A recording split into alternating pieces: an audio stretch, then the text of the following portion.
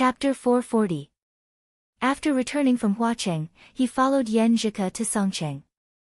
As she packed up the things she needed to bring over, and as she met more and more with Gu Shuang, Song Li, and Xing Jingjing, the matter that Lu Qing subconsciously didn't want to think about became clearer and clearer. It became harder and harder to ignore. Unknowingly, there was a heavy feeling between the two of them. Even if they had countermeasures and were full of confidence, unknown encounters and foreign relationships still made them feel a little fearful and uncertain. Moreover, one of them was only 20 years old and the other was 19 years old. In this mood, Lu Qing and Yan Zhike especially missed the time they had now. They took every opportunity to spend time together, greedily seeking each other, and used the pleasure of the body to relieve the depression of the heart. Lu Jisheng and Qi Fang were happy to see them meet and spend time alone, while Yan Kai and Ji Mingyu turned a blind eye and didn't say anything. However, the burning of indulgence couldn't beat the passage of time, and the day of the girls' departure finally came.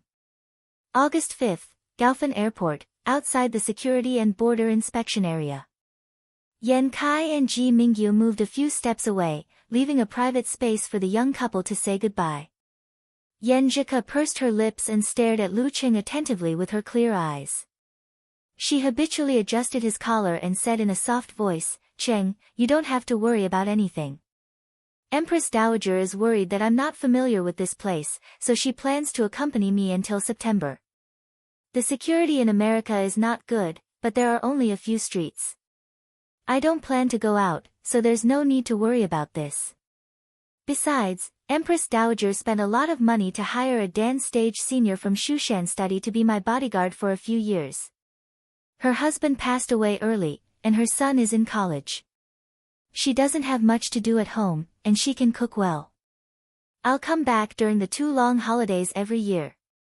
You have to make time for me, okay? I promise." Lu Qing tried to smile. After Yan Zhike finished talking about herself, she took a deep look at Lu Qing. Her eyes suddenly became gentle and full of reluctance. "You have to treat yourself better when I'm not here. Take Talker and the others out for a meal often and comfort yourself. Don't always eat in the cafeteria.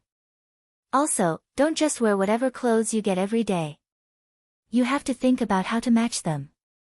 If you don't understand, ask me in advance, or ask Talker. You're a famous martial artist and a heavenly son of heaven, so you have to pay attention to your image." As she spoke, the rims of her eyes reddened, and she was momentarily unable to speak.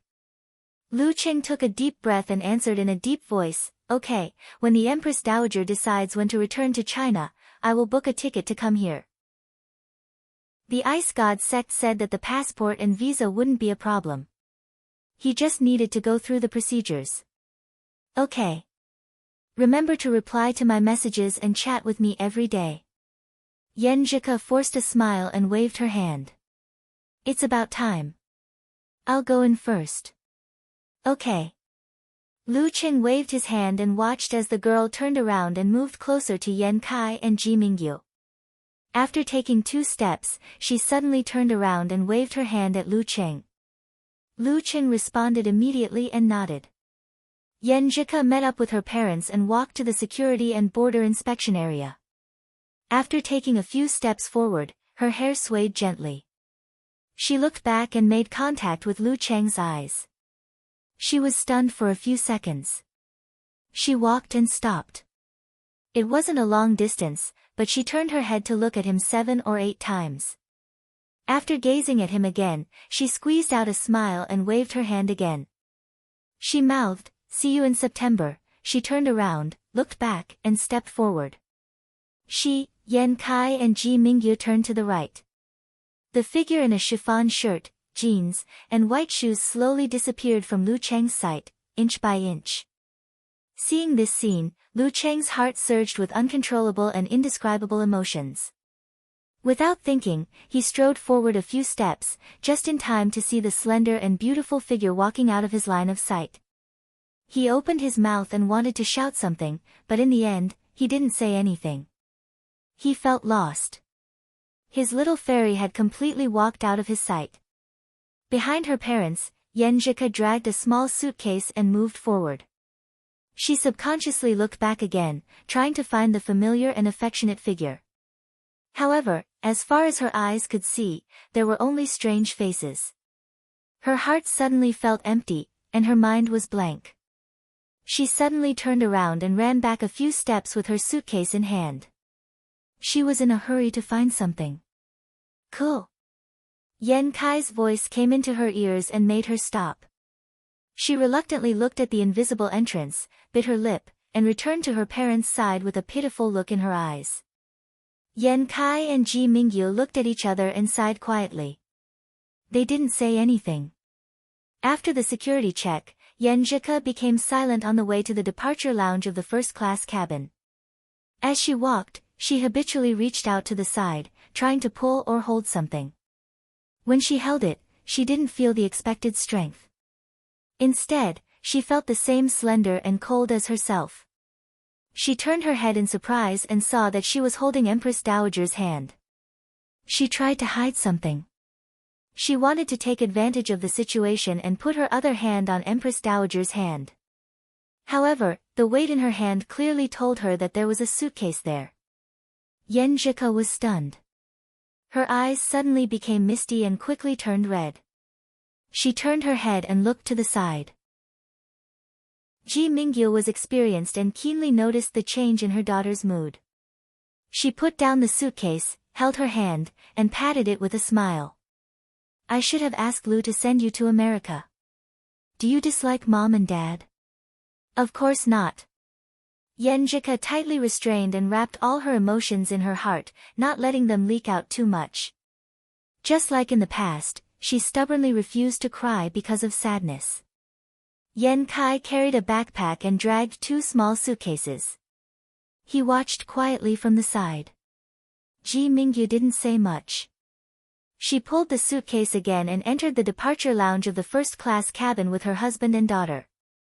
She poured a glass of juice and put it in front of Yen Jika.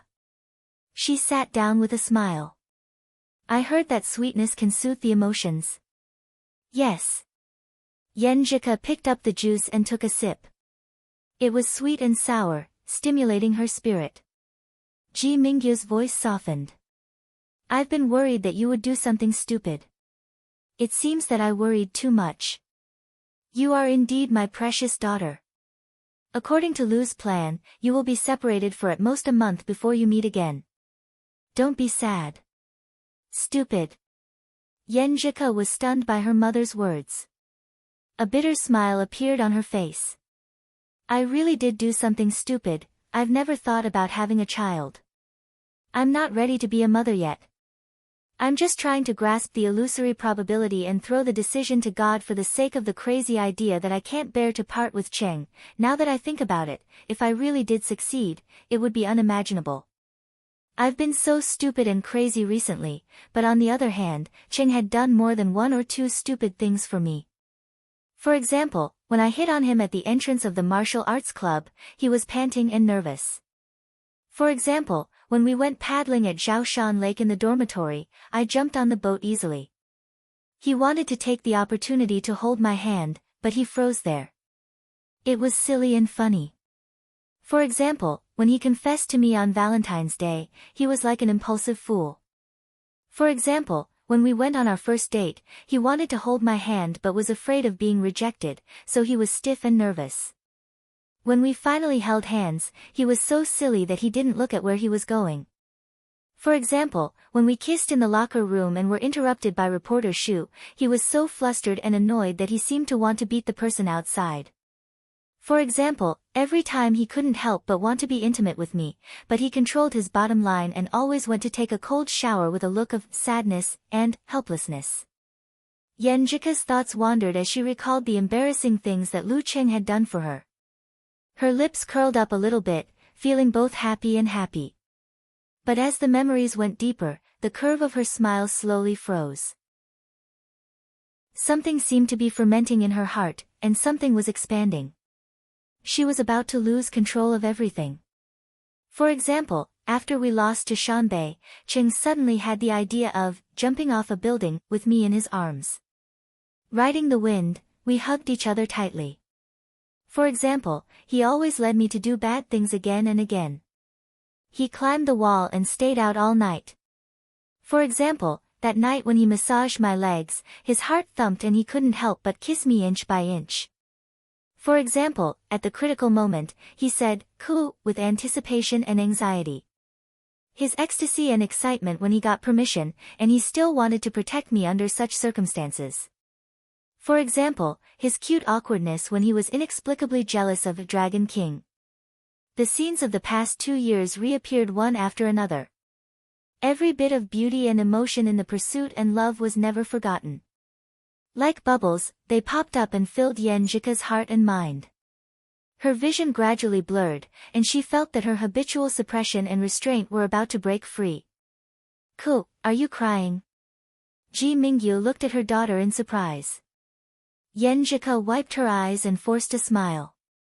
"Of course not, Mom. You know that the more sad I am, the less likely I am to cry." She lowered her head and picked up the phone. She couldn't help but ask Lu Qing, "Qing, what are you doing now?" Lu Qing stood at a high place outside the airport.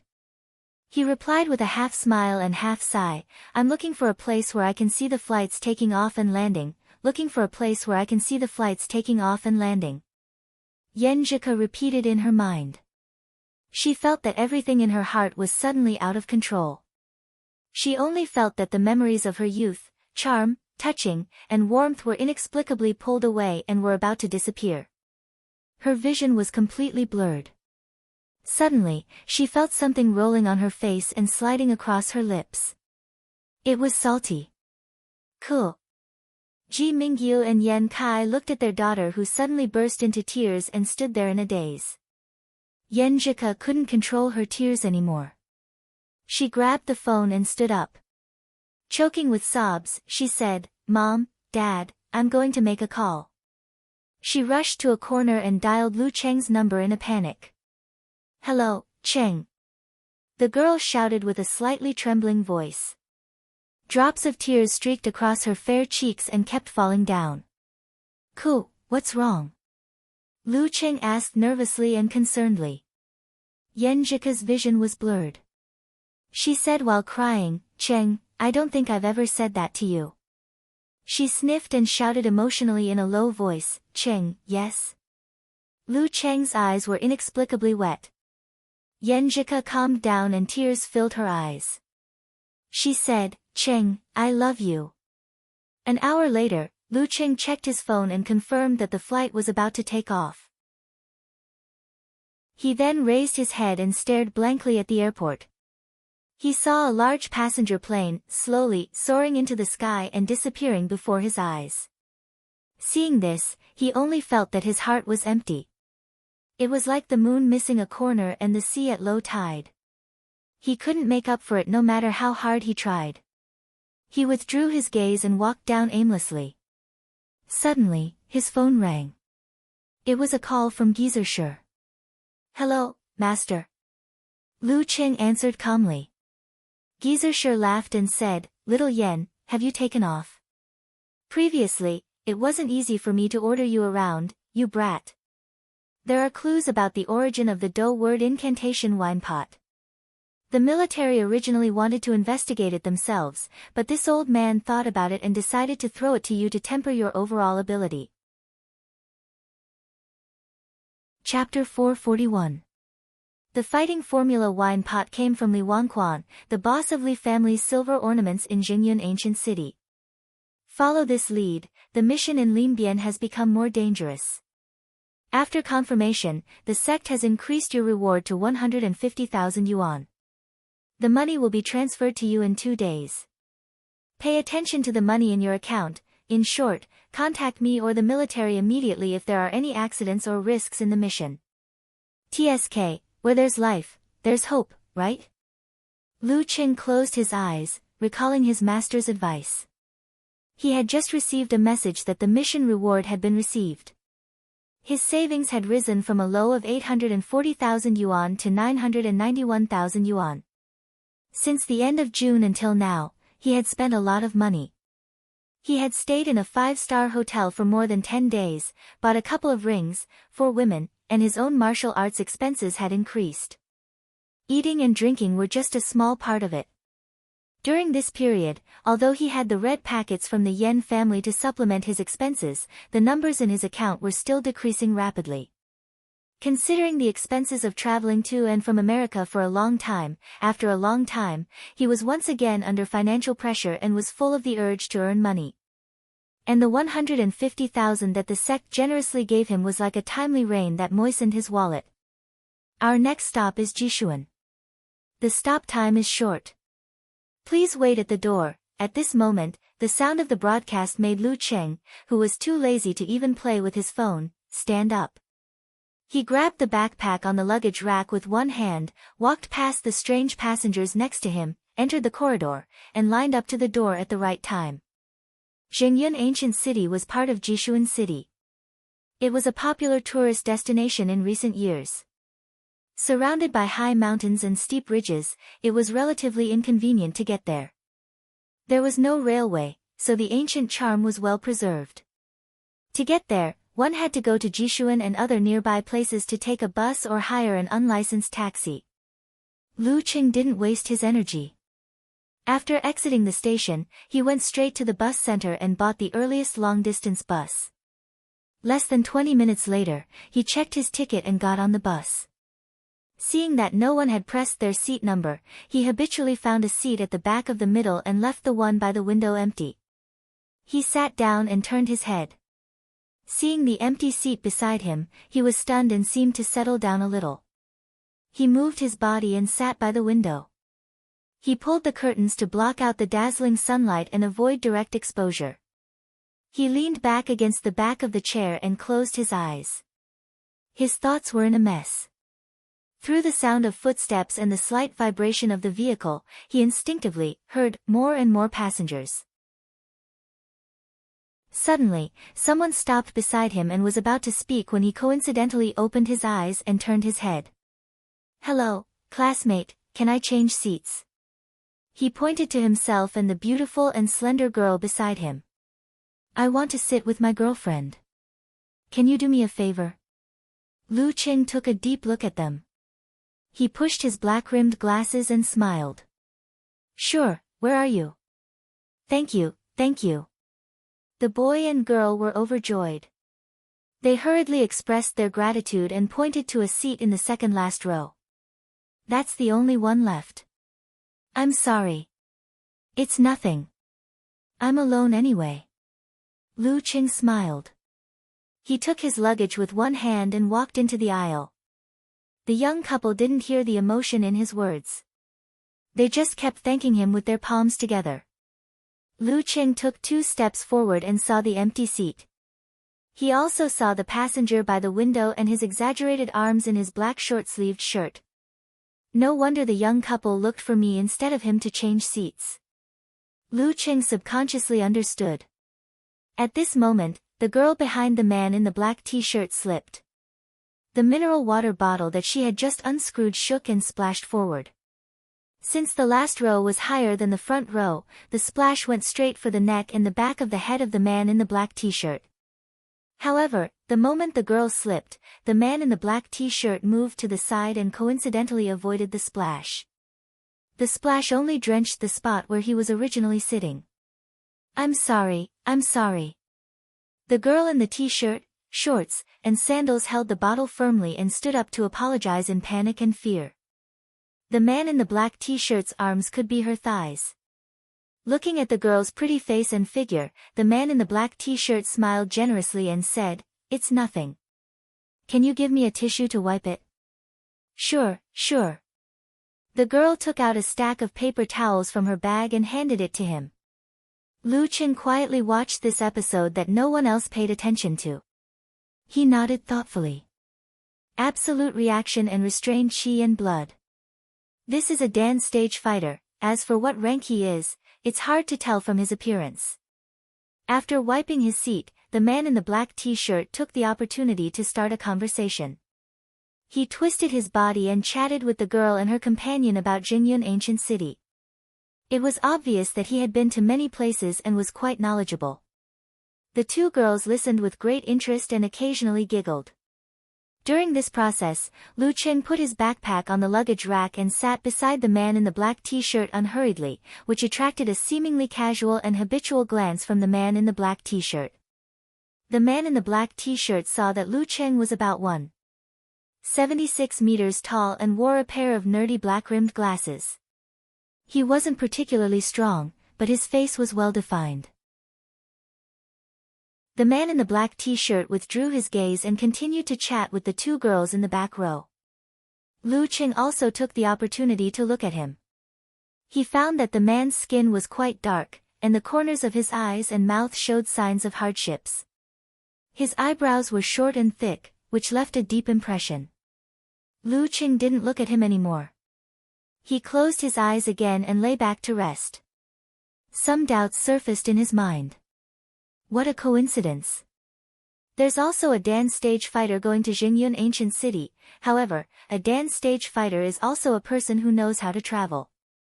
There's nothing strange about going to Jingyun Ancient City. 50 minutes later, the bus arrived at the entrance of Jingyun Ancient City under the scorching sun as the two girls became more familiar with each other and Lu Qing looked at his phone from time to time. 2 sections of the old city wall were left here, which had a lot of local characteristics. After getting off the bus, Lu Qing found a spot and took out his phone to take a few photos from different angles. Just as he was about to switch the page and send the photos, the two girls in the back row approached him and said with a pleading smile, "Handsome, handsome, can you take a photo for us? Take a photo of the 2 of us first, then the 3 of us." Among them, the girl in the ankle-length cotton skirt pointed at the man in the black t-shirt. "Okay." Lu Qing smiled calmly and agreed. This was a piece of cake for him. He took the digital camera from the girl in shorts and sandals and studied it for a while. Then he took 2 steps back and waited for them to pose. "Thank you." The 2 girls shouted in unison. They took back the digital camera and lowered their heads to admire the previous photos. They also called the man in the black t-shirt over. Lu Qing didn't stop. He walked to the entrance of the ancient city and sent the photos he just took to Yenjika. "We've arrived at Jingyun. The environment is not bad." Then he sent a sneering emoji and said, "Someone just asked me to take a photo for them. That's so arrogant. They're digging their own graves. Do you think my photos are good enough?" After sending the message, he searched for the location of the Li family's silver ornaments. He walked straight and turned left at the 3rd intersection. He saw the vintage signboard. Lu Qing didn't enter the store immediately. Instead, he looked around and entered the tea bar opposite. He ordered a cup of yuanyang tea with ice and sat by the door. He pretended to be casually observing the Li family's silver ornaments. You may know a person for a long time but not his heart. No matter what he asked from Li Wangquan, who he hadn't met yet, he didn't dare to fully believe that he was telling the truth. He didn't hide anything or take advantage of the situation to smuggle goods.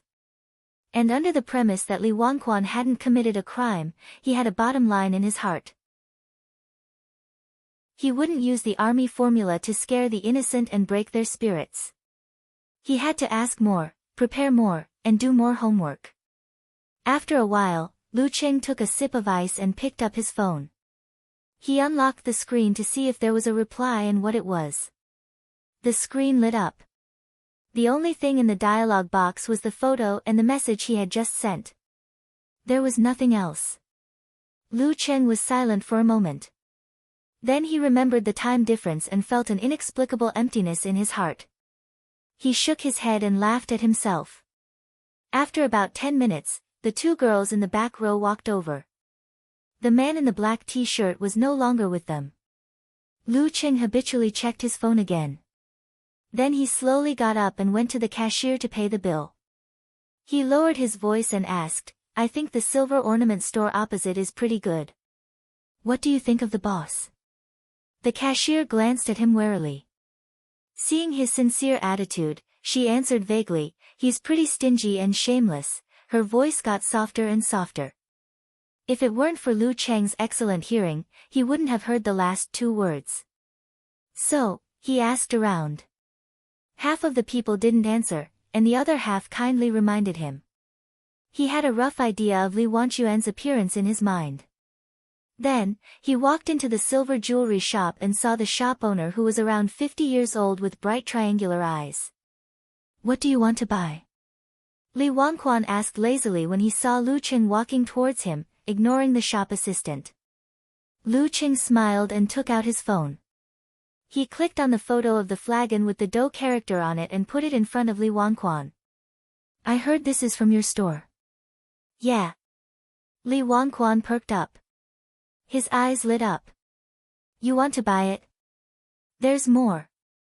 "More?" Lu Qing asked in surprise. Li Wanquan didn't answer. He trotted to another counter and pulled out a small box. Inside were several purple gold flagons with the word dough engraved on them. "Not this one." "No, I don't have that feeling." "Do you understand?" "That feeling," Lu Qing said carefully, not revealing too much. Li Wanquan's face darkened. "That's my dad's work." "This is mine. Is your dad still working on it?" Lu Qing asked. "He passed away 10 years ago. He only made 3 flagons like this. I was tricked by someone for a few dozen yuan and couldn't get a good price." Li Wanquan curled his lips. 3. Lu Cheng's heart skipped a beat as he asked in astonishment. "It's not just the one in my master's hands. Doesn't that mean others can buy it too?" "That means the news could leak at any time." Li Wanquan chuckled when he heard his question. "Do you still want to ask my father how he made this wine pot?" Lu Qing stared at him with narrowed eyes. He didn't answer. "You foreigners are so dishonest. 2 groups of people came to ask about it a while ago." Li Wanquan didn't stop until he was shocked. He even made a gesture of counting money with his hand. Chapter 442. 2 groups of people. Lu Qing narrowed his eyes and couldn't help but criticize his master in his mind. Isn't this a little too unreliable? Isn't he afraid that the fighting formula will be taken by others in advance? Why wait until I'm free? Is training more important than the fighting formula? Well, for master, it seems that he might really answer, yes, he doesn't care about the 9 words formula at all. As he pondered, Lu Qing put away his other emotions and looked at Li Wanquan with a half-smile. 2 groups of people came to ask you. A while ago. You're still standing here. That means you didn't lie to them. Do you think I can make money by lying to you? Seriously? Li Wanquan said in a huff. He rubbed his thumb and index finger together and made a counting gesture. I heard that there are consultants who can make money by answering questions, right? Bro, you're outdated. Go on Weibo more often. You can make money by answering questions. Lu Cheng's mouth twitched. He smiled and said, "How much do you want?" 10,000. Li Wanquan's eyes flashed as he demanded an exorbitant price. Lu Qing laughed deliberately. Why don't I ask Auntie Xiao and the others? They just said that they've been seeing some familiar faces coming to you recently. Maybe you know where they've been hanging around recently, right? He was bluffing based on logic. If the 2 groups of people had succeeded, he could go to bed and leave the rest to the military. If they hadn't succeeded yet and ran into problems that required more information, it was very likely that they would come to Li Wanquan again and become the familiar face of a foreigner. It was impossible to tell whether or not the person was lying through their expressions or movements through the phone. Li Wanquan's eyes flickered. He forced a smile and said, "What do they know? How about this? Since you're so sincere, I won't ask for much. Just a few hundred will do." "Sure." Lu Qing looked at the counter and pointed at a silver amulet with delicate patterns. 800. Add this. Okay. Li Wanquan took out the amulet swiftly. Here you go. Damn it, do you have to be so proactive? I still feel like I'm being cheated. Lu Qing took the amulet, took out his wallet, and counted the cash. He didn't plan to pay with his mobile phone because he didn't want to leave any information.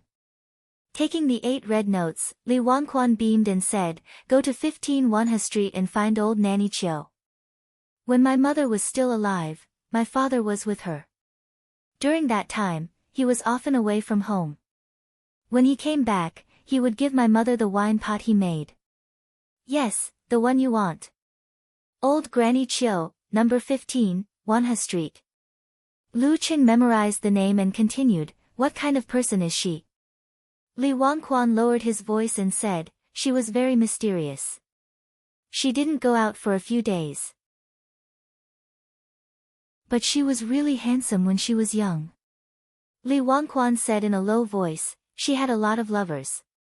They all trembled at the mention of her name."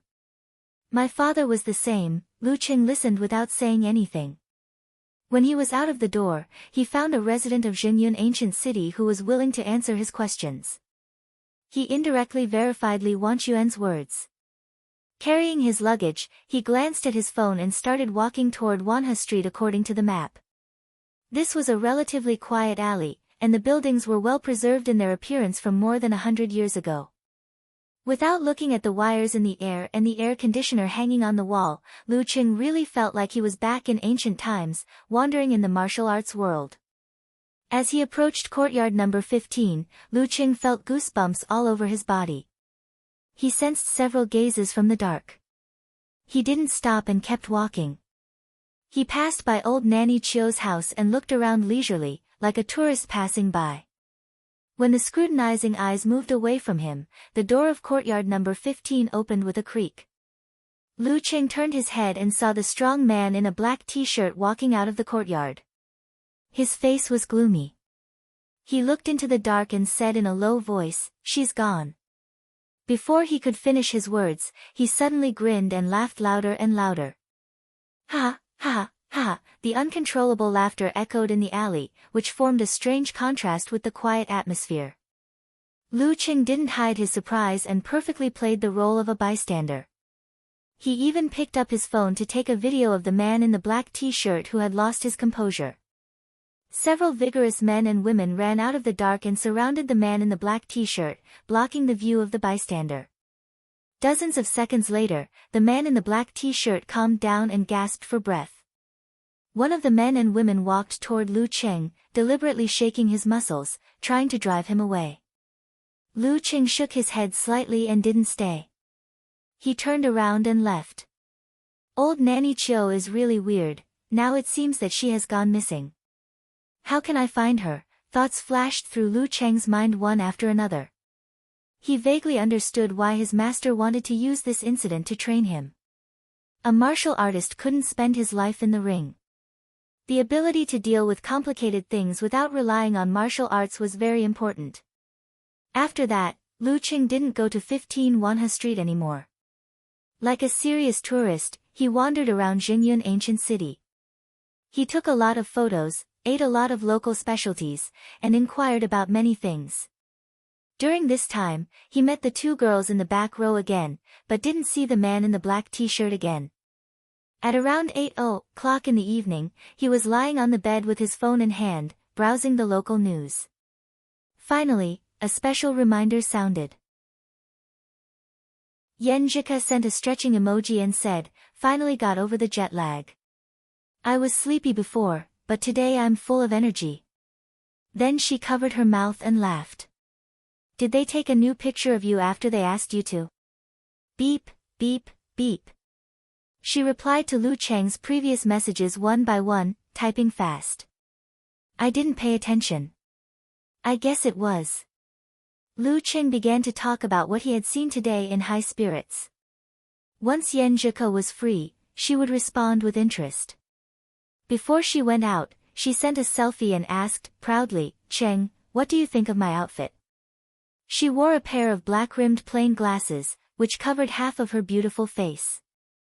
Her hair was tied into an ordinary hairstyle, and she was wearing a simple t-shirt and jeans.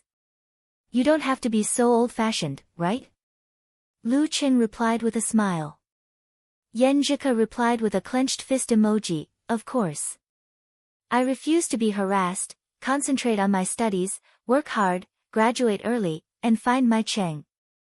Pfft, I'm afraid you'll feel depressed. Lu Cheng was touched and happy to persuade her. No, studying makes me happy. Yenjika replied with an emoji of adjusting her sunglasses. They chatted intermittently until Lu Cheng went to bed. The next morning, he got up half an hour early to say goodnight to Yenjika, put on his dark martial arts suit, and ran to old Nanny Chio's house at number 15 Wanha Street. Based on his observation yesterday, he didn't go to the front door but to the side. He put his palm on the wall and jumped into the nearby yard in the dim night. He landed silently. After jumping over another wall, Lu Cheng sneaked into old Nanny Chio's house, trying to find some clues. After what happened yesterday, there shouldn't be any danger here. With both feet on the ground, Lu Cheng quickly scanned the scene in the yard with the help of the dim light in the dark. He saw that there were a lot of old broken bottles and jars. Some were filled with water, some were planted with flowers, some were planted with vegetables, and some were full of disgusting filth. The ground wasn't smoothed with cement. After a heavy rain in the middle of the night, it was muddy and there were 2 puddles. Lu Cheng walked around them softly and approached the door. When he was about to open it, he heard a squeak, which was like a clap of thunder in the quiet dark at 5:00 in the morning. With a clap of thunder, the door suddenly opened. A ghostly figure, blurred by the darkness of the night, came face to face with Lu Cheng in a narrow path. There was another martial artist who chose to explore this place in the early hours of the next day, just before sunrise, just like Lu Cheng. Not only was Lu Cheng startled, but the vague figure was also stunned. He took a deep breath and quickly made a forced concentration, hoping to strike first and open a path. With the absolute reaction, Lu Cheng's hair stood on end. In his mind, he instantly sketched out the word, army, that was full of murderous intent. But he didn't say anything in case he was recognized. He just mixed this feeling with his own spirit and released it as a terrifying momentum.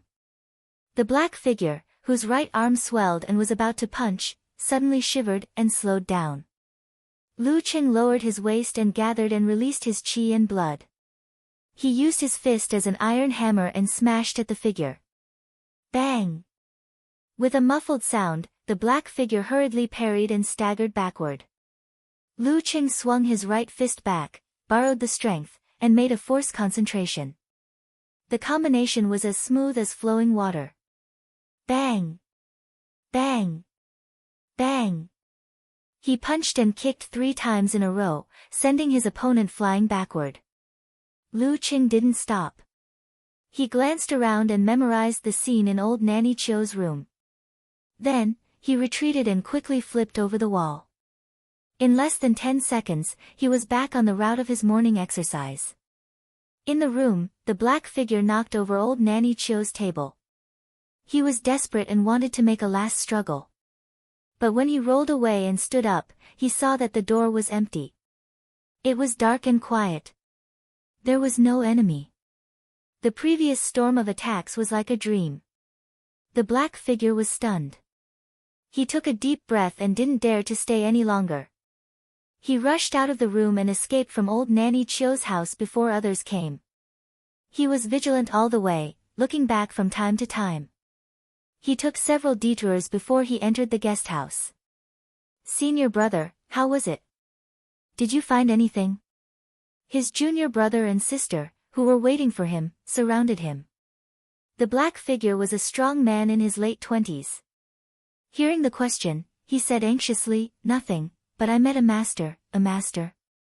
His junior sister blurted out in surprise. "Yes." The black figure nodded solemnly, as if he had returned to the past. As soon as he opened the door, he saw a figure standing silently outside. His back was shimmering, and his face was completely blurred, as if he had completely blended into the darkness. Before he made a move, he felt like he was trapped in a desperate situation. His body and mind trembled, and he almost couldn't resist.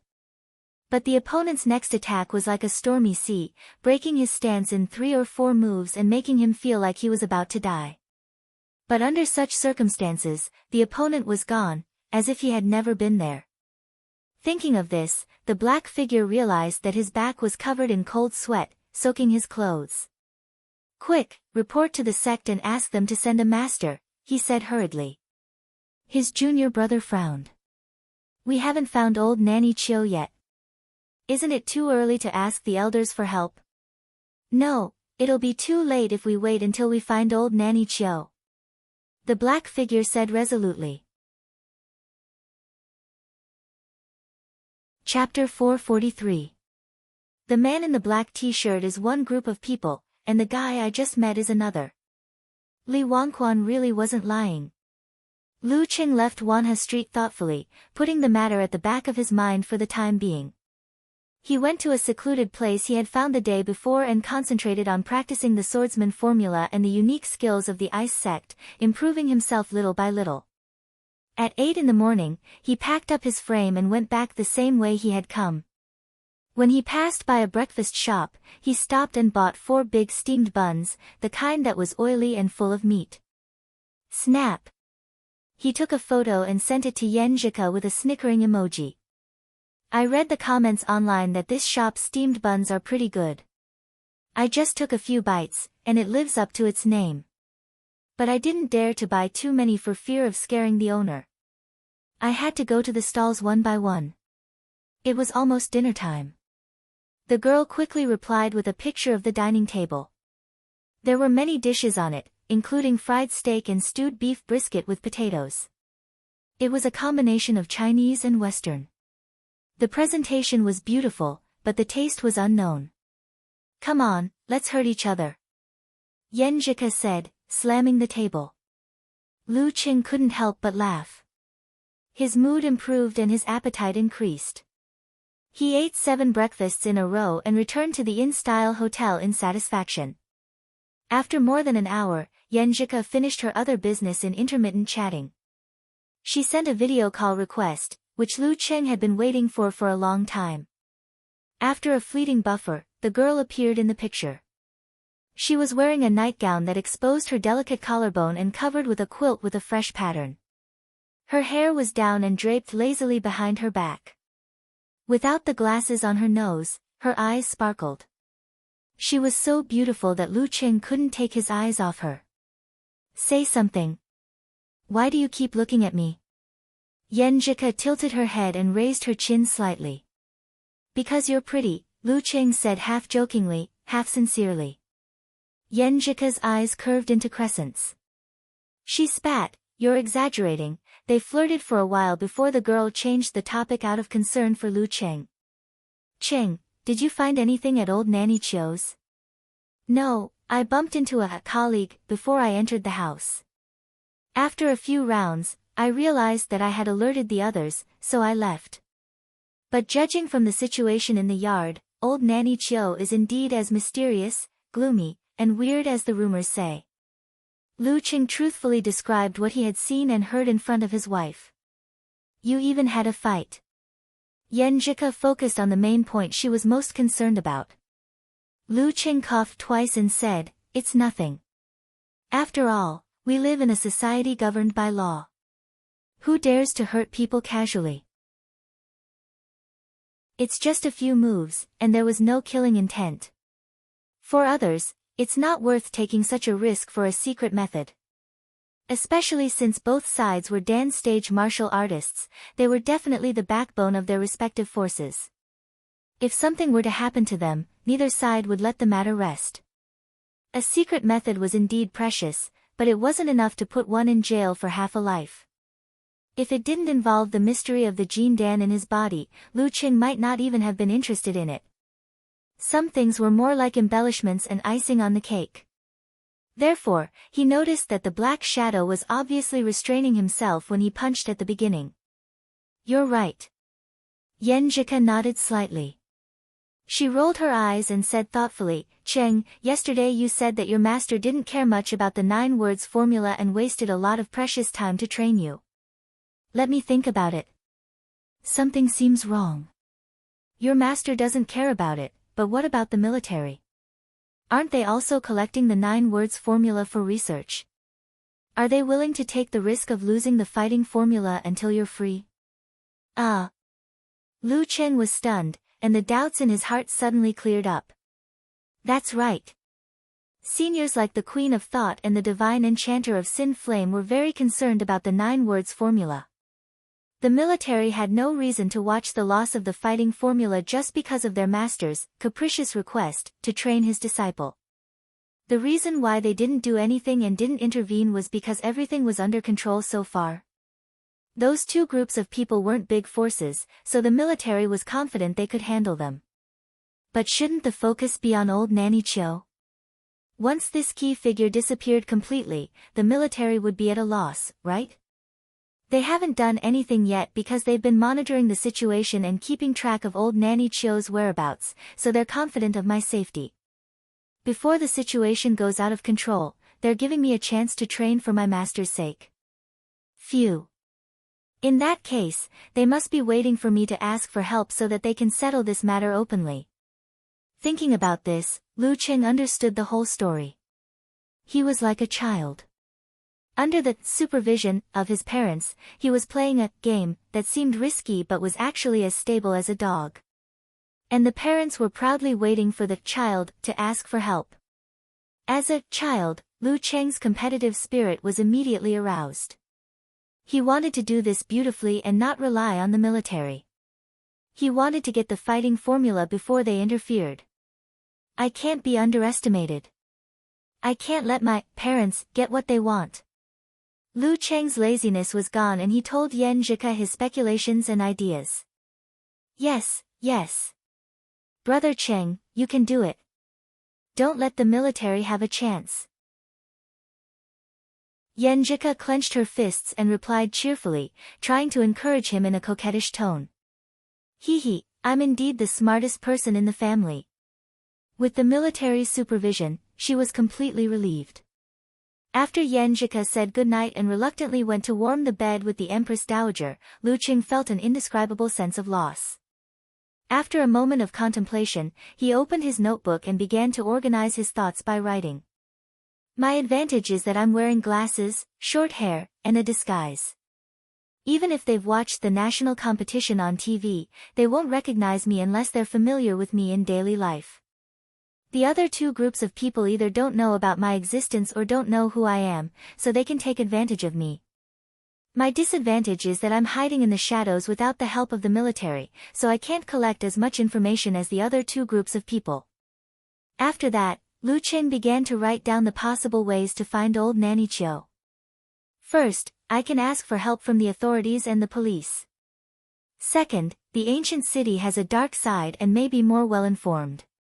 The locals have mentioned several times that even Zhou Wei suffered a loss because of old Nanny Chio. Obviously, she's not an ordinary person. I can start from this clue. Third, I can follow the other 2 groups of people and use their information as my information. If they have a certain amount of power, they'll probably use the government's resources. First, I can combine them here.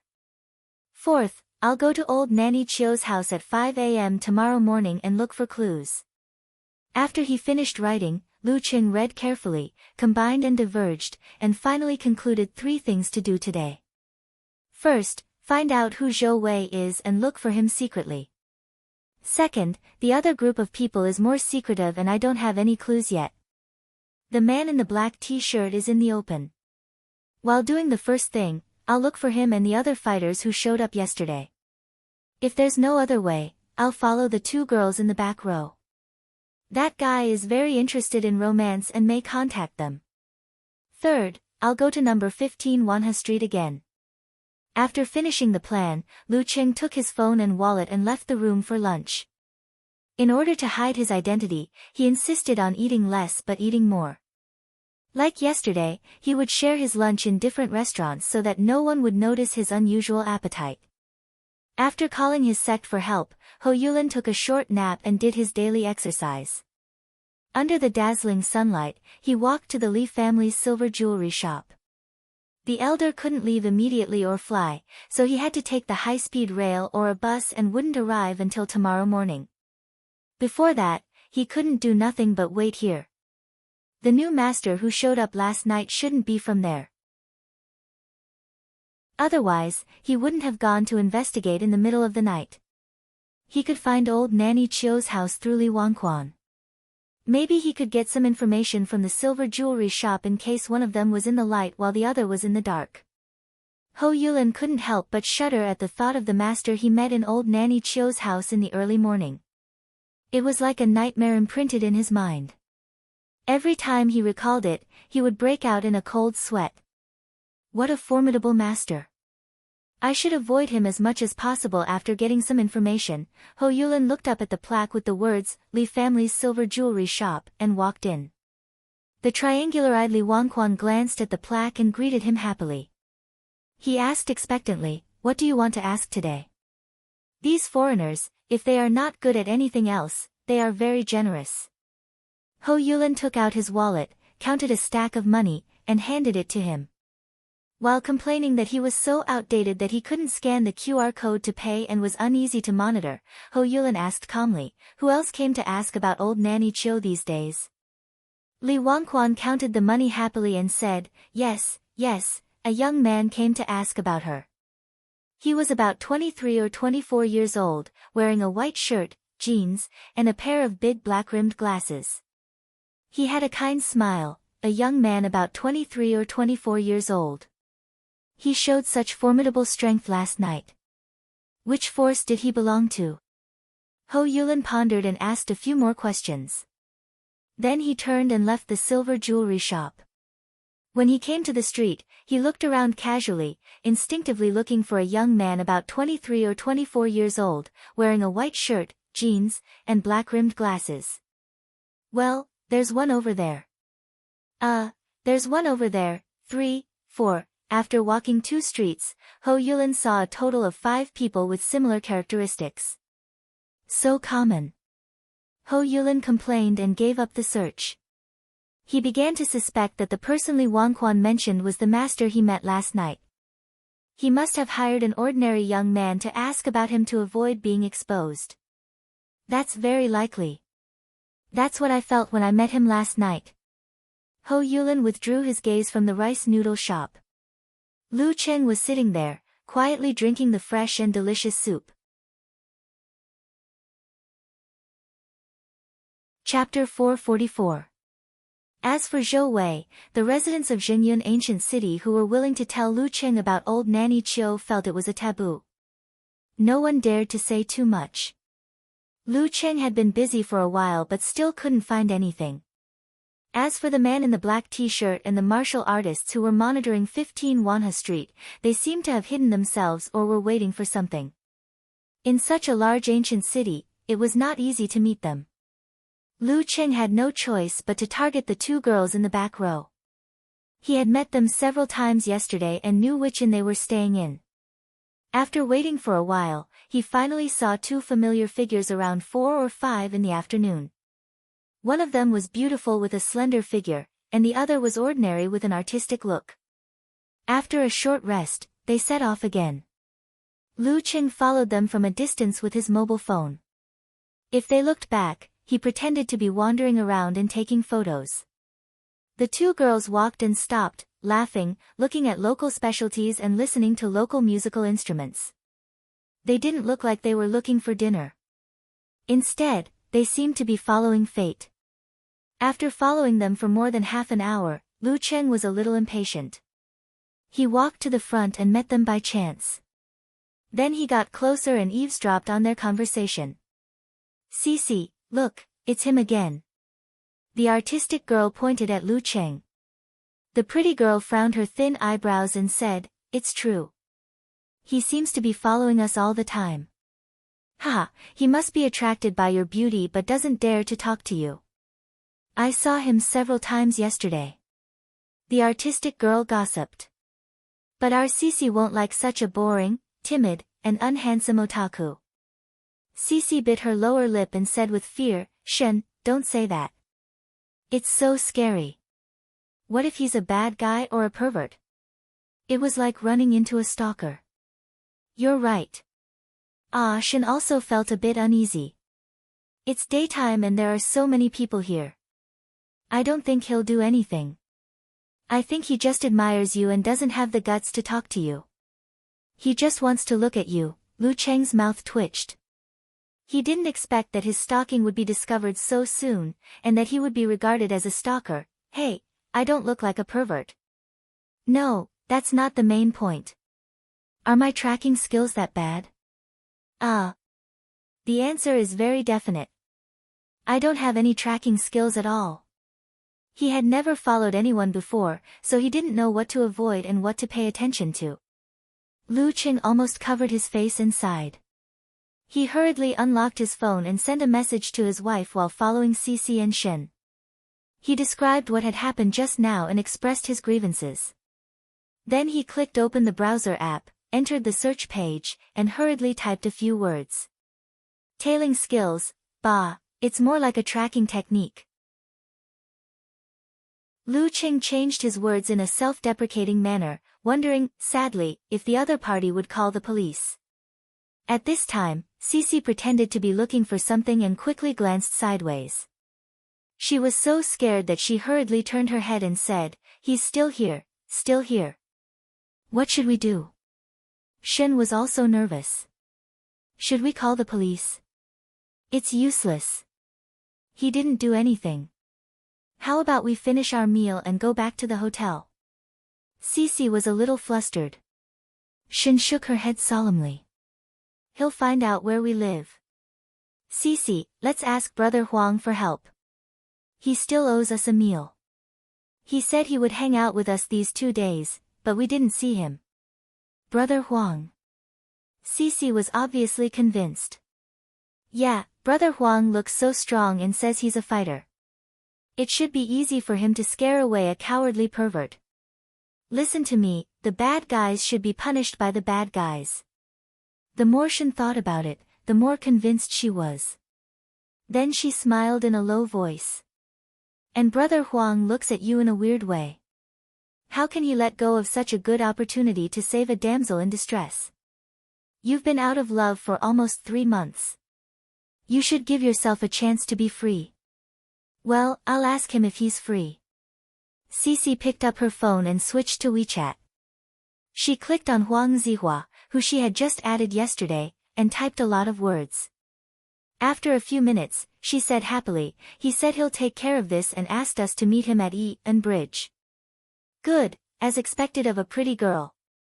Shen deliberately looked back at Lu Qing, only to see that he was still following them, pretending to be looking at his phone.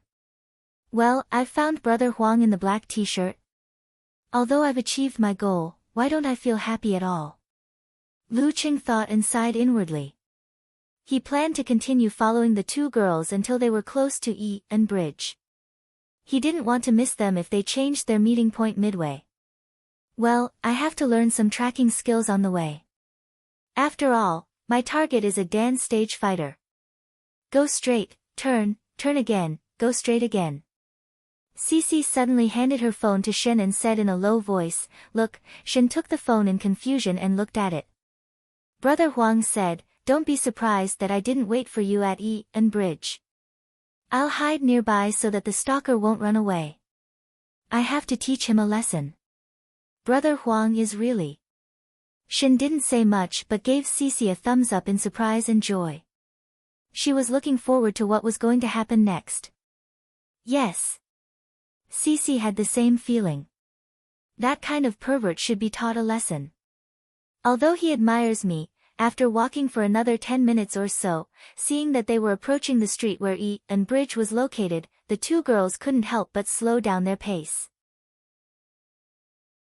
They waited for Brother Huang to suddenly appear, grab the stalker behind them, drag him into the alley, and teach him a good lesson. If they didn't do this on the street, it would be easy to attract onlookers, and it would be easy for the stalker to bite them back. Lu Qing decided to go ahead and stop following them.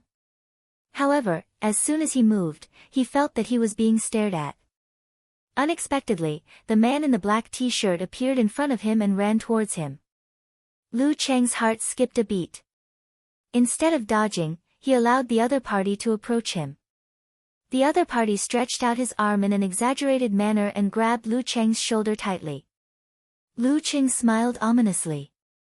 Let's go there and have a chat. Lu Cheng sighed.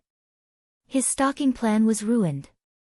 He pretended to be trembling and didn't dare to resist. He was dragged to a quiet alley nearby. Yes. Cici and Shen blurted out in unison. Brother Huang is really awesome. That stalker is like a child compared to him. They turned around and walked into the alley. They wanted to see what was going on but didn't dare to. In the alley, Brother Huang, the man in the black t-shirt, let go of Lu Cheng and cracked his knuckles. He put on a ferocious smile and said, "Brat, you're really something. How dare you follow a girl? If I don't teach you a lesson, you won't know that I have 3 eyes." At this moment, he saw the man wearing black-rimmed glasses raise his hands and form a hand seal. He suddenly opened his mouth and said, "Army." This. Huang Zihua's mind buzzed, and he felt as if his entire body was covered by layers upon layers of the ferocious aura of the battlefield, and he had fallen into a state of being suppressed by ghosts. He clearly knew that something was wrong, yet no matter how he struggled, he couldn't wake up. At this moment, Lu Qing connected them tightly and calmly visualized the frozen river. He adjusted the waves created by his muscles, fascia, and internal organs, and then quickly switched to the scene of thunderclouds shaking. Bang! He punched out. Severe warning. Huang Zihua, the man in the black t-shirt, had just broken free from the army formula when his vision turned black and he suddenly lost consciousness. At this moment, there was only one thought in his mind. I've been in Jianghu for so many years and I've survived all kinds of hardships. Now I'm doomed, thump. Lu Qing raised his hand and hit Huang Zihua again. Huang Zihua's mind and body were frozen at the same time, so he passed out completely. In broad daylight and at such a close distance, as long as he resisted, his opponent would be able to figure out who he was. Therefore, he didn't need to hide anything. Glancing at the entrance of the alley, Lu Qing squatted down and found the man's phone. He tried one by one with the man's fingerprint and finally unlocked it. After checking the man's WeChat chat history, Lu Qing roughly figured out the current situation. The man's name was Huang Zihua. He was the backbone of a sect called Junfa School, which had some connections with Daxing Temple. Old Nanny Chio's disappearance that day was very strange. The surveillance didn't notice anything, and the police found nothing either. They had to use all kinds of resources to inquire about the situation from old Nanny Chio's former lover, but so far, the results were not very good. It seems that I haven't fallen behind. Lu Qing put the phone back into Huang Zihua's pocket and pinched his philtrum to wake him up. After that, Lu Qing didn't go back the way he came. Instead, he went out of the alley and merged into the crowd. Outside the alley, Cici and Shen waited for a while and then walked in curiously. After a few steps, they suddenly saw the strong man in the black t-shirt lying against the wall with his eyes closed. He was unconscious. They were stunned. Their pupils contracted and they let out a short scream, unable to believe what they had seen. What happened just now? Why was Brother Huang, who was supposed to teach the stalker a lesson, taught a lesson? Why does this matter feel so strange? Disturbed by the scream, Huang Zihua woke up completely and opened his eyes. Seeing the familiar scene in the alley, he was relieved. He knew that the master he had just encountered didn't want to kill him. The army formula. A unique skill that can freeze the mind. Clues to the fighting formula. Very young. At this moment, one thought after another appeared in Huang Zihua's mind, strung together into a line, and finally fixed on the slightly stiff face from before. It's him. Huang Zihua was startled and stood up abruptly. Ignoring Cici and Shen's confused and scared eyes, he took out his mobile phone and called the sect. Then he said solemnly, "Brother, I'm here. Lu Cheng is here." Chapter 445. The name, Lu Cheng, meant a lot. Lu Cheng was a peerless genius, one of the few fighters below the inhuman stage. He was almost as powerful as Peng Liyun before his breakthrough. They were no match for him at all. Therefore, they had to ask one of the most powerful elders of their sect to come here and set off immediately. Lu Chen was not alone. He had the support of the Ice God's sect. He might have come here carelessly without informing his sect, but in this situation, he had to ask for help. Even if the Ice God's sect had little influence in the provinces and cities around the ancient city, they still had a lot of masters. Any two of them would be beyond his power to contend with. Well, the elders had to come here before tomorrow morning and search for old Nanny Chio within one day. If they couldn't find her and get the clue of the fighting formula, they would leak this information to Daxing Temple and try to get something out of it. All kinds of thoughts flashed through the mind of Huang Zihua, the man in the black t-shirt. His tone and expression were solemn as he tried to get help from the other side of the phone. His words were concise and comprehensive, and he did not say much. Everything was contained in those two simple words. After hanging up the phone, Huang Zihua calmed himself down and glanced at Cici and Shen. He nodded reluctantly and said, "I've got something to do. I'll treat you to dinner later." The mysterious disappearance of old Nanny Chio had put him under a lot of pressure. He didn't have the time to flirt with girls until he received Cici's message. He wanted to relax and clear his mind to see if he could get some inspiration. Now that a powerful figure was here and the situation had changed drastically, he didn't have the time to chat with girls. Okay. Cici and Shen looked at each other in confusion. They didn't know what was going on at the moment, so they answered in confusion. Then, Cici instinctively added worriedly, "Brother Huang, that stalker won't come again, right?" Huang Zihua gazed at her and said, "Don't worry. Don't worry. His target is not you." Then he walked out of the alley and returned to the inn, leaving the two girls standing there in a daze. "Not me. The unconscious brother Huang. The stalker didn't show up." Cici looked at Shen and suddenly had some guesses. "We seem to be involved in something serious. I'm afraid that the stalker is looking for brother Huang."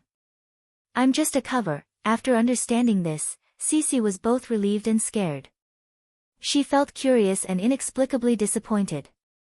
At this moment, Ashen frowned and murmured to herself, "Lu Cheng, this name sounds familiar." Now that his identity had been exposed, Lu Cheng knew that Huang Zihua would definitely ask for help. He wasn't willing to ask for help from his parents unless he was in a desperate situation. Therefore, he packed a lot of food and returned to the inn. While eating, he analyzed and pondered over the information he had received from Huang Zihua. He wanted to speed up his progress and try to be one step ahead of Huang Zihua. Through the authorities, they found the local tyrant, Zhou Wei, but they didn't get any useful information. They had sent people to keep an eye on Li Wangquan, hoping that old Nanny Chio would walk into the trap. For this eccentric and mysterious woman, it was very likely that she would retaliate after being betrayed by Li Wangquan. Some of them were still keeping an eye on 15 Wanha Street, fearing that old Nanny Chio might come home to fetch something. Lu Qing didn't come up with any new discoveries after going through his mind. He just eliminated a lot of possibilities. Before he knew it, it was almost 8:30 in the evening. His cell phone rang with a special reminder. Yenjika sent a laughing emoji. Such a funny thing this early in the morning. "Hello, pervert Cheng. What can I do? I'm also helpless. I don't know how to follow people." Lu Qing sent a crying emoji. It wasn't a good experience to be a pervert, except in front of Ko. What do the two girls look like? Yenjika sent a laughing emoji. They're so. I can recognize them if I see them, but I can't remember them if I don't see them. Lu Qing thought of something and answered with a little exaggeration. Yenjika sent a biting emoji. You're lying. If they're not pretty, why would Huang Zihua hit on them? After all, he's at the dance stage. Maybe it's because it's hard for me to go from luxury to frugality. Lu Qing saw that his little fairy had fallen into his trap and sent a laughing emoji. Yenjika paused for a moment before replying. I almost laughed out loud and spat out the milk. My mom looked at me strangely. Oh, by the way, have you found any clues? She was in a good mood and brought the topic back to the right track. Does it count as a clue if all the clues are gone? Lu Qing told his wife what he had concluded. Yes. Yenjika sent a contemplative emoji with her hands on her chin. According to mystery novels, we have to go back to the starting point and start again. Since we can't figure out how old Nanny Chio left the yard, we have to go back to the place where she disappeared and start again, so, I plan to go to old Nanny Chio's house at 3 in the morning to see if there are any clues left by others. They can't find it, but it doesn't mean I can't. Not many people below the level of physical invulnerability can master a unique skill like Ice Mirror. Lu Qing said tacitly. Hee, husband and wife think alike.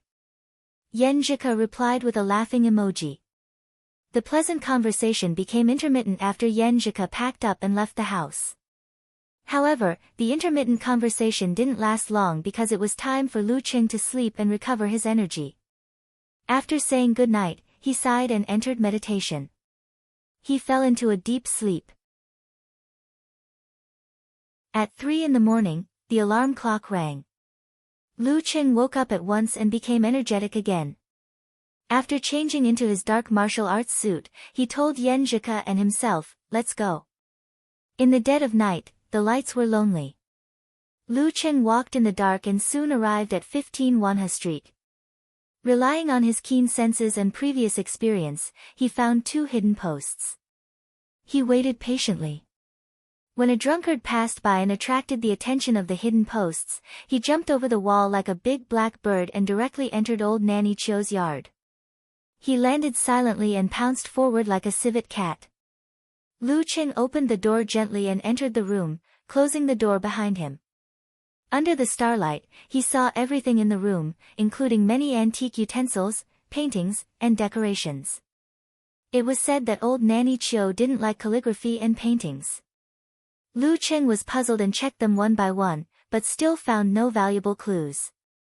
He looked carefully from the living room to the bedroom, from the bedroom to the kitchen, but found nothing. Lu Qing had no choice but to stop thinking and visualize the ice mirror. He calmed himself down and reflected every detail within dozens of centimeters around him. Everything appeared. He walked back step by step according to the route he had taken just now. He felt that the surroundings were quiet and peaceful, without any unusual changes. From the kitchen to the bedroom, from the bedroom to the living room, Lu Qing suddenly heard a heartbeat, but it wasn't his own heartbeat. Thump. His scalp went numb.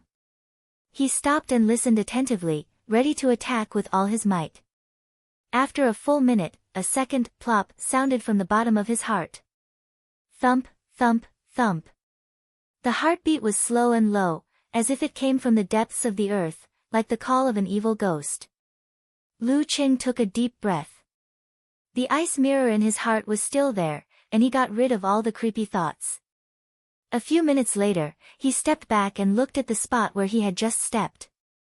The floor of the living room was untouched, only compacted with soil. And the weird heartbeat came from under the soil. It's here. Damn, what the hell is this? Lu Qing swallowed his saliva. His mind raced and he had a few guesses. He suddenly sat down with his legs crossed and visualized the corresponding ancient word for army. His aura immediately spread outward, like a doomsday snowstorm that darkened the sky, lowered the temperature, and pressed down on the ground where the terrifying heartbeat came from. Thump.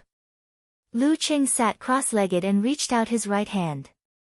With the help of his aura, he clenched his fist and knocked lightly on the ground.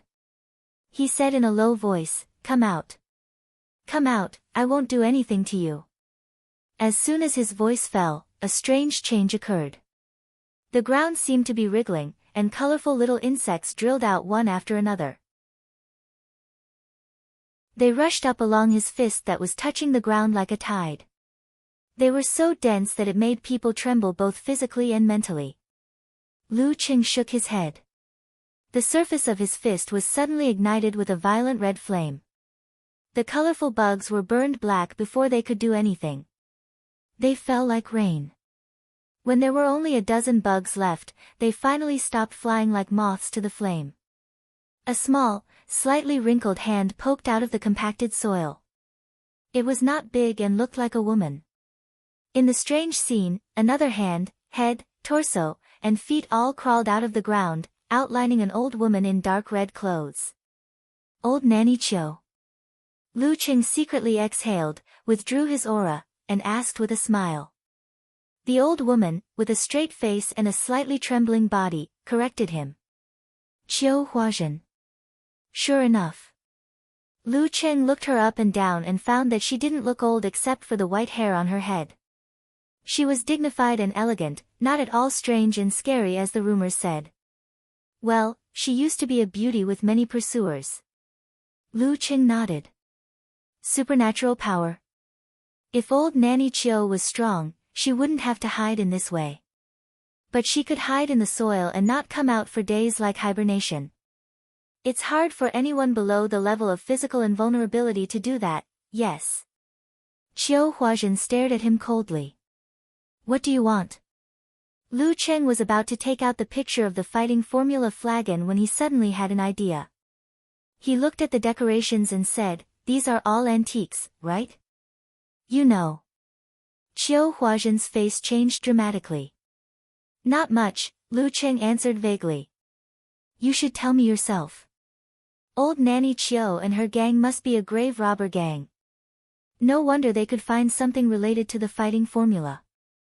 Maybe they have killed people before. That's why they didn't want to discuss with those two groups and kept trying to escape. Chapter 446.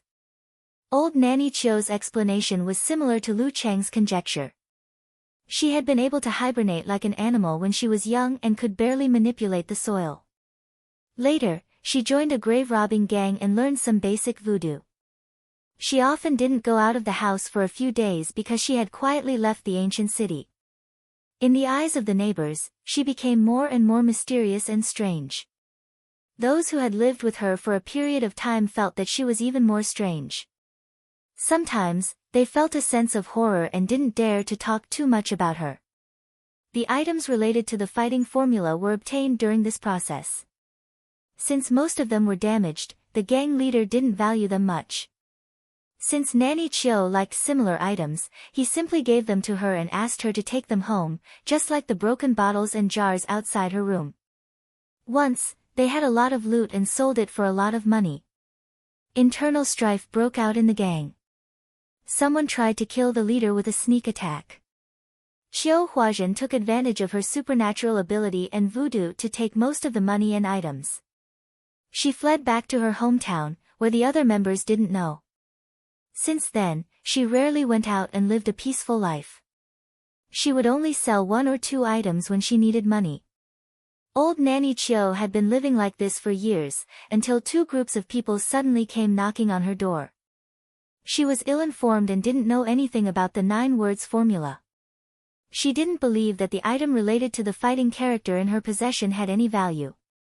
She suspected that the descendants of the gang members had found her and were waiting for helpers to gather. She couldn't help but feel terrified, but she didn't dare to call the police and walk right into the trap. She used witchcraft to temporarily intimidate the 2 groups of people. Under their surveillance, during the noisiest time of the day, she took a few of the most valuable items and sank into the ground.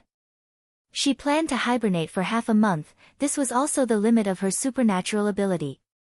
She would only escape when the people at the door no longer paid attention to this place. She was smart enough to get a fake identity in another city and own 2 houses. She only stayed in Jingyun because she didn't want to leave the hometown she was familiar with. I've said all I want to say. What do you want? Old Nanny Chiu looked at Lu Qing with cold and fearful eyes. She wasn't very strong, but her witchcraft was mysterious and mysterious. That was why she didn't dare to fight the 2 groups of people head-on. She had to think of a way to escape. Facing the powerful and terrifying martial artists in front of her, it was hard for her to have any thoughts of resistance. Lu Qing sighed to himself and smiled. Where's the jade pendant with the word "do" on it? Just for this? Old Nanny Chiu asked in surprise, her face full of confusion. Back then, that thing was just a piece of junk in the eyes of the leader. If it wasn't for its beauty, he wouldn't have wanted it. I'm just looking around. Lu Qing replied calmly. Old Nanny Chiu glanced at him suspiciously and took out a jade pendant from her pocket. The pendant had a unique pattern and a delicate design. In the center of the pendant, there was a word, fighting, engraved on it, as if it was a work of God. The word, fighting, meant that it would never admit defeat. Lu Qing lifted his eyelids slightly and sized up the jade pendant. Due to the passage of time, the yin qi had corroded it and damaged it severely. Even the charm of the fighting character was only left with a faint trace. To others, it was impossible to use it to practice any secret method. But to him, all he needed was a primer to induce the Jindan to resonate. That was enough. Keeping his expression unchanged, he squinted his eyes and signaled old Nanny Chiu to put the jade pendant close to him. He tried to comprehend the essence and charm of the fighting character. After 7 or 8 minutes, he managed to visualize a vague, fighting character with a very faint charm. He formed a seal with both hands, one in front of the other, and pointed to his dantian. He then opened his mouth and said in a low voice, "My name is Fighting." Fighting. With an illusory buzzing sound, Lu Qing felt the Jindan in his lower abdomen tremble under the influence of the fighting character in his mind. Ripples appeared one after another. The dazzling stars and scorching grand sun moved quickly and formed a fighting character that was powerful, domineering, terrifying, and full of explosive power. The charm of never lowering one's head to face everything was as real as it could be. Connected in reverse, the visualization diagram in Lu Cheng's mind changed rapidly and presented the correct form, leaving a deep impression on him. Fighting. Under old Nanny Chiu's astonished gaze, Lu Cheng opened his mouth again, his ancient voice echoing. His muscles bulged and his momentum soared into the sky, overflowing with a strong fighting spirit. Old Nanny Chiu couldn't help but move back a little because of the explosive power. The fighting formula increased one's strength for one explosive strike. The better he practiced it and the better he mastered it, the more terrifying the result would be. It's a bit like Kaioken. Lu Qing thought in delight as he finally mastered the fighting formula. However, the fighting formula hadn't increased his strength by more than 30%, and he estimated that it would increase by 1 or 2 times at most in the future. Besides, the fighting formula was completed by stimulating the qi and blood and squeezing the body. Once the limit was exceeded, the body would collapse and couldn't recover without a long period of recuperation. It might even leave serious hidden dangers. While using the fighting formula, he also noticed the changes in his Jindan.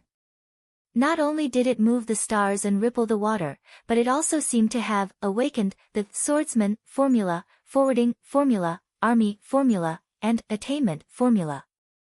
They turned into 5 nodes in the vast universe and formed a relatively stable structure. His premonition of danger seemed to have become stronger, and his supernatural abilities of ice and fire were connected to it to a certain extent. They were no longer isolated from the inside and outside, but more distinct at the root pulp level, giving him a feeling that he could really influence them. Phew. I'll be able to open the door to the inhuman stage and begin to transform after some time of consolidation. Lu Qing nodded thoughtfully. After Peng Liyun recovered from his injury, he completed the transformation and received the certificate of 5th pin, officially stepping into the inhuman realm. As for Renli, it was said that she had entered the stage of accumulating strength to overtake others. At the end of July, she successfully pushed open the door of the inhuman realm. Well, I'm not that slow either. Lu Qing picked up the fighting jade pendant with a smile and said to old Nanny Chiu, "How much is it?" He decided to go back and carefully study the changes in his Jindan. "How much is it?" For a moment, old Nanny Chiu thought she had misheard him. At this stage, he could just take it away and she wouldn't dare to resist. After a moment of silence, she said, "It's not a good thing." 600. "Actually, if you don't name a price, I'll keep it for you," said Lu Qing sincerely. "Anyway, I've already mastered the fighting formula. If I didn't want to keep it as a souvenir, I wouldn't even look at this jade pendant." And its actual value is only a few hundred in the eyes of others. Forget it. It's a troublemaker. Old Nanny Chio raised her eyelids and answered dispiritedly. Okay. Lu Qing touched his trouser pocket and suddenly felt a little embarrassed.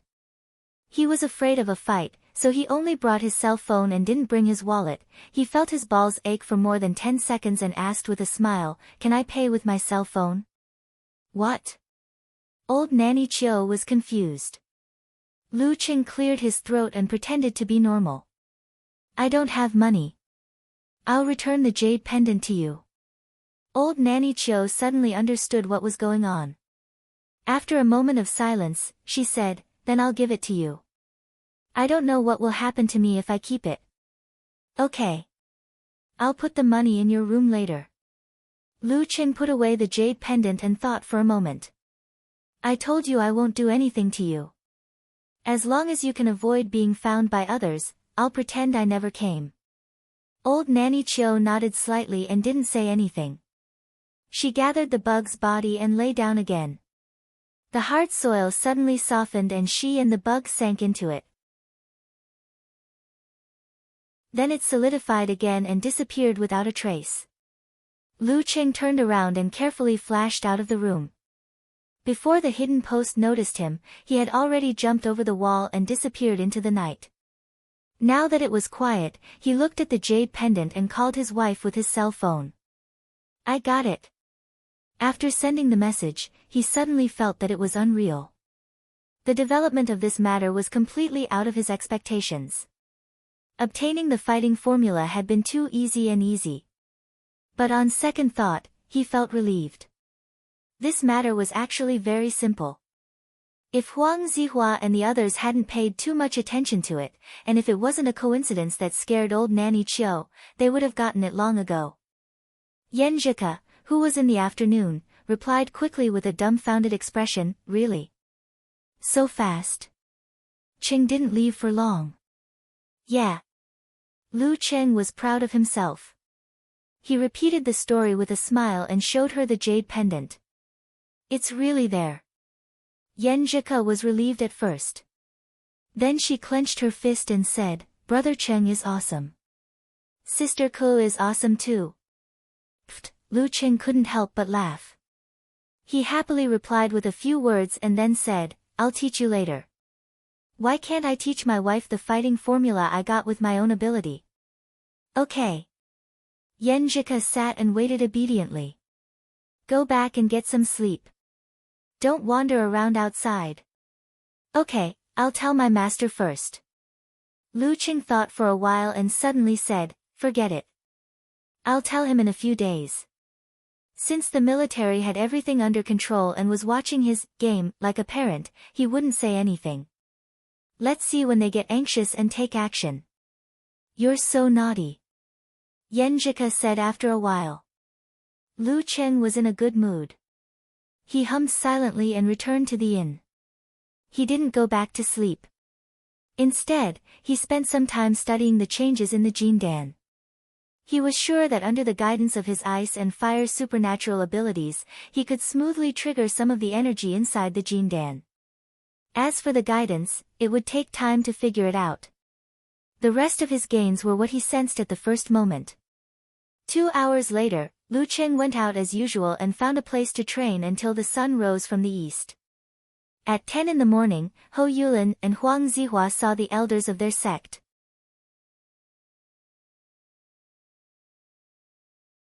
Chapter 447. Where is Lu Qing? Fang Fakue, the elder of the Zhengfa sect, whose forehead bulged like the god of longevity, asked in a deep voice. Huang Zihua was prepared for this question. He went to old Nanny Chio's house last night to look for clues, but I don't think he got anything. He didn't go out except for practicing martial arts this morning. He found out which hotel Lu Qing was staying in through the police and sent someone to keep an eye on it. He didn't expect to stop Lu Qing, but just wanted to know what was going on as soon as possible. Okay. Fang Fakue nodded slowly. Send more people to keep an eye on old Nanny Chio. I don't believe that she hasn't shown any abnormality in front of others all these years. What about you? Huang Zihua blurted out in confusion. Fang Fakue turned to look out of the window. I'll go to old Nanny Chio's house again to see if you missed any clues. In the Li family's silver jewelry shop, the greedy and lazy Li Wangquan looked at the old man with thick eyebrows and small eyes and said in a trembling voice, I told you everything. The old man was Wan Xingjiang, Ho Yulin's martial uncle. He was as intimidating as a lion or a tiger. He asked coldly, really? Think about it again.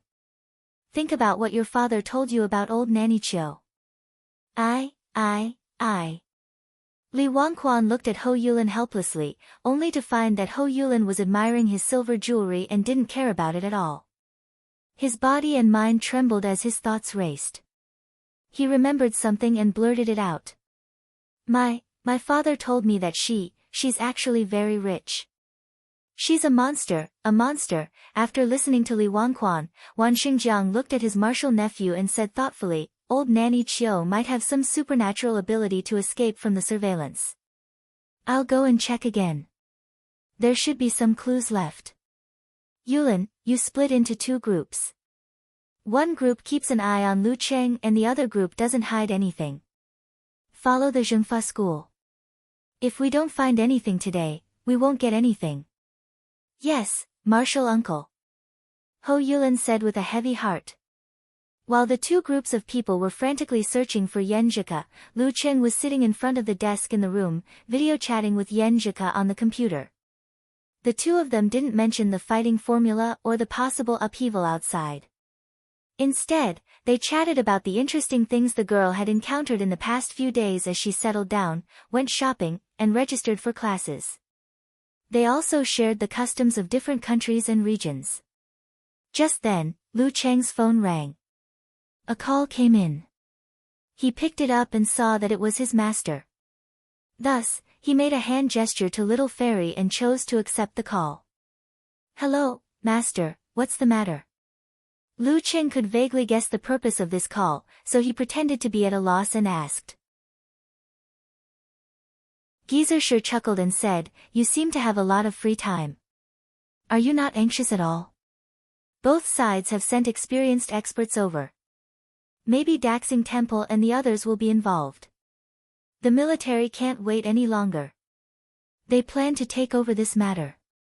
They asked you to stay aside and watch. Don't interfere. Sure. Lu Cheng answered in a relaxed tone, which made Yan Zhika burst into laughter on the screen. She pursed her lips and looked at him sideways. SSS, you brat, something's not right. Cough. Are you hiding something from me, your master? Are you really not anxious?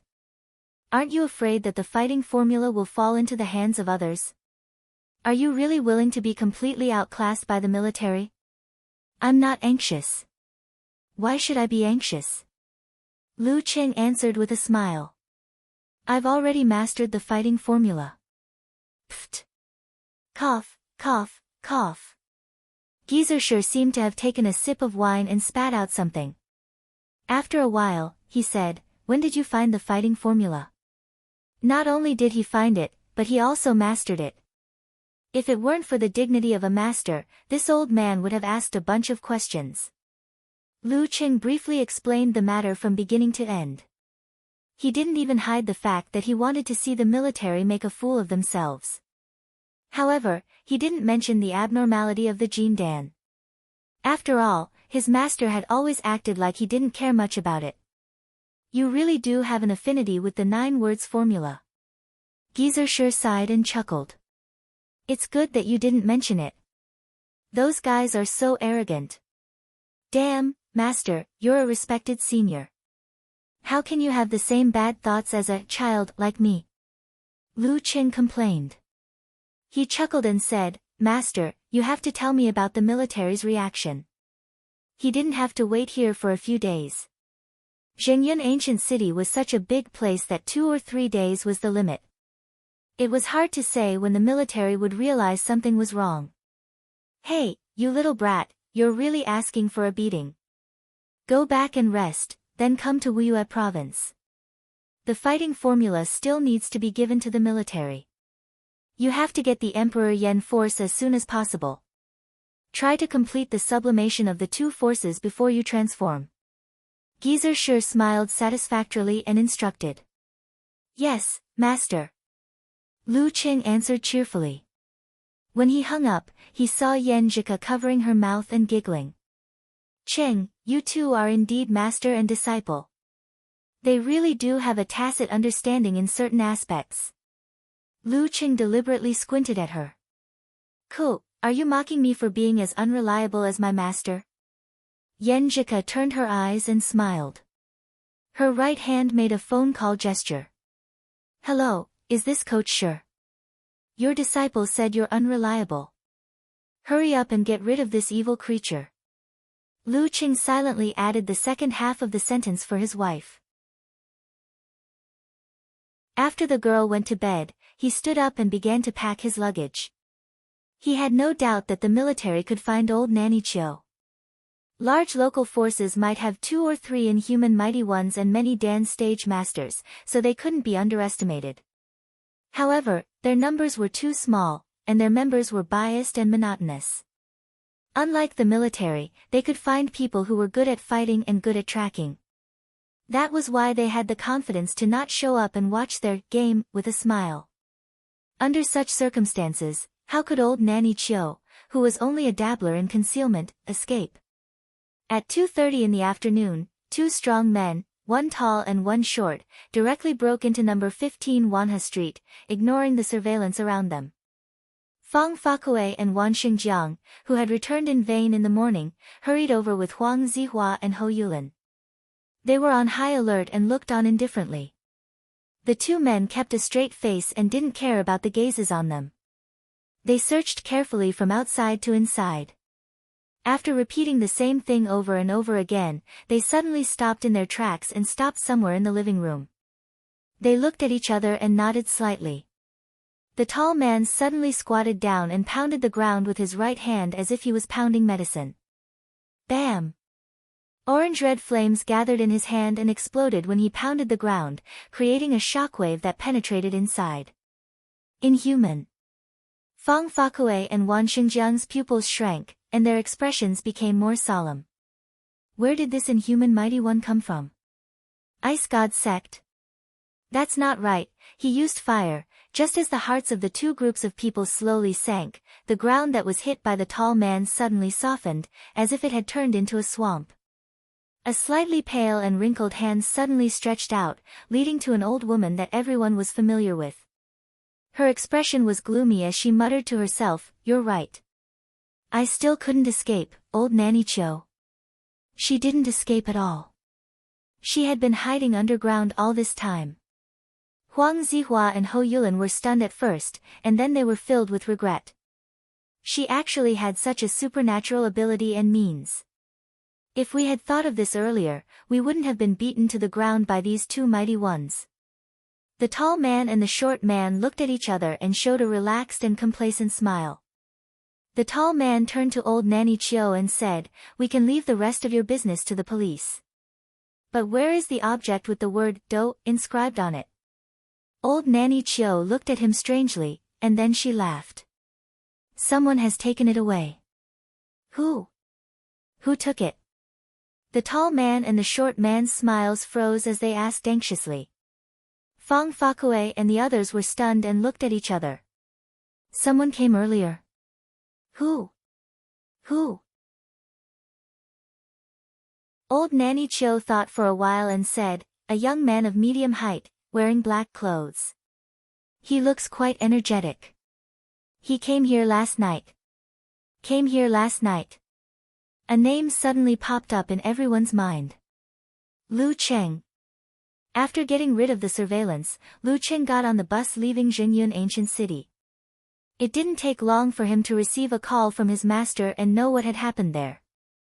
Although it wasn't detailed enough, it was easy to imagine that he was amused for 5 minutes and typed a long message to Yenjika.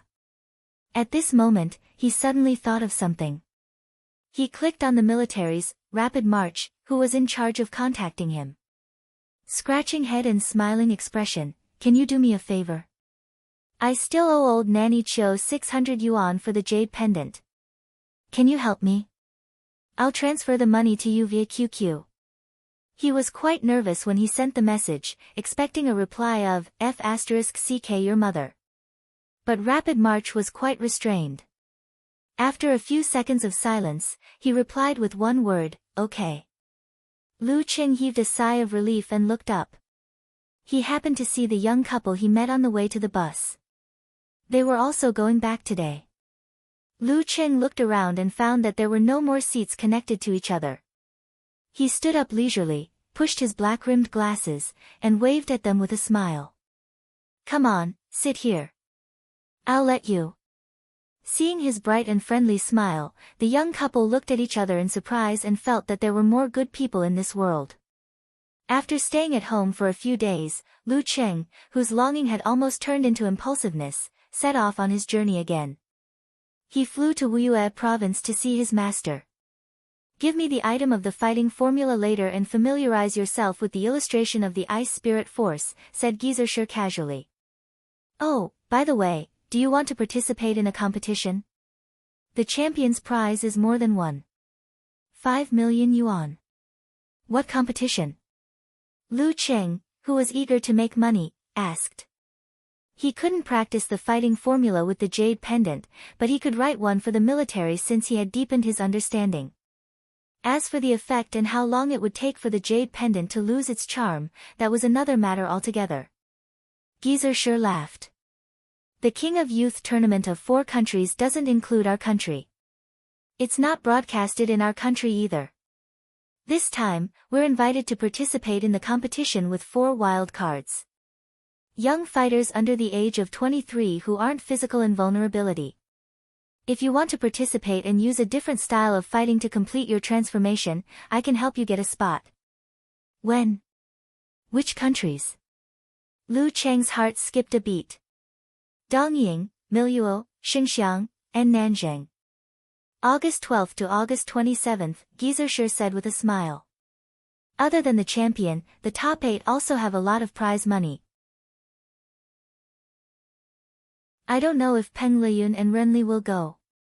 Miluo and Nanjing used to be vassals of China and had deep ties with China. Okay. Lu Qing nodded. He looked at Geyser and said seriously, Master, I want to participate.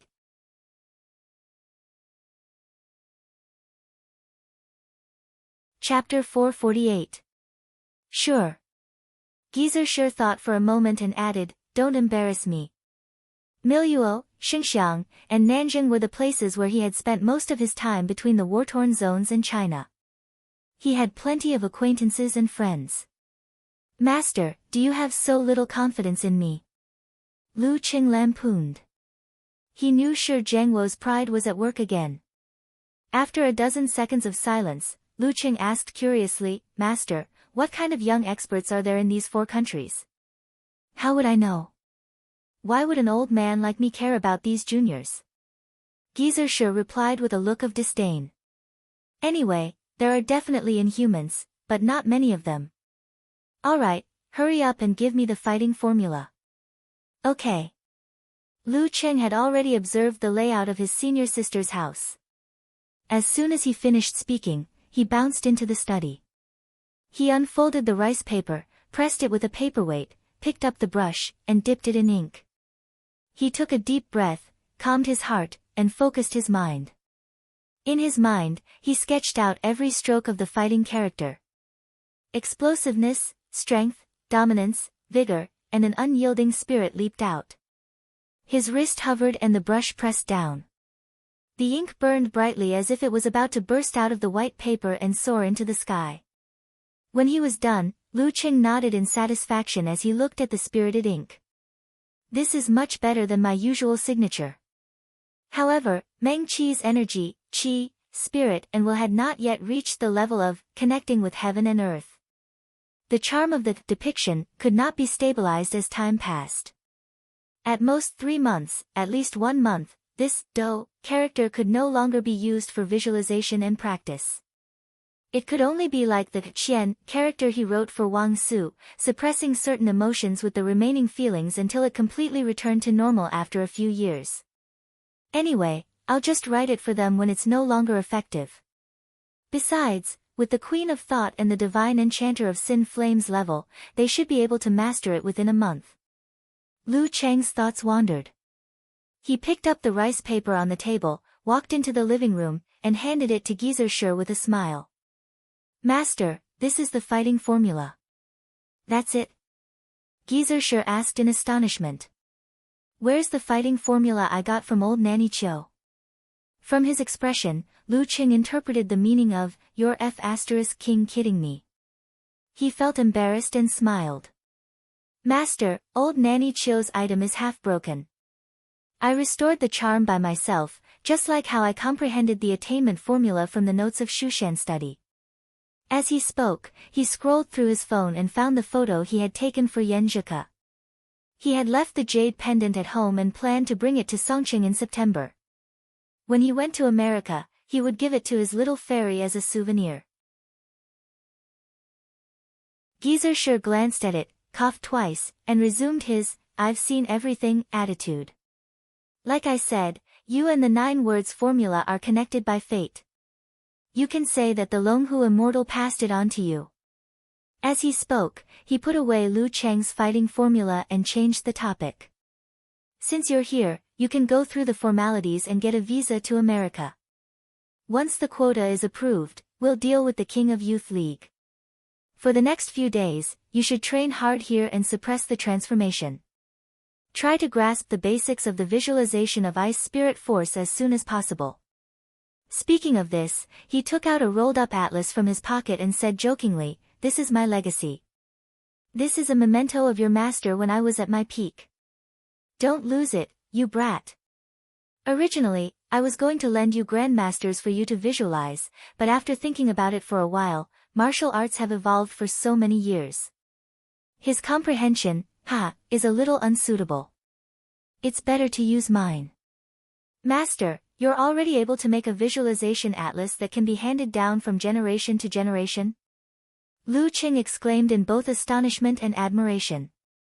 Isn't that obvious? Back then, I was only one step away from entering the forbidden area. Gizershur's eyes were filled with pride. Lu Qing didn't hide his admiration and reached out to take the atlas. As soon as he held it, he felt that the paper that carried the visualization of Ice Spirit Force was so light that it seemed weightless. It was like the emptiness of nothingness that couldn't even retain a trace of heat. All that was left was absolute and eternal coldness, darkness, and loneliness. At this moment, Lu Cheng's thoughts seemed to have drifted into the boundless coldness without a trace of light.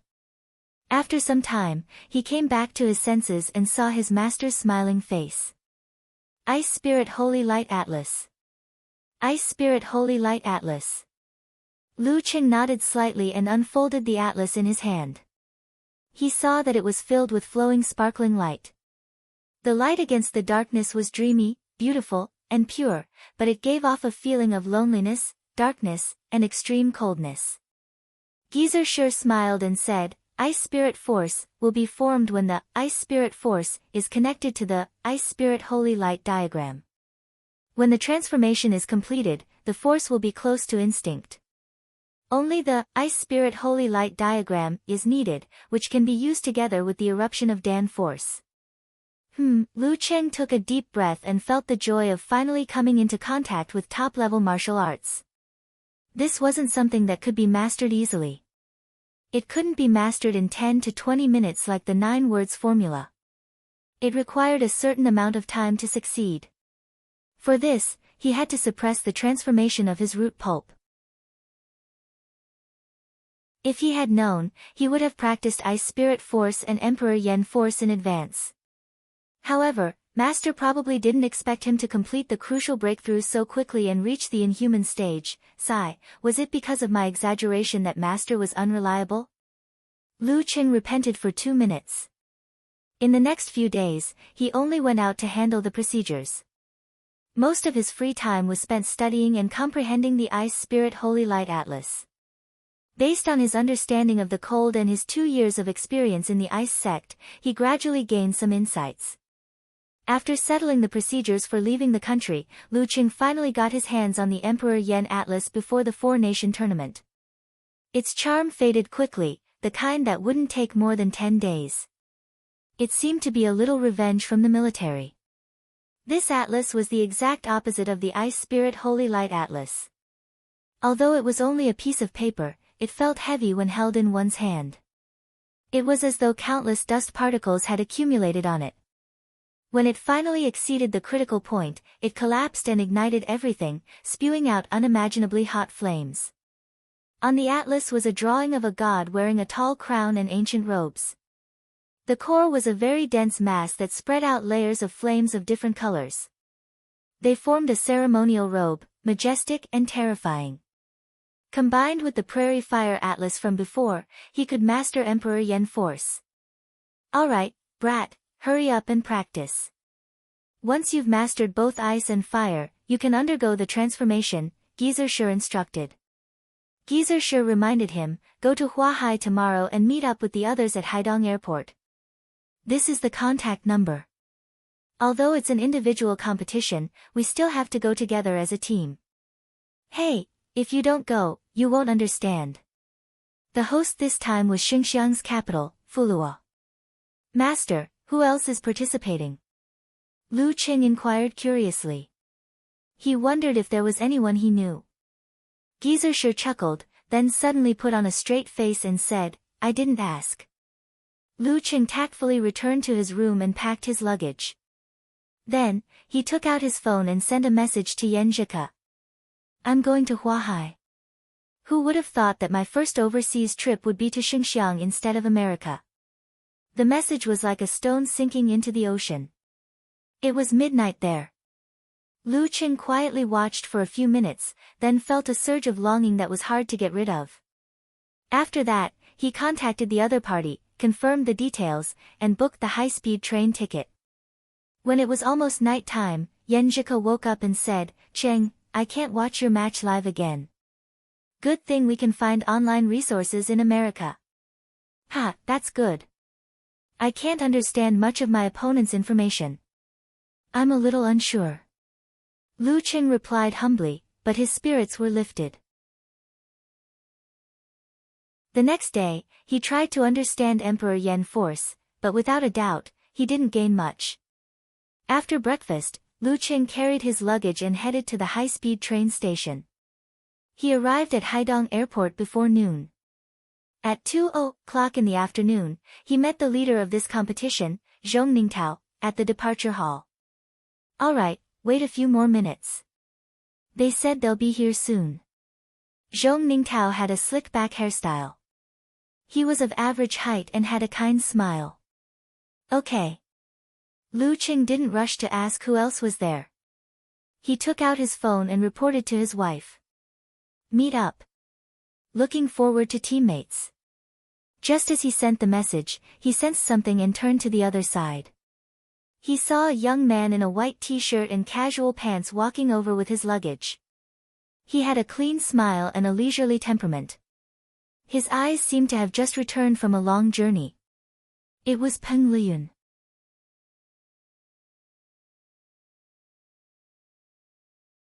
Chapter 449. Peng Liyun. He's going as expected. It's really the King of Youth League this time. The thought flashed across Lu Cheng's mind. He raised his right hand and was about to greet him. He wanted to exchange some pleasantries about Peng Liyun's condition but remembered that he was the one who had caused Peng Liyun's most serious injury. Greeting him was akin to taunting and mocking him. He smiled and squeezed out a word. Hi. His opponent from a few months ago had suddenly become his teammate. Hello. Peng Liyun approached and waved calmly. I thought you might come. Lu Qing laughed and said, to broaden my horizons and strengthen my foundation. After he finished speaking, he waited for Peng Liyun's response. However, all of a sudden, an inexplicable silence filled the air. Lu Qing looked over in puzzlement, only to find the refreshed and clean Peng Liyun standing there. His eyes were unfocused, as if he had gone on a mental journey in an instant. He didn't stumble at all and completely ignored Lu Qing. This is King awkward. Lu Qing, who lacked experience in interacting with others, couldn't help but laugh dryly. He turned to Zhong Ningtao and pretended to be normal. He's just like that. Don't mind him. Anyway, it's very consistent with the rumors. Zhong Ningtao shrugged his shoulders like an American and replied with a smile, I know. Hence, he wasn't in a hurry to greet him. Lu Cheng was about to change the topic and ask about the other two teammates when Peng Liyun suddenly recovered from the blackout state. He looked at Lu Cheng thoughtfully and said, I'll participate in the nationals again. Lu Cheng nodded and replied with a smile, me too. As soon as he finished, he saw Peng Liyun sitting next to him. His eyes were wandering again. His phone is just for show. I heard that he wants to play games too. Lu Cheng thought to himself. He saw the door open at the top of the nearest elevator. A young man with long hair and headphones walked out. He was also a martial artist that Lu Cheng knew, and Chaoyang, who had joined the Xinghai Club and was personally taught by the Queen of Thought. And Chaoyang glanced at them and said with a surprised smile, You're not going for a competition, right? You're going to challenge them. The two real heavenly sons of China were going for a competition together. Before Lu Cheng could answer, Zhong Ningtao, who was sitting on the other side of him, said with a smile, That's good, that's good. That's why they dared to give us wild cards. Otherwise, why didn't they invite us in the past few years? The Japanese are so prideful. If they don't have any confidence, they'd rather play by themselves behind closed doors. Why would they take the initiative to find someone to ruin their business? Are there any experts over there? Lu Cheng asked curiously. He had investigated the situation of the martial artists in Japan, Xinjiang, and other countries. However, due to the language barrier, he could only look at a few external websites. His understanding was quite superficial, and he could only have a general impression. Zhong Ningtao said with a smile, Strong is only relative. This competition is open to anyone under the age of 23. It's normal for every country to have one or two inhuman geniuses, but in terms of age and potential, they can't compare to you. We've been keeping an eye on them and collecting information. I've already sorted it out and will send it to you when we arrive at Fulua. Okay. And Chaoyang nodded calmly.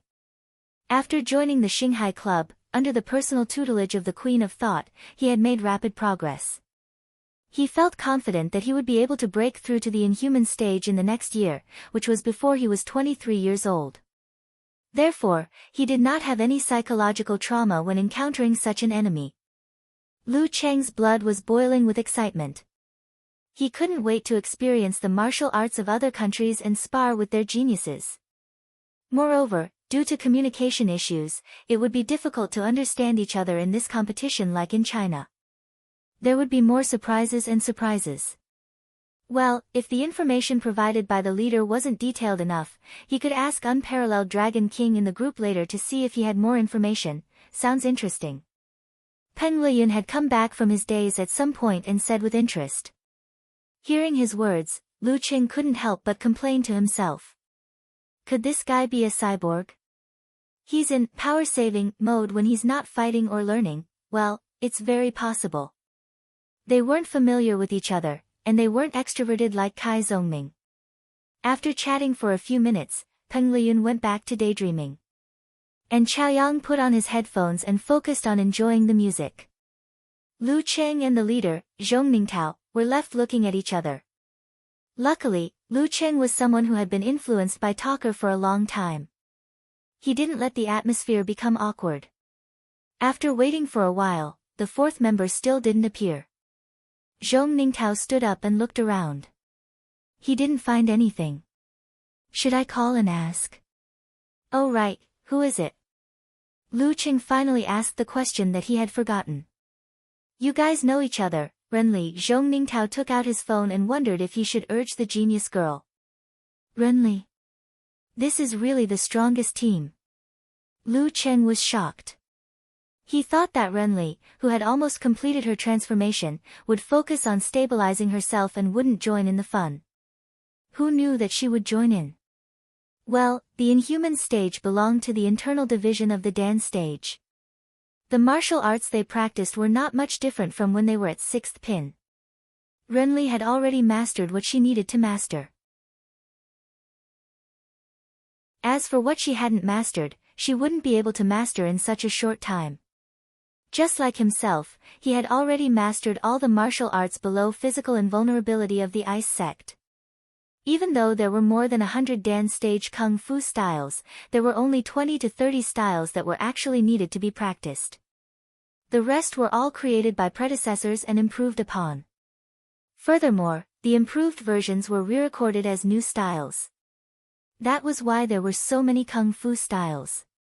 For example, the 26th style of the ice sect, ice burning, was an improved version of the 112th style, snow burning, and was placed at the top of the list when the kung fu was rewritten. Renly. And Chaoyang took off his headphones. He was surprised and amused. Leader, you should give her a call. Otherwise, we won't be able to wait. As one of Renli's old rivals, he knew her better than Lu Cheng and Zhong Ningtao. On the other side, Peng Liyun had also come back to his senses. He nodded in agreement. All right. Zhong Ningtao dialed the number. After a few seconds, he heard Renli's voice. Hello. Hello, Renli. I'm Zhong Ningtao, your leader. I contacted you 2 days ago. Where are you now? After introducing himself, Zhong Ningtao went straight to the point. After a moment of silence, a calm voice came from the phone. Leader, I think I'm lost. Lost? Zhong Ningtao was dumbfounded. He almost forgot to think. After a few seconds, he said hurriedly, hurry up and ask the people next to you to confirm your current location. He knew that Renli had a bad sense of direction, but he didn't expect her to be this bad. After a moment, Renli answered without any anxiety or anger, they said I'm in T2. They said. Zhong Ningtao's mouth twitched. He hurriedly said, we're in T1. Hurry up and come over. Don't, no. And Chaoyang and Peng Liyun tried to stop her. Only Lu Cheng was stunned. Was Renli's sense of direction terminal? Huh? Zhong Ningtao turned around blankly and looked at the two who spoke. Leader, you should go and pick her up. Otherwise, she might have left the airport. And Chaoyang smiled helplessly. Having a bad sense of direction wasn't scary. It was knowing that they had a bad sense of direction, but they were confident and took the initiative to lead the way. Unfortunately, Renli belonged to the latter. Okay. Zhong Ningtao was speechless. He asked Renli to ask for her current location and search for her. After about 20 minutes, Lu Cheng and the others finally saw Renli in an orange t-shirt and denim shorts. Hello. The delicate doll-like girl nodded politely. Lu Cheng, Peng Liyun, and Chaoyang looked at each other and heaved a sigh of relief. They then greeted her back. Lu Cheng took the opportunity and sent a message to Yen Zhika with a proud expression. My teammates this time are Peng Liyun, Renli, and Chaoyang. The strongest heavenly team. At this time, it was still midnight in America. Once everyone had gathered, they used their passports to get their tickets and queued up to go through the security check. They waited for half an hour in the VIP lounge before boarding the plane. Since they were in the first class, they were the first to enter. Then, Lu Cheng saw Renli dragging her suitcase and staring straight ahead.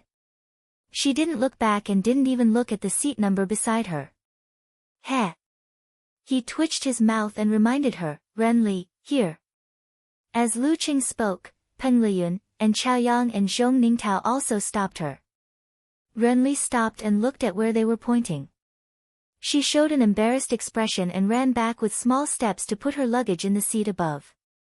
After she sat down, Lu Cheng glanced at the terminally ill young lady. He then looked at Chaoyang, who was wearing headphones and had entered his own world, and Peng Liyun, who was sitting on his left. He didn't know what he was thinking, but he completely ignored the stewardess greetings. His heart suddenly skipped a beat. Damn it, I can't be the only normal person in this heavenly team, right? These three guys don't seem reliable no matter how I look at them. Thinking of this, he picked up his phone and complained to his wife.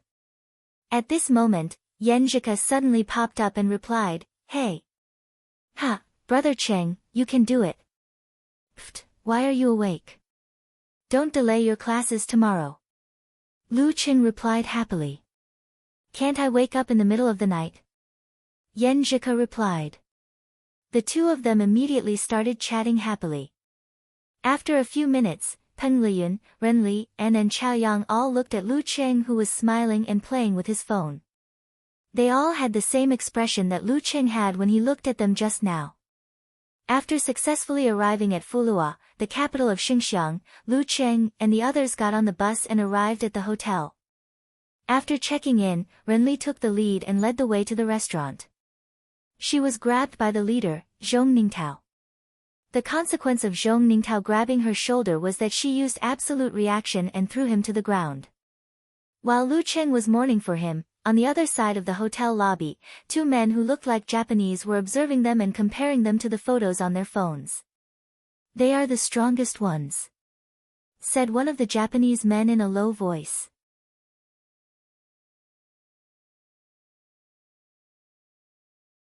Chapter 450.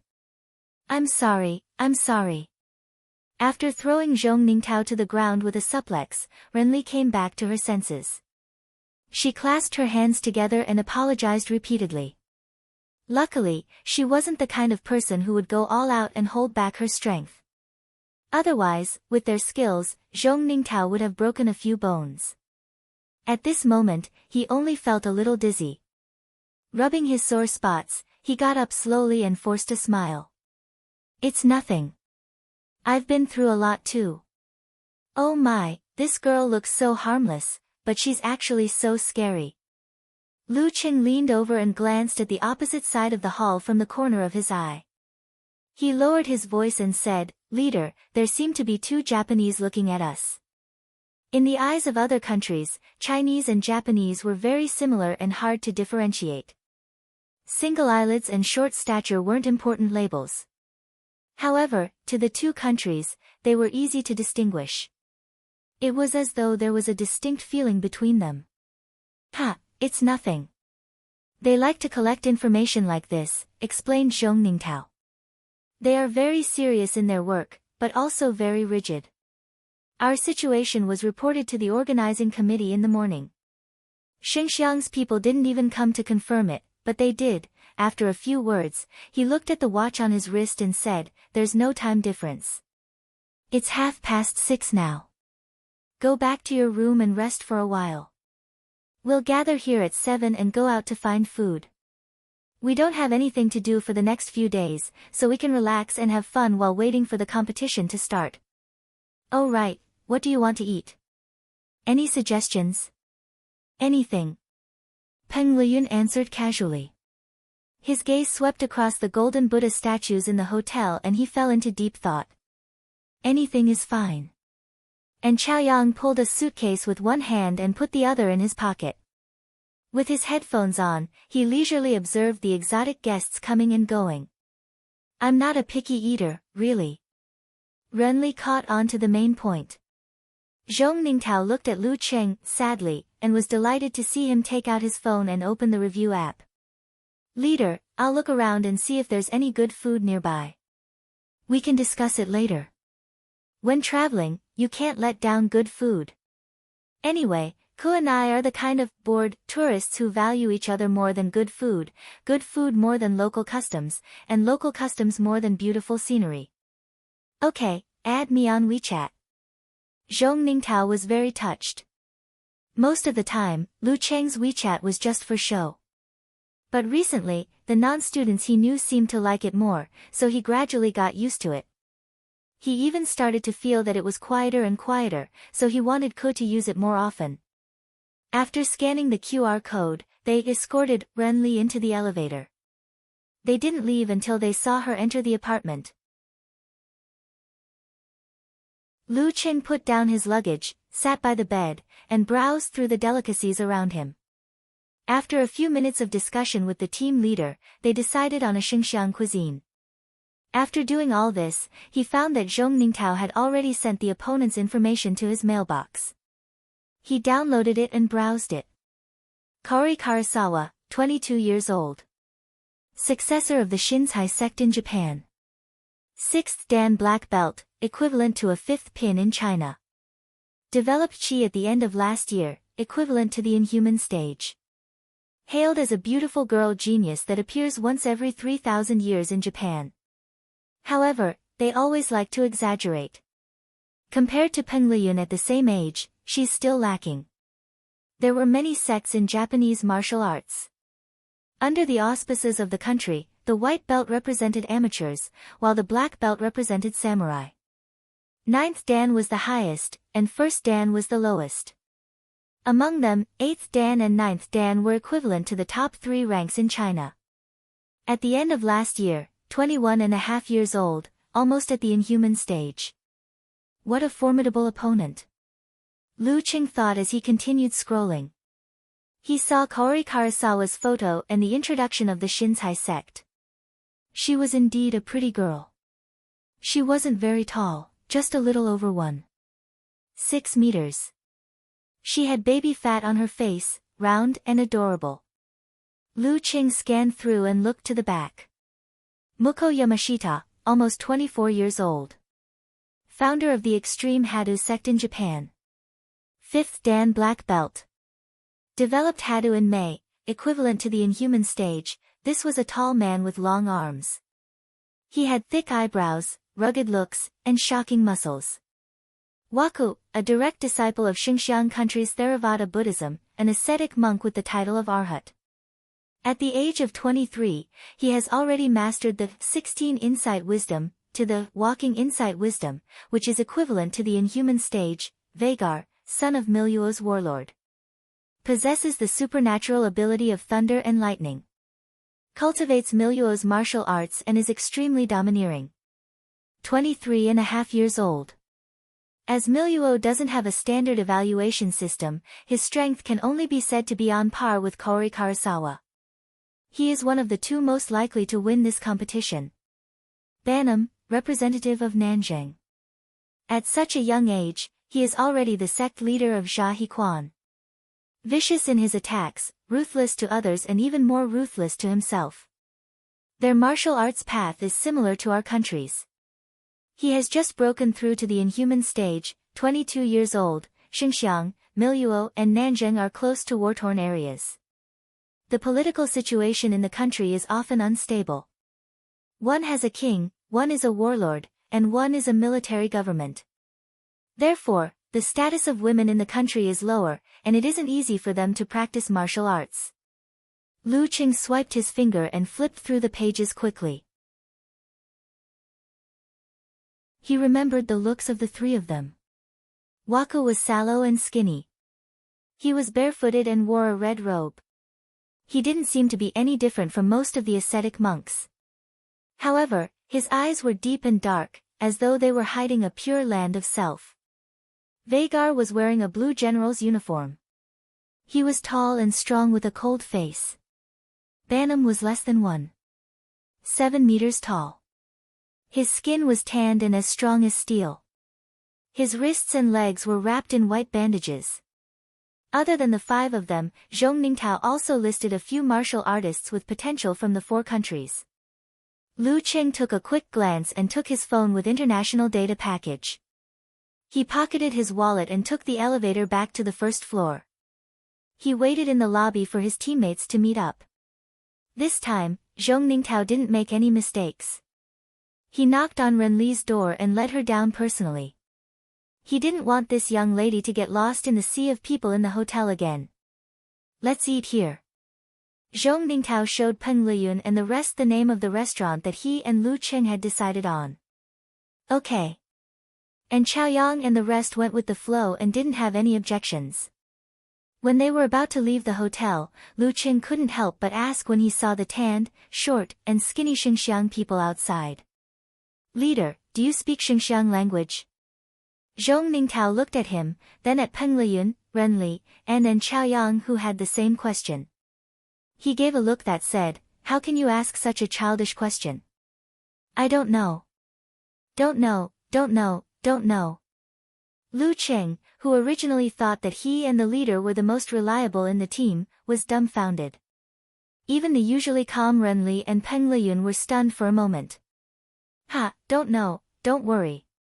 Everyone here more or less knows English. I'm a professional. Zhong Ningtao wiped his swept-back hair and smiled proudly. Look, didn't I arrange everything properly when we took a taxi to check in? That's true.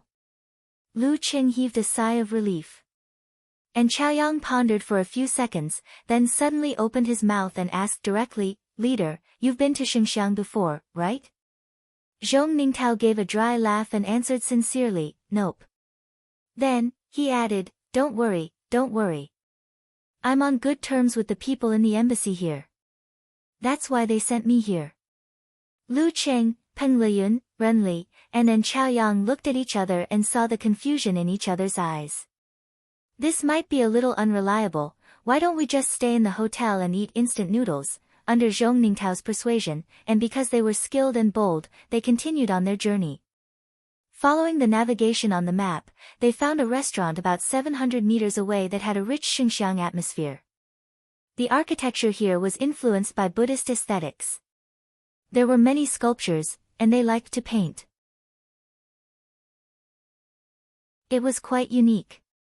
Click, click, click. Lu Qing took out his phone and took a few pictures. He sent them to Yan Zhika, hoping that she would feel what he felt when she woke up. Click, click, click. Renli was also taking pictures. Half of it was the scenery, and the other half was a selfie. After a while, she was about to leave the restaurant in the opposite direction and fly away. Luckily, Peng Liyun noticed in time and stopped her. Click, click, click. And Chaoyang held the digital camera and focused on it as if he was sculpting a piece of art. Why aren't you taking pictures? Zhong Ningtao leaned towards Peng Liyun curiously. Then, he realized something and said, that's right.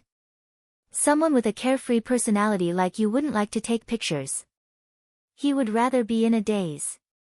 Peng Liyun tilted his head and looked at him. He said calmly, the camera is broken. Zhong Ningtao's mouth twitched. He decided to talk to Lu Qing. He had just taken 2 steps when he saw Lu Qing turn around and smile at Chaoyang, who had just finished taking pictures. Can you share some pictures with me later? I didn't take very good pictures. You didn't take very good pictures? Then why did you take so many pictures just now? Zhong Ningtao took a deep breath and walked to the restaurant. With his fluent English, he managed to get a table for 6. Lu Qing sat down, picked up the menu and opened it. He was surprised to find a Chinese translation. So considerate. And Chaoyang said sincerely beside him. There were many people around and the environment was very noisy. At least a third of the tourists here are from our country.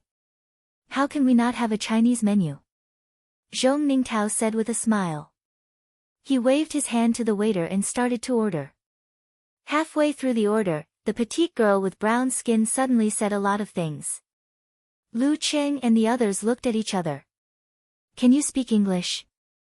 Zhong Ningtao asked in English. The waiter nodded and said a lot more. Lu Qing felt that with his hearing, he could only understand a few words. Leader, what does he mean?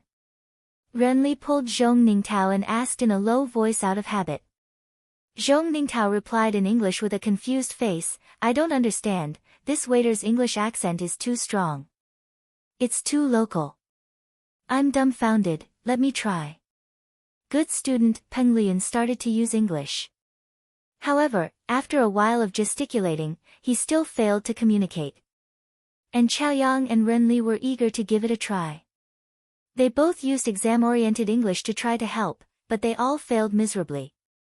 As their last hope, Lu Qing took a deep breath and planned to show the oral English he had practiced for Ku. After a while, the waiter was at a loss. Just as they were about to use the translation software, the girl asked timidly, Do you speak Chinese? Lu Qing, Peng Liyun and the others all understood this sentence. They were stunned for a while before they blurted out, "You speak Chinese?" "Yes, my father is Chinese. There are a lot of Chinese tourists here. Staff who speak Chinese are very popular." The girl smiled and answered, feeling a little awkward. Lu Qing, Renli, Peng Liyun, and Chaoyang and Zhong Ningtao, who were sweating from ordering food, looked at each other and suddenly burst into laughter. Their bodies were shaking non-stop and they were about to cry. They suddenly felt that the unfamiliarity and isolation between them had disappeared.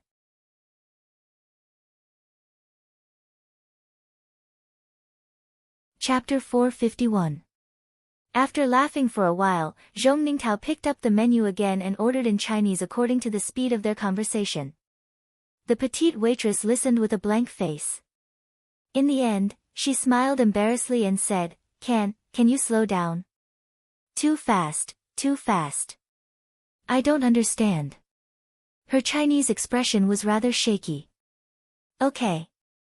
Lu Cheng and the rest laughed. Zhong Ningtao slowed down his speech and described the dishes word by word. This time, the conversation was very smooth. Everyone understood what the waitress was trying to say. She thought that the customers had ordered too much and some dishes were not special, so there was no need to waste their appetite. But for Lu Cheng and the rest, this was not a problem. They would only complain about too little, but not too much. Hence, they happily reached an agreement. Lu Cheng, Peng Liyun, Renli, and Chaoyang and Zhong Ningtao looked at each other and laughed at the same time when the brown-skinned waitress put away the menu, took notes and turned to leave. It's not easy to order in a foreign country. There were many customers in this restaurant, but the food was served quickly. Plates were placed in front of Lu Cheng and the rest. No need to wait. Let's eat first. If we eat one plate, we won't be able to fit another plate. Zhong Ningtao glanced at the crowded table and picked up his chopsticks. Okay. Lu Cheng, Renli, and Chaoyang replied in unison. They unlocked their phones and aimed at the delicious food. We need to consecrate our food. Peng Liyun's chopsticks hovered for a moment. Just when Zhong Ningtao thought he was going to be the first to taste the food after the photo shoot, he smiled casually. Let's add each other on QQ or WeChat later. Huh? The rest were stunned. Remember to send me some photos. Peng Liyun looked straight ahead and replied with a smile. Compared to before, he was obviously more willing to talk and communicate. Let's just steal the photos. I'll post it, share it on WeChat and Weibo. And Chaoyang suggested, seriously. Peng Liyun picked up the ice water and drank a mouthful. He cleared his throat and said, Actually, that's what I used to do. But they were not familiar with each other, so he felt a little embarrassed. Apart from her tendency to daydream, and lazy personality, the big devil is quite easy to get along with. Lu Cheng laughed to himself, lowered his head, and sent the photos of the food to Yenjika. He imitated her tone and said, I'm helping you to improve your appetite for breakfast. We're husband and wife, so you're welcome. Xinxiang's dishes were mostly lemon sour, with a wide range of sweet, sour, and spicy flavors. Their grilled fish and other delicacies were cooked with spices and leaves that were rarely seen in Lu Cheng and the rest. The first bite was strange, but after a few more bites, it seemed to be all right and had a unique style. The four big eaters, and Zhong Ningtao, who had a huge appetite, had refreshed the waiter's view of the world after just one meal. In the past, they had met people with appetites comparable to Peng Liyun and Renli, but they had never seen so many people gathered together at one table.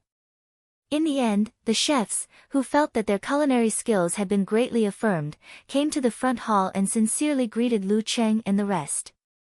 They also invited them to take photos as souvenirs. After paying the bill with his card, Zhong Ningtao remembered something. He opened his black briefcase and took out a few stacks of notes.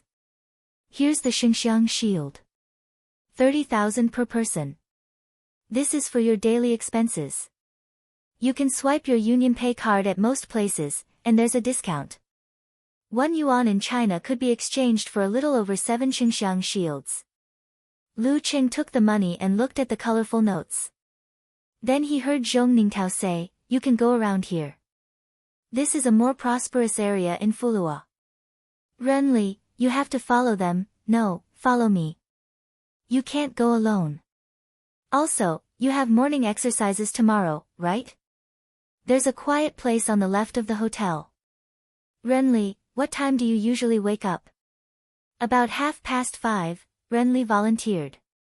"Leader, it's okay. I won't get lost during morning exercises." Zhong Ningtao looked at her deeply and said, "I'll wake up at 5:30 as well." Before Renli could insist, he continued, "There's a Xingxiang martial arts school nearby. Do you want me to book all the time in the morning?" "Yes." Lu Qing answered without hesitation. Peng Liyun, Renli, and Chaoyang also said in unison, their eyes shining with anticipation. "You guys are really..." Zhong Ningtao couldn't help but laugh. What a good kid, focused on martial arts. They took a stroll and walked in a circle. Under the bright night sky, they found the hotel they were staying at and returned to their own rooms to do their own things. Lu Qing glanced at his phone. Seeing that Ke hadn't replied, he put it down slowly and turned on his computer. Using the information provided by Zhong Ningtao, he found the corresponding website and started watching the match videos of Kori Karasawa, Vagar, and other opponents. After skimming through, he found that the highlights weren't detailed enough. He unlocked his phone and found Unparalleled Dragon King in the group chat. He opened the chat box and typed, old dragon, are you there?" "Just say what you want, no need to ask if I'm there," replied Unparalleled Dragon King. Lu Qing scratched his head and said, "Do you have detailed information on Kori Karasawa, Muko Yamashita, Waku, Vagar, and Banam?"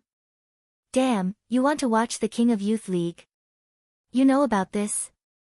replied Unparalleled Dragon King with a shocked expression. "Is it strange to know?" replied Lu Qing with a confused expression. "Strange, very strange," replied Unparalleled Dragon King with a thumbs up. "Our country's martial arts is too strong and the competition is fierce.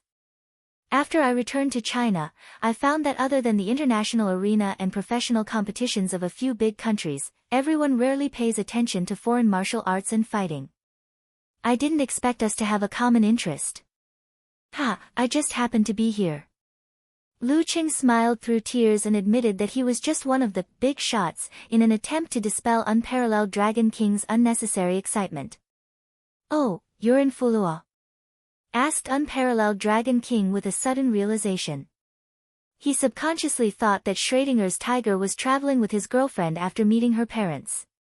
On the way, he found out about the King of Youth League and wanted to take a look. "Yes," replied Lu Qing without hiding anything.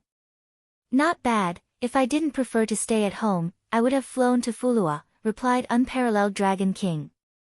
Unparalleled Dragon King replied, laughing expression, "All right, I'll send you a copy of the videos of those guys later. It's definitely better than what you can find yourself. If there's any behind-the-scenes footage or any details of the competition, you have to let me know immediately. Some of the matches can't be found." "No problem," replied Lu Qing with a wave. "By the way, it seems like 4 wild cards were sent to our country this time. Did you see any mention of our 4 fighters on the posters and the pre-match program?" Unparalleled Dragon King asked excitedly. You're right to ask me." Lu Qing replied with a snickering expression, "I know, Peng Liyun, Renli, Lu Qing and Chaoyang. *CK, they're not giving Xinjiang and the other countries a chance to survive." "Why are they so confident in giving wild cards?" asked Unparalleled Dragon King in surprise. He thought it was good enough to have a heavenly son of the era leading the team. "I'm not sure about that. I also want to know why," replied Lu Qing with a shrug. Unparalleled Dragon King sent an excited expression. "Oh yeah, I'm looking forward to it. I'm looking forward to the King of Youth League more and more. No, I have to tell little Changye and little Fan. Let's talk more during this time." "Sure, talk to you later." Lu Qing saw Yenjika's reply. Sending delicious food early in the morning. Qing, the boat of our friendship has capsized, said Yenjika. So I fell into the river of love. Raised eyebrows and smirked expression. Who are you? I don't know you, replied Yenjika. After flirting for a few minutes, Lu Qing started to talk about Peng Liyun and the others, completely unaware of what he was doing. I didn't expect them to be so easy to get along with. Speaking of this, Yenjika sent an emoji of covering her mouth and laughing. Qing, you've joined the national team. Yes, the national team under the age of 24. When some of the international team challenge tournaments were held, countries would form teams to participate. Of course, you could also form your own team. Time flew by as they chatted and laughed. Lu Qing said goodnight reluctantly and fell into a deep sleep. The next morning, he found the place the leader had told him about and saw Peng Liyun and Chaoyang. He also saw Ren Li and Zhong Ningtao, who were late. After greeting each other, they each found a place to train. Lu Qing continued to cultivate Ice Spirit Force and Emperor Yen Force and made slight progress. After training and breakfast, they went to the Xingxiang boxing gym booked by Zhong Ningtao and started to train. Peng Liyun thought for a while and said, "Why don't we spar later? I can imitate Veigar's fighting style." He had seen the related videos. "I'll try Xinzhai sect and Zahi boxing," said Ren Li. "I'll imitate Waku," said Chaoyang. Lu Qing was at a loss at first, then came to a realization. He smiled and said, "Then I can only work hard to be Muko Yamashita." This was the benefit of having strong teammates. Everyone could imitate opponents with different styles according to their own characteristics to increase the corresponding experience. After practicing for a while, Peng Liyun walked to the center of the gym. He swung his fists and legs a few times, creating electric sparks. Then, he looked at Lu Qing, Ren Li, and Chaoyang. He waved and smiled. "Who's next?" Just as the 4 wild cards were training hard, the round-faced Kaori Karasawa and the thick-browed Muko Yamashita were also watching the competition videos of Lu Qing, Peng Liyun, and the others. Not only them, but Veigar, Waku and Banam were also seriously studying the related videos in their spare time. Time flew. A few nights later, the King of Youth tournament officially kicked off. The 24 advanced martial artists, the 8 seeded fighters and the 4 wild cards would draw lots and fight each other.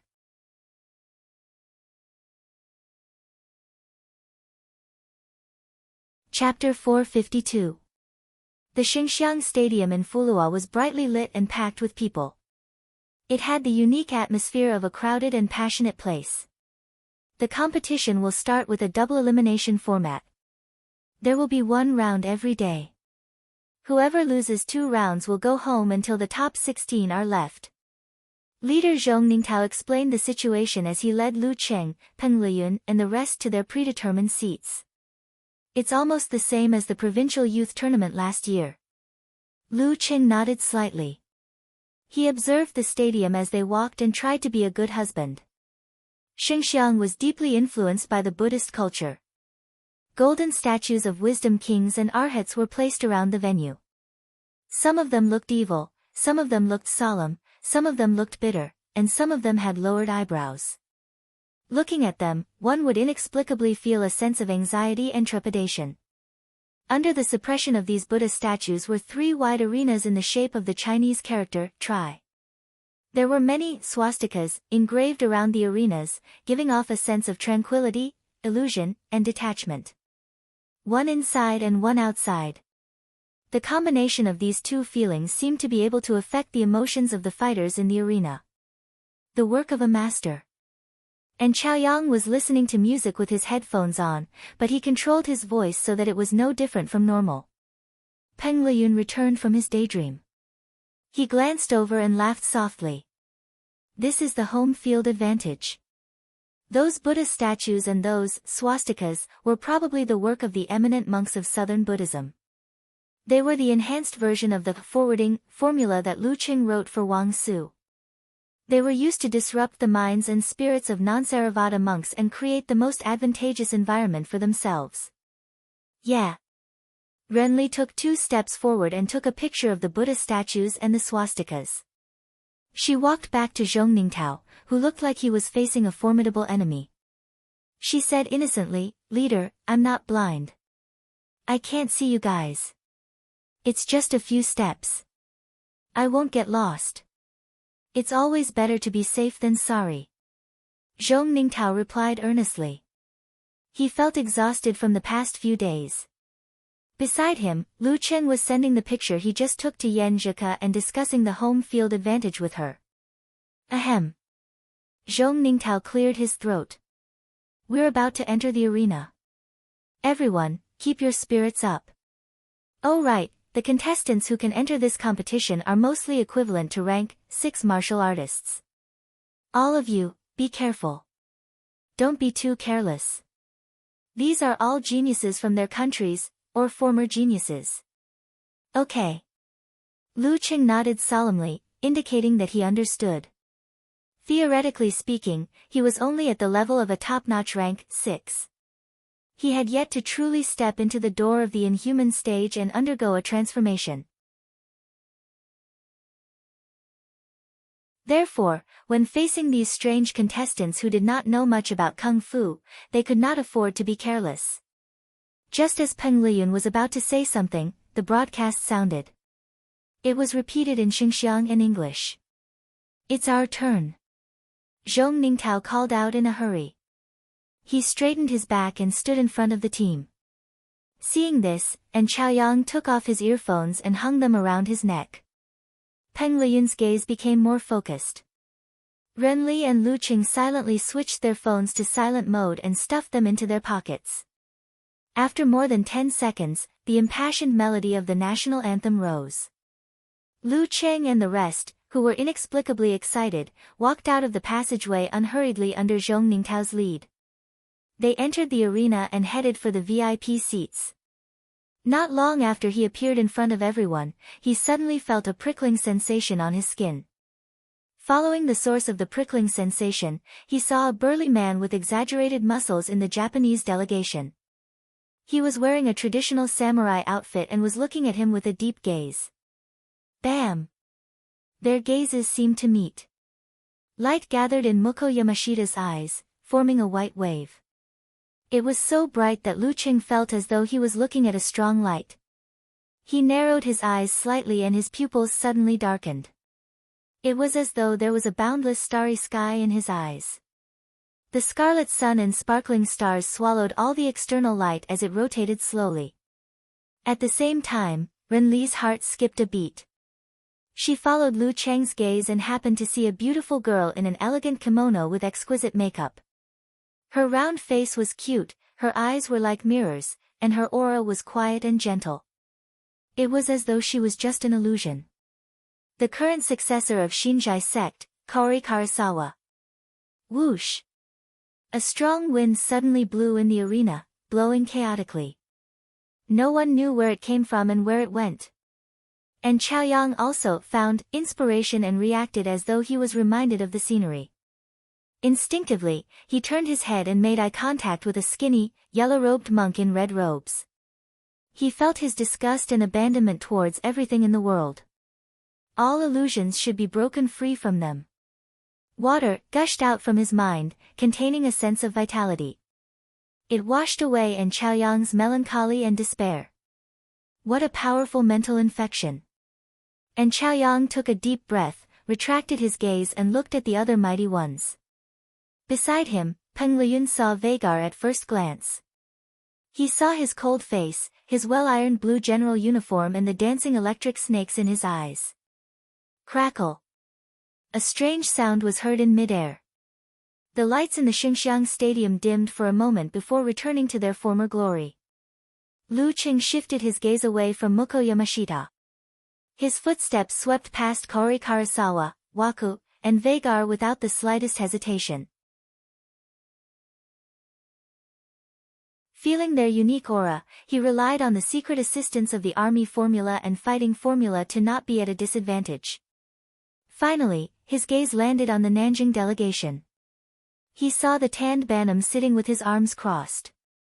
He was looking at the four of them coldly, like a wild beast staring at its prey. The national anthem stopped. Lu Cheng and the rest returned to their seats and sat down, no longer looking around. Vagar, Moko Yamashita and the rest also retracted their gazes. I really don't know what the Japanese Xinjiang are thinking, giving us 4 wild cards, said An Chaoyang softly as he ran his fingers through his half-length hair. Even with 4 countries combined, there would only be 5 Inhumans below the age of 24. Hearing this, Zhong Ningtao made a self-deprecating joke. Maybe they didn't expect us to be so rude. Yeah. Renli nodded slowly, as though she had taken his joke for the truth. She turned to Peng Liyun and the rest and asked curiously, why are you guys here? I've been at the Inhuman stage for a while now and haven't had any actual combat experience. My hands are itching. Since there's such a good opportunity, I decided to come, replied Peng Liyun with a smile. Aren't there so many Inhuman seniors in the Shangqing sect? Asked Lu Cheng in surprise. Why wouldn't there be any actual combat experience? The corners of Peng Liyun's mouth curled up as he laughed. You also said that I'm a senior. Challenging a senior for no reason will lead to a scolding. My senior brothers and sisters of the same generation as me rarely return to the sect after I advanced. Seems like you're a demon in the Shangqing sect too. Lu Cheng was enlightened and mocked him in his mind. After their exchange, Renli took the initiative to speak. She smiled elegantly and said, I've just completed my metamorphosis and want to use actual combat to get used to the Inhuman stage. That's why I signed up. I was sent here by my master to gain more experience so as to strengthen my foundation for the Inhuman stage in a year's time, replied An Chaoyang. What about you? Renli looked at Lu Cheng. Peng Liyun and An Chaoyang were also waiting for his answer with interest. Now that everyone was more familiar with each other, Lu Cheng didn't go through the motions like he did at the airport. After thinking for a while, he nodded sincerely and said, Need money. The surroundings suddenly became quiet. Lu Cheng felt that Peng Liyun and the rest were looking at him strangely, as though they were looking at something unbelievable. Just as he was about to speak, the lot drawing ceremony started and a bunch of formalities went through. Taking out his phone secretly, Lu Cheng secretly took a photo and sent it to Yen Zhika. He also described to her how he felt when he made eye contact with Moko Yamashita and the rest. You guys look pretty impressive, replied Yen Zhika with a smile. Yen Zhika sent an emoji with its hand covering its mouth and said, I thought it was a bit strange when I saw that the organizing committee called you guys Team Stuck Abroad. Today, I browsed the forum and saw Unparalleled Dragon King's explanation. Then I figured it out. You guys are not Team Stuck Abroad, but Team Stuck Abroad. Especially you, the big pervert. Towards the end of her sentence, she seemed to have thought of something. Her pretty face turned red and her eyes seemed to be both angry and happy. Lu Cheng felt something and calmed down. Snickering expression, he replied, I don't agree with what others say, except for Little Fairy. While chatting, Unparalleled Dragon King came to him and said with anticipation, Little Tiger, I've found a few resources but they only have a fixed broadcast of one arena. We'll be depending on you later. Remember to take a photo for the live broadcast. He implored with an expression of frustration. Sure, but I have other things to do. If it doesn't clash, it's fine. Lu Cheng was grateful to Unparalleled Dragon King for providing the video of the competition. He didn't reject him but gave him a heads up. If it really didn't work out, he could ask Peng Liyun or An Chaoyang for help. Not long after, the lot drawing ceremony officially started. There was only one way to avoid this double elimination round, and that was to not meet each other from the same country. First, Peng Liyun was picked and would face a boxer from Xinjiang. Then, An Chaoyang would face off against a mighty one from Miluo. After another minute, Ren Li's name was called. Her opponent was a monk from Xinjiang, Fuoku. Lu Cheng waited patiently. When it was nearing the end, he finally heard his name, China, Lu Cheng. He adjusted his sitting position and saw that the guest had drawn his opponent, Japan, Ichii Sakata. Ichii Sakata. Lu Qing nodded thoughtfully. He recalled the information about this samurai in his mind. This was one of the 5 Inhumans that Zhong Ningtao had specially reminded of. He was also a disciple of the extreme Hado sect and a fellow disciple of Mukko Yamashita. He used to be on par with Mukko Yamashita and had supernatural abilities. He was gradually surpassed by Mukko Yamashita and was about to turn 24. He was still stuck at a bottleneck and had no hope of advancing. I've been imitating Mukko Yamashita for the past few days and ended up against someone from the extreme Hado sect. What a coincidence. Over at the Japanese representative team, Ichii Sakata, whose hair was dyed blonde, looked at the matchup with a solemn expression. He could almost imagine the headlines about him that would appear soon. Can the genius of the past return to glory?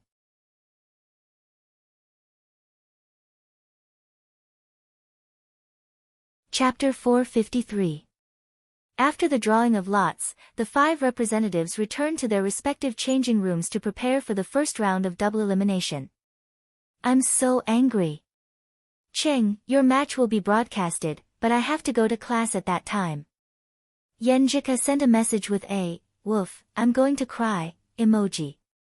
Lu Qing sat on the bench in the changing room with his head down. He typed on his phone and comforted his wife with a, patting head, emoji. It's nothing. Just replay it later. I'll definitely win anyway. Yo, Cheng, you're getting better at bragging. Yenjika said, Ichii Sakata has supernatural powers and can release waves. He's like a mini Mukko Yamashita. He's definitely in the top 10 below the Inhuman stage. Then no one would dare to say they're the best below the Inhuman stage. Cool, do you have so little confidence in me? Lu Qing replied with a, hands on hips expression. Yenjika replied with a blank expression, I know my brother Qing can transform at any time if he wants to. But, isn't this accumulating good karma for you? Quick, apologize for not understanding your sister's good intentions. I'm sorry. Lu Qing couldn't hide his smile. Actually, I was just bragging just now. He said with a sigh while covering his face. Pfft. Yenjika almost spat out the milk in her mouth. She calmed down and replied with an emoji, are you trying to make me laugh to death so you can inherit my Aunt Flower? Ji Mingyu looked at her daughter helplessly. Cool, I've taught you not to play with your phone when you're eating. You're getting out of hand. You're drinking milk and typing at the same time. Mom, I didn't have a phone to play with when I was young.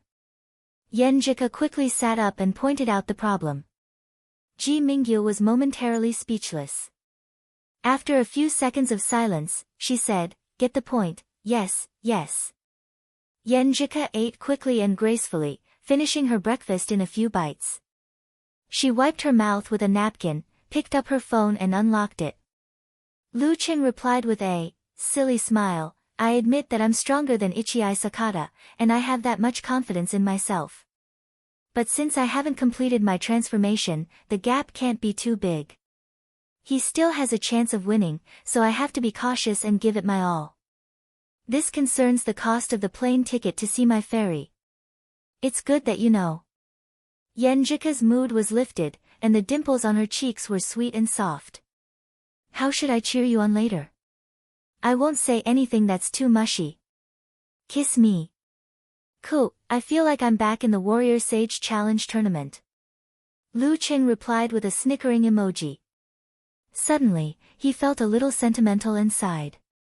It was impossible for Ko to rush to the scene to cheer for him, chat with him on QQ, and cheer for him from afar.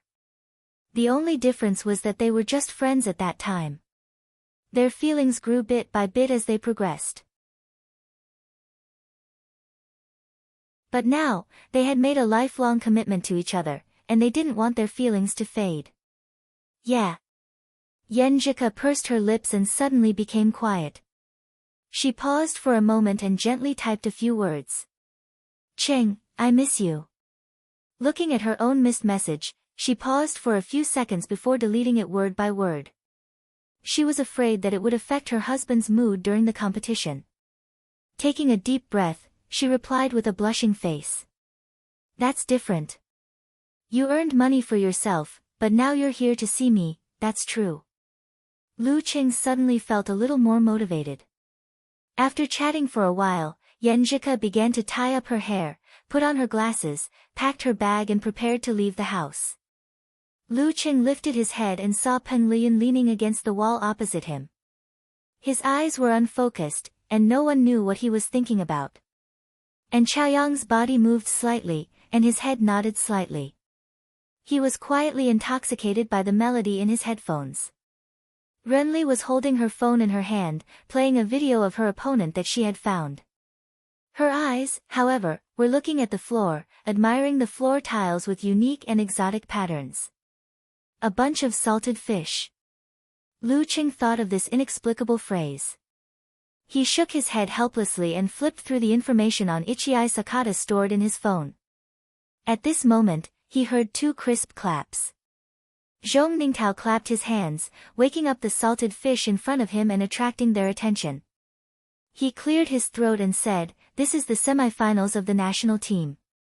We've prepared uniform martial arts suits for all of you. Hurry up and change.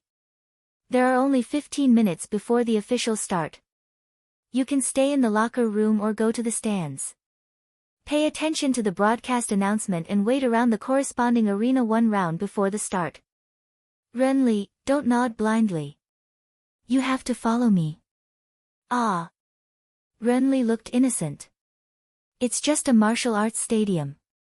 How can I not find an arena? Lu Qing held back his laughter and took the martial arts suit from the leader. There were 2 sets in total. They were the same design but different colors. They were to distinguish between the matches of the same country after the start of the top 16.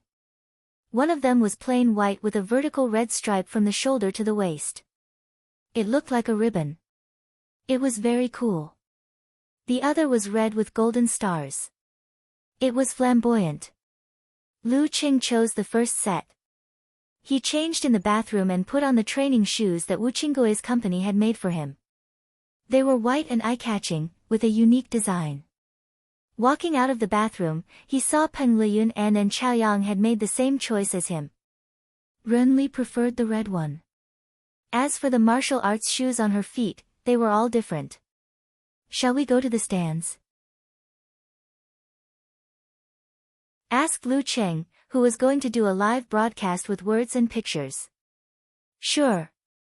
Renli rushed to answer, and then looked at the leader weakly. Let's all go. It's better to watch from the outside. Peng Liyun looked at Zhong Ningtao with a smile. And Chaoyang nodded in agreement. Okay. Zhong Ningtao turned around and pushed open the door of the locker room. He then returned to Renli's side, not daring to be careless. The organizing committee had set aside several times the number of seats for the contestants to isolate them from the audience. This was to prevent any violent conflicts. Lu Qing and the others chose a place far away from the other representatives. Some were watching the opponents' videos, while others were contemplating their fighting strategies. Those who were prepared began to take pictures and send them to Yenjika and Unparalleled Dragon King. At this time, a live broadcast post had appeared in the Longhu Club forum. Unparalleled Dragon King posted Lu Cheng's picture and the accompanying commentary. Thank you to the reporter Little Tiger for his report. If there are any more important matches that are not to be broadcast, he will give us a text broadcast. Applause required. Clap clap clap. Eternal Nightfall Yen Shaoling, who rarely came here, clapped first and sent a secretly observing emoji. Brahman said enthusiastically, Little Tiger, have you seen my idol? Yes. Lu Qing glanced sideways at Peng Liyun and caught a glimpse of himself in his unfocused eyes. Really? Quick, take a picture, and I won't make fun of you anymore. Brahman said excitedly. I want to see Renli. Okamoto's fan said with a drooling emoji. Yes, take a picture of Peng Liyun and Chaoyang too. Unparalleled Dragon King added with great interest. This is a bit difficult. Lu Cheng's mouth twitched. Looking around, he came up with a plan and said to Peng Liyun and the others, "Let's take a picture together." "Okay." And Chaoyang and the others agreed without hesitation. Lu Cheng smiled and handed the phone to Zhong Ningtao. "Leader, help us take a picture." "Ha, a souvenir?" "Don't worry, with your qualifications and progress, there will be plenty of opportunities to fight side by side in the future," Zhong Ningtao said with a smile. He took a few steps back and adjusted his pose like a professional. Click, click, click. After a few flashes, he returned the phone to Lu Cheng. "Take a look and see what you think. We'll do it again if it doesn't work out." "Not bad, much better than me taking it myself." Lu Cheng chuckled and glanced at the photo effect. He realized that he, Peng Liyun, and Chaoyang were all aliens who stiffened when they were photographed. Renli, on the other hand, had a gentle smile that hinted at heroism and was extremely photogenic. He first sent the picture to Ku, and when she laughed at him, he shared it with the other protagonists. Finally, he put it in the live post. "Hey, did you rush in front of them to take the picture?" Unparalleled Dragon King and the other onlookers realized something was wrong. "Careless." Lu Cheng covered his face and said with a funny face, "Yeah, that's how professional I am." "I admire you, little tiger," patting shoulder. Wonton Seller praised. Yan Shaoling said with a starry-eyed expression, "Go on, little tiger. I can call you brother, father, and grandpa. As your relative, my seniority will be lowered sooner or later." Lu Cheng said with disdain. Brahman said with a rolling on the ground expression, "I envy you. I envy you so much." Lu Cheng didn't say anything else. He spent most of his energy watching the competition and sharing it with Yen Jika. He only took pictures and commentated when there was a lack of live broadcasts. Occasionally, he would exchange views with Peng Liyun, Renli, and Chaoyang to summarize their judgments. This made Unparalleled Dragon King exclaim that little tiger looked so professional that he could be a commentator. Sometimes, his judgment was even better. "I'm not fighting alone," Lu Cheng replied. During this process, Peng Liyun and Renli fought one after another. Under the circumstances where their opponents weren't at the peak of 6th pin, they won without shedding a drop of blood. However, the fierceness of Xingxiang's boxing left a deep impression on Lu Cheng and the others. Miluo and Southern Zhang's boxing were similar, but the former was more aggressive and better at using their legs. The latter was more like an assassin's style, vicious and vicious. Not long after, Chaoyang took the stage. Under the circumstances where he didn't have much of an advantage, he fought for more than 10 minutes and finally defeated his strong opponent from Southern Zhang. He fully experienced the cruelty of Zahi boxing. The first round of double elimination matches was coming to an end. Lu Cheng said he had something to attend to in the forum, stood up, and walked to the central arena. His match was about to begin, and there was a live broadcast. In the Japanese representatives area, Ichii Sakata took a deep breath and stood up slowly with a solemn expression. Kaori Karasawa and Muko Yamashita, who had finished their matches, also looked over. "Don't be afraid. Don't be afraid," the Japanese team leader solemnly said to Ichii Sakata.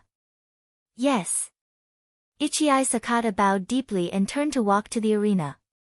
"P.S. My trip is over and I'm returning today. The second update is at midnight. If I don't update on time, it means my flight was delayed and I have to take a break. I'll start updating tomorrow. PS2, I've been updating on time for the past few days. Even I'm scared of it."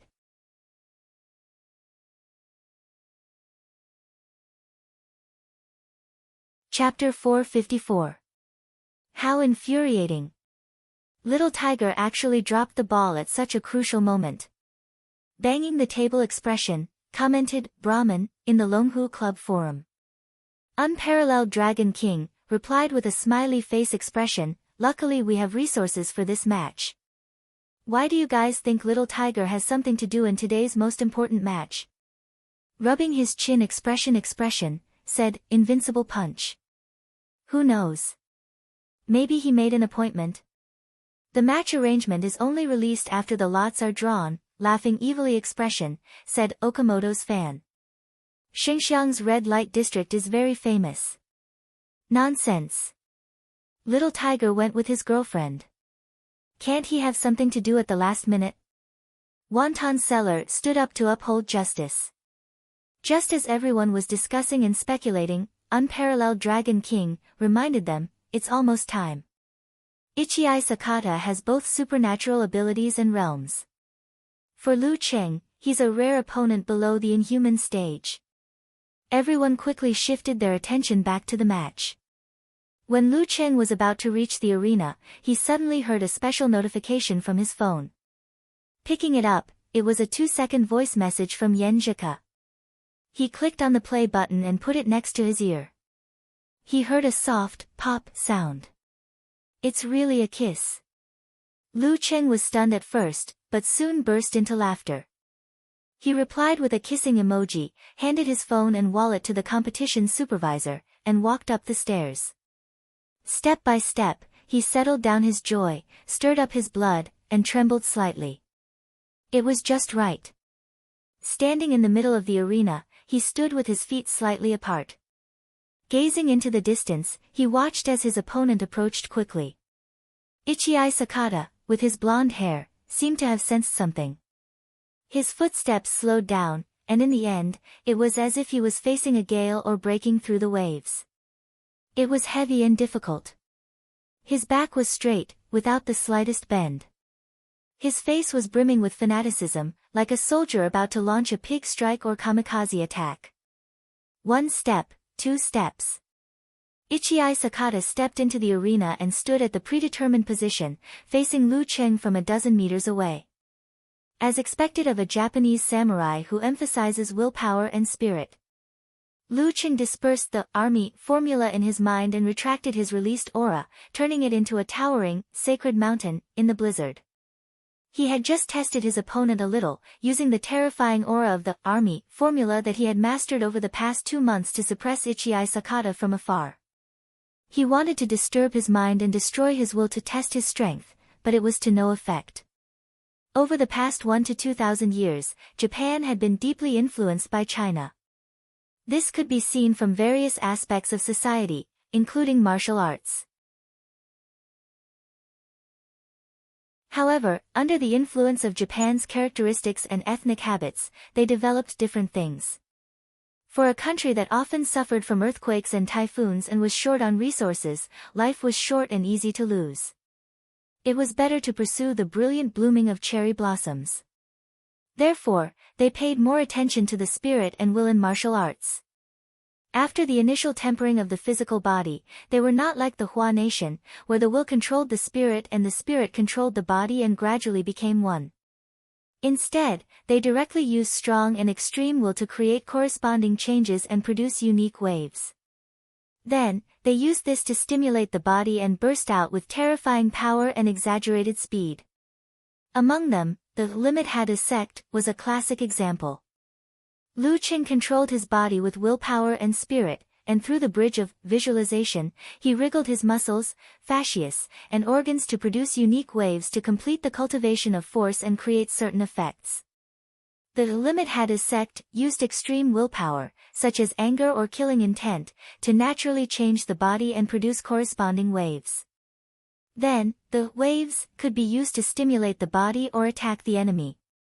In other words, they hadn't reached the stage of force concentration. When the waves turned into the body's instincts and truly mastered the wave, they would be considered to be at the inhuman stage. Before reaching this stage, Japanese samurai tended to age prematurely due to their crazy training methods that didn't care about their bodies. Moreover, if their spirit broke down, their strength would plummet. As for the dance stage martial artists of China, even if their willpower was worn down and they were no longer their original selves, they wouldn't regress like a cliff. This was because at that stage, they were already balanced in all aspects. Their material foundation wouldn't suddenly collapse. At most, they would stagnate or experience a slight drop in strength. All sorts of thoughts flashed through Lu Cheng's mind. He saw Ichii Sakata bowing to him with a solemn expression. He returned the greeting with his hands cupped together. At this moment, the referee raised his right hand and announced in English, "Begin." In an international competition, the language barrier meant that conversation time lost its stage. If Lu Cheng hadn't been watching the competition for a long time and was mentally prepared, he might have been at a disadvantage. "Begin." Just as the referee finished speaking, a faint white glow appeared on Ichii Sakata's body. A deep tiger's roar reverberated in the air.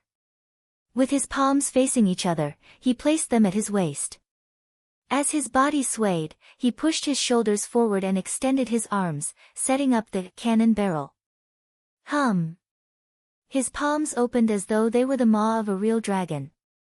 He spat out a ball of white light at Lu Cheng. Extreme had his sect, Dragon Roar had a punch. At the same time, Lu Cheng took a step forward, arched his body forward, and lowered his arms. With a hook and a shake, he sent out a cluster of drifting white cold flames and a brutal fireball at his opponent. Burning ice and fire. Boom! Red flames and white light shone at the same time, neutralizing each other and stirring up a gust of wind. Ichii Sakata seemed to have been prepared. The moment he unleashed the Dragon Roar had a punch, a fanatical look appeared on his face. He stomped on the ground and leaped a dozen meters into the air, landing in front of Lu Cheng in an instant. Extending his right hand, he turned it into a palm knife. Using the momentum of his fall, he viciously chopped at his opponent's neck, leaving behind a trail of faint white light. Extreme had his sect, Tiger Electric Slash. Lu Cheng didn't panic. Placing his feet together, he swung his shoulders and raised his right fist to meet his opponent's chop. Bam! Striking the edge of the palm, Ichii Sakata's body trembled slightly. He swung his arm back slightly, then swiftly turned soft and coiled around Lu Cheng's wrist like a python. Flicking his waist and back, he whipped out his left leg in midair, leaving a trail of white light that went from bottom to top. It was an exceptionally ferocious attack. Extreme had his sect, Razor, paired with Soft Throw. One kick and one coil, leaving the opponent distracted. This martial art included not only striking techniques, but also throwing techniques. Ignoring Ichii Sakata's grab, Lu Cheng adjusted his muscles, fascia, and organs in a flash, visualizing streaks of cold, crystal clear, but lonely and dark. Ice Spirit Holy Light Portrait. After this period of hard training, he had already made some progress and could barely visualize the frost force to the ice spirit force. Bam! The cold wave condensed into a ray of light that shot out from Lu Cheng's waist along with his fist. Bam! A fist shrouded in cold mist blocked Ichii Sakata's Razor, while Ichii Sakata's right hand had already wrapped around Lu Cheng's wrist. However, the spot he touched was slippery ice, and he couldn't exert force on it. Ice Sect, 15th move, Ice Armor. Just as Ichii Sakata quickly adjusted, stimulating his body with feverish Hadu in an attempt to break through the layer of ice, he suddenly felt an indescribable chill seeping into his left leg where Lu Cheng's fist collided. He lost all feeling in his leg, and some white frost formed on his trousers. His lips turned blue. Ignoring the danger, he used the stimulation to forcefully twist his waist and kick again, using offense as defense. Bam! Ichii Sakata's right leg swept horizontally, continuing the Razor stance from before. Extreme had his sect, Whirlwind Kick. Lu Cheng sensed it. As Ichii Sakata twisted his waist, he withdrew his chi and blood and squatted down, perfectly avoiding the attack. Bam! The Dan force in his body surged. Stretching his body, his arms expanded, and his right palm shot upwards like a cannon. Bam! White ripples flashed across Ichii Sakata's body, and his right leg strangely stopped moving. Straightening his leg, he chopped downwards like a battle axe. Bam! Fist and leg collided at high speed, momentarily freezing in midair. The exaggerated muscles and shocking lines were clearly visible. Thump, thump, Thump. Lu Qing took 3 steps back, while Ichii Sakata flew backwards without any leverage. Kacha! Lu Qing exerted force on his feet, shifting his center of gravity, and pounced forward swiftly, like a ferocious beast that had locked onto its prey. In his mind, he visualized Ice Spirit Holy Light, which was boundless darkness without a trace of heat, and instantly transformed it into dense thunderclouds. Ice Spirit Force's version of Severe Warning. Ichii Sakata had just landed when he saw his opponent pouncing at him. Not daring to be careless, he let out a low growl and swung his right fist. As his fist moved forward, his body rapidly emitted a thick white light. The light rose into the shape of a dragon and a tiger. Like a flame, it instantly ignited Ichii Sakata, turning him into a huge Hadu, which struck towards Lu Qing amidst the roars of dragons and tigers. Ultimate Hadu Sex Killer Move, Roaring Dragon and Tiger Mighty Punch. This was originally the ultimate move of a samurai who had truly mastered Hadu, but Ichii Sakata was able to use it at his current level by relying on his supernatural ability. Bam! Lu Cheng's crystal-frosted fist struck the huge white light. His opponent's strength was terrifying and domineering, coupled with the burning flames and the violent explosion. He couldn't help but take a few steps back, leaving a footprint and a crack in his body.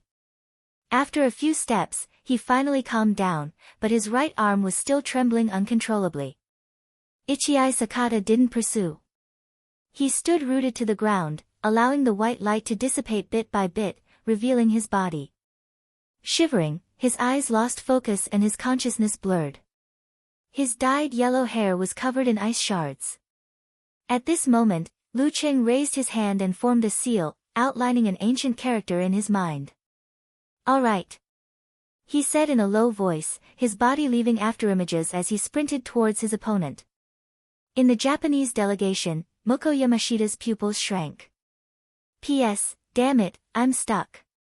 I was supposed to write 6,000 in 4 hours this afternoon, but I only managed to write 3,000. There will be a second update at 12. I'll start making up for it tomorrow.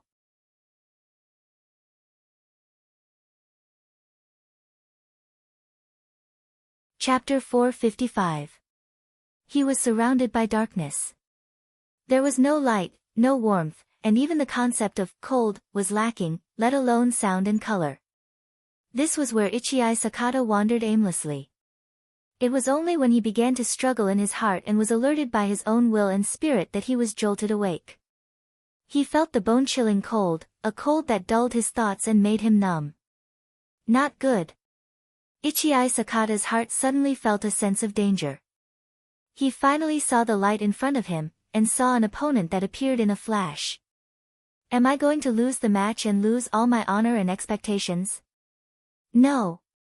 Struggling, Ichii Sakata tightened his thighs and pulled out his right leg, whipping up a trail of white light that resembled a meteor from the bottom to the top. His kick stimulated the corresponding parts of his body with undulation. The ferocious force caused his body to be deflected. He took advantage of the momentum and sent his left leg flying. Alternating between his legs, he created a bright white whirlwind. Bam bam bam. Crisp sounds rang out continuously, almost converging into a single sound. The white undulation dispersed, opening a path for the whirlwind kick. At the critical moment, Ichii Sakata unleashed an astounding force. Lu Qing had just closed in when he was met with this ferocious counterattack. He lowered his center of gravity and stopped abruptly. In his mind, he visualized a heavy scorching sun and the god of fire riding a red dragon. His waist and abdominal muscles bulged and his fascias on both sides pulled together. With a burst of his shoulders, he punched forward with his right fist. Bam! In the process of passing through the airflow, his fist seemed to be ignited by a layer of invisible flames that flickered unsteadily. Boom! His fist hit the air and the scarlet flames exploded, spreading forward and setting off a terrifying wave of fire. Amidst the loud boom, the layers of white light were swallowed up by the crimson sea of fire, while Ichii Sakata's feet kicked the sea of fire away, clearing the area around him. Bam! Lu Cheng's arm joints flexed and his fascias stretched. He punched his opponent's foot for the second time, stopping his chain of kicks. The force rebounded and his right arm swung. Lu Cheng's chi and blood retracted and fluctuated. His left arm swelled and flung out, transforming into a large spear that pointed at Ichii Sakata's body.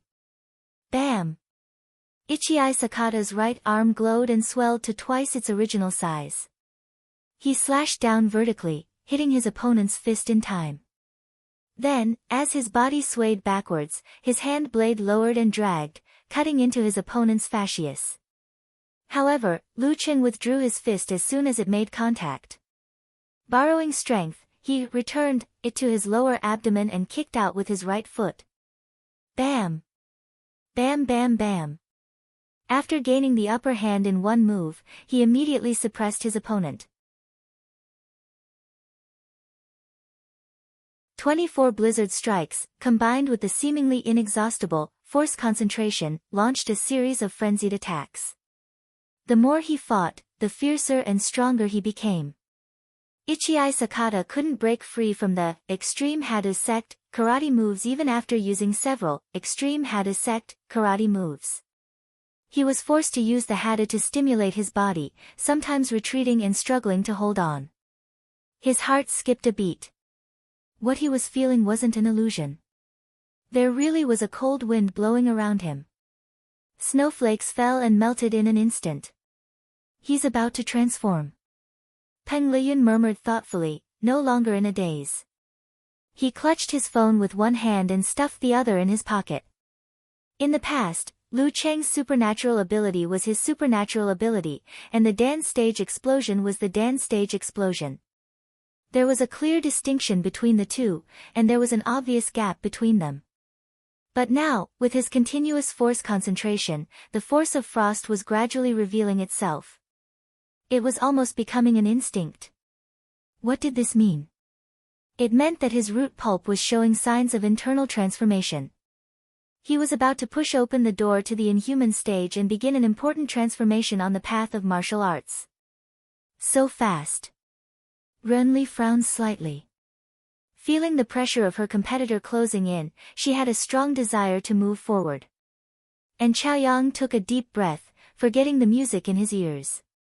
He muttered to himself, how many months has it been?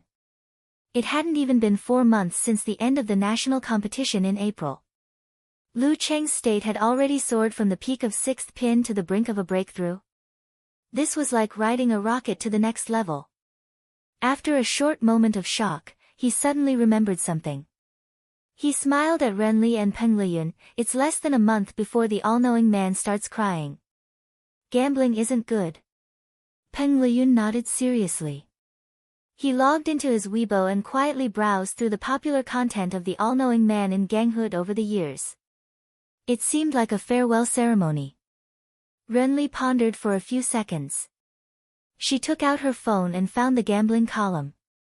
She planned to use her personal savings to earn some extra money and donate it. 10 seconds later, she revealed an embarrassed smile. She turned to An Chaoyang and the team leader, Zhong Ningtao. How do I do this? I've only heard of it, but never gambled on it. In the Japanese representatives area, Kaori Karasawa sat quietly. She looked at the arena and said in a neutral tone, Ikiai-kun, if you can't break through your past self, the competition will be tough. Yes. Muko Yamashita retracted his gaze. His expression had returned to normal. The old-fashioned and serious team leader looked at him and asked in a deep voice, Muko-kun, can you beat this contestant Lu Cheng? The void behind Muko Yamashita seemed to be shaking. A milky white light flashed and disappeared, rising into the vague shape of a dragon and tiger. Yes. He answered succinctly. Even if Lu Cheng made a breakthrough and completed his transformation according to the Chinese, I'm still confident in my current state. In the Longhu Club Forum, unparalleled Dragon King, who couldn't feel the cold wind and see the falling snow sighed. Lu Cheng is improving so fast. Now even his physical fitness is at the top of the 6th pin. It's not impossible for him to break through to the inhuman stage before the end of the year. Yeah.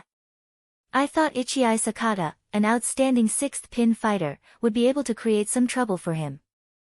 Who knew, from the beginning until now, Ichii Sakata didn't even have a chance. Road to the arena, sighed. Let's watch.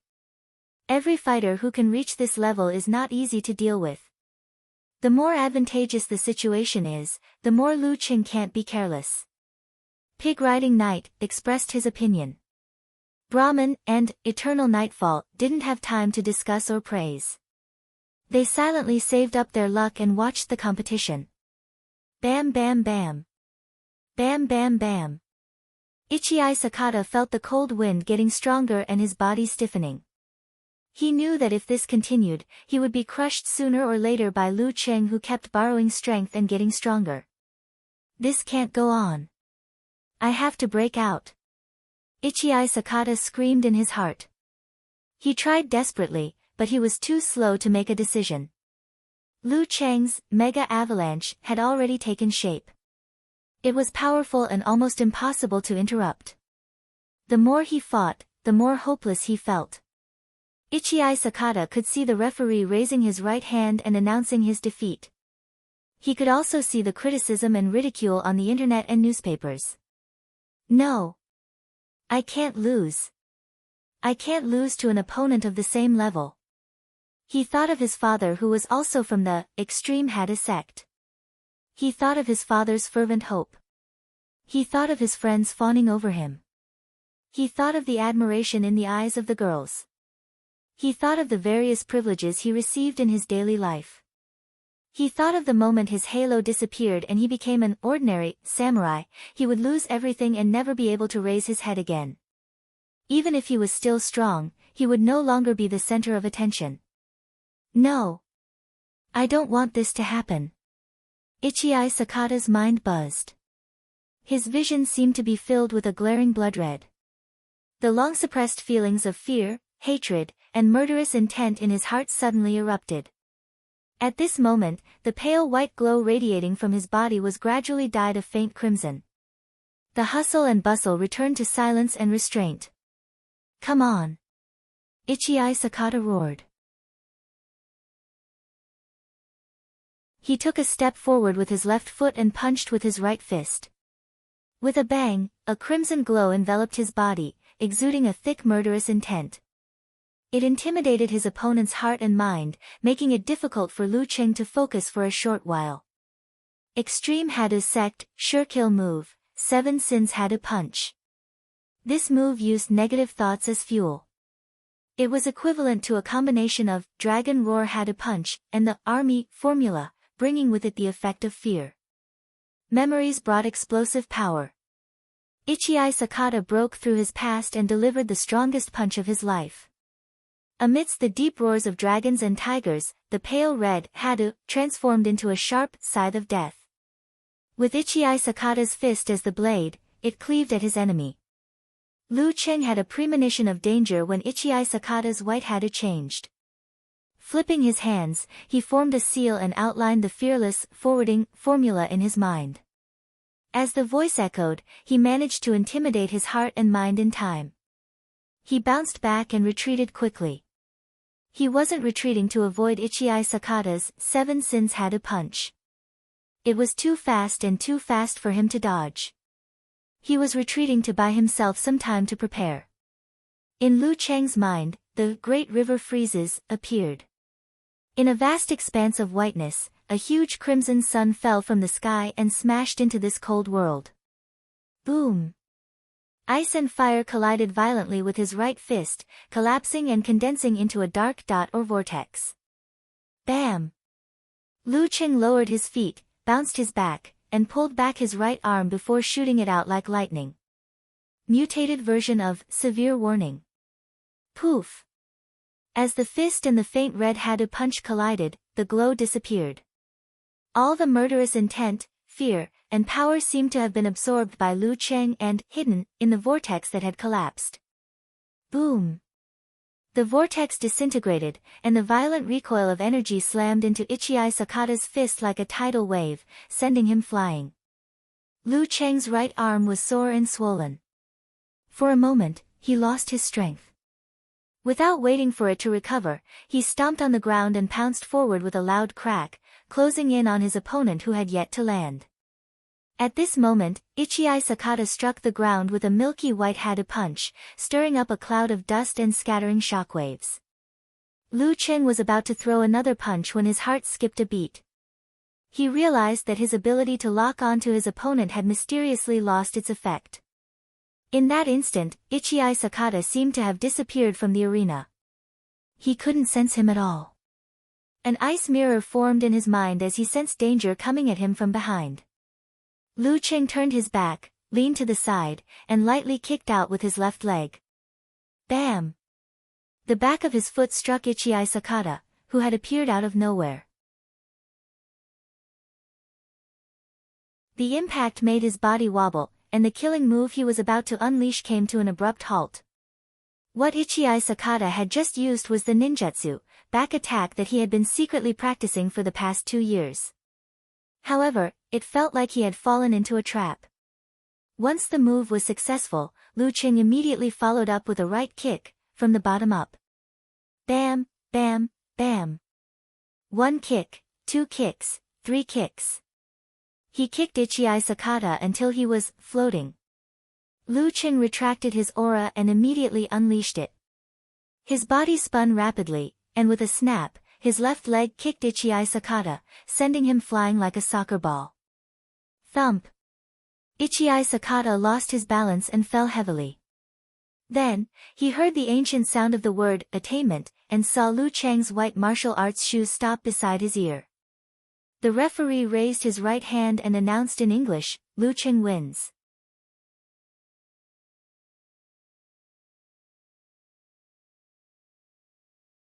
Chapter 456. Lu Cheng wins. The unfamiliar voice echoed in his ears. Lying on the ground, Ichii Sakata's mind went blank, forgetting to stand up.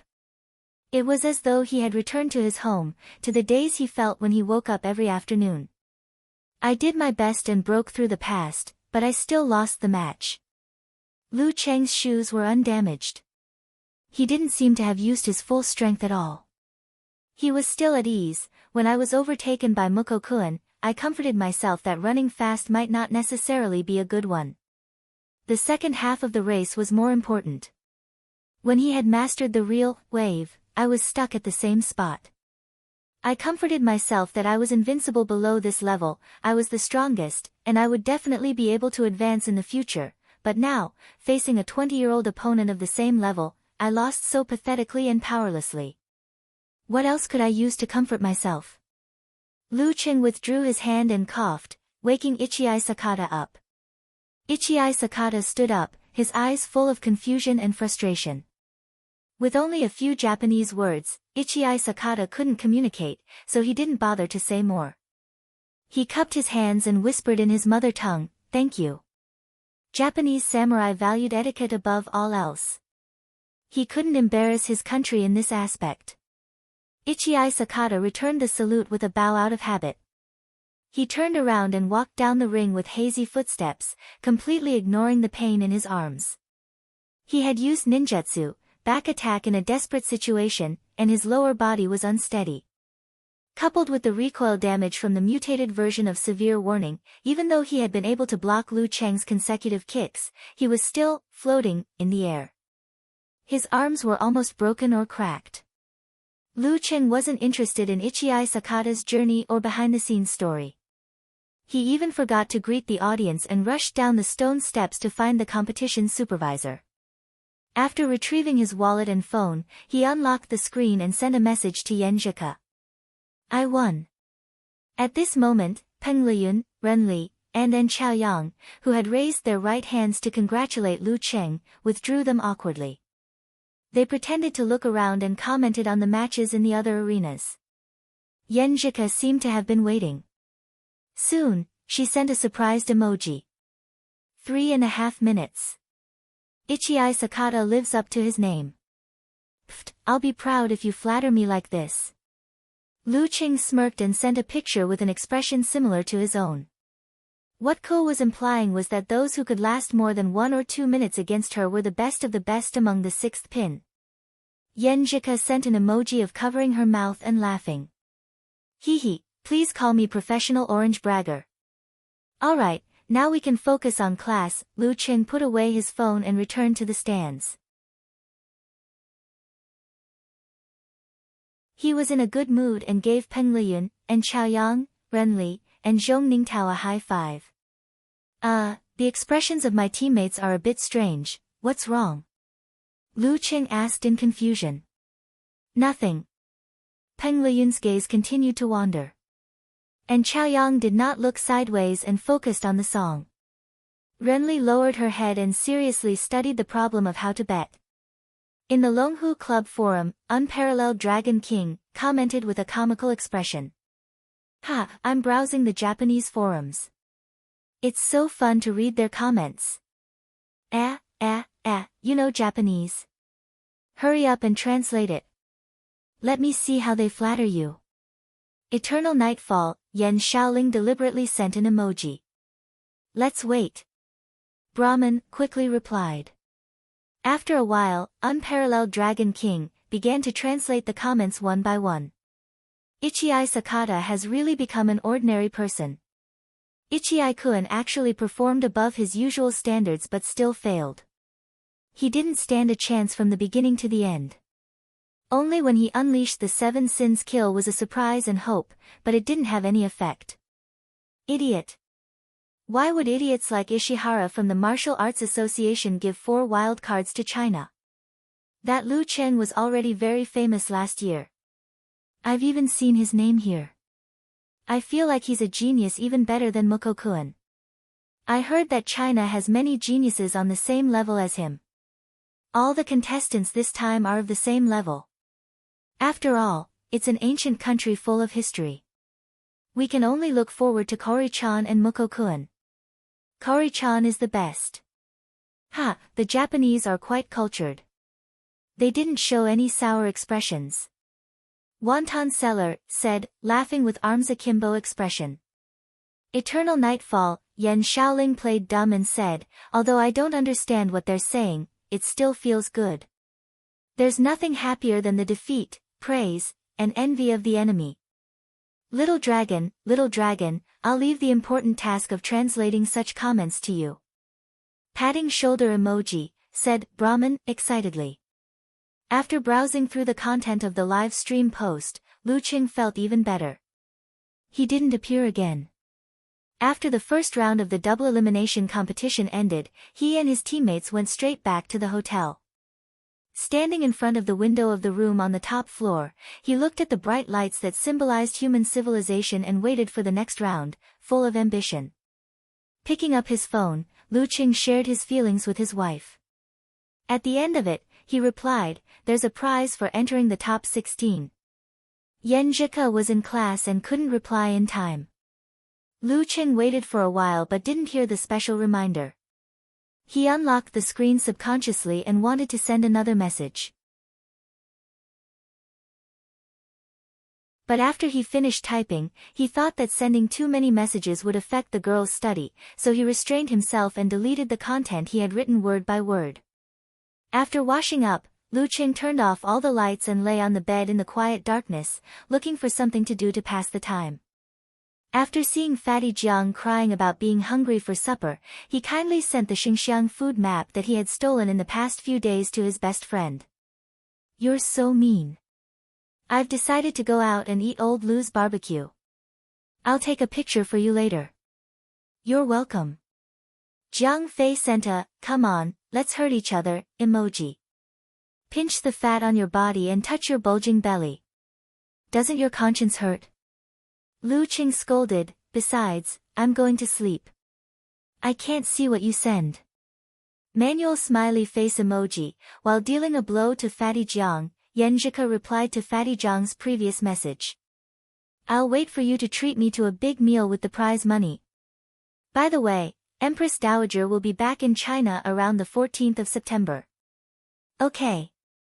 Lu Qing quickly changed the app and booked a flight to America on the 14th of September. He sent a screenshot to Yenjika. I really want to tear up a dozen pages of the calendar. Yenjika said what was in her heart in a joking tone. After chatting for a while, it was time for class and Lu Cheng to go to bed.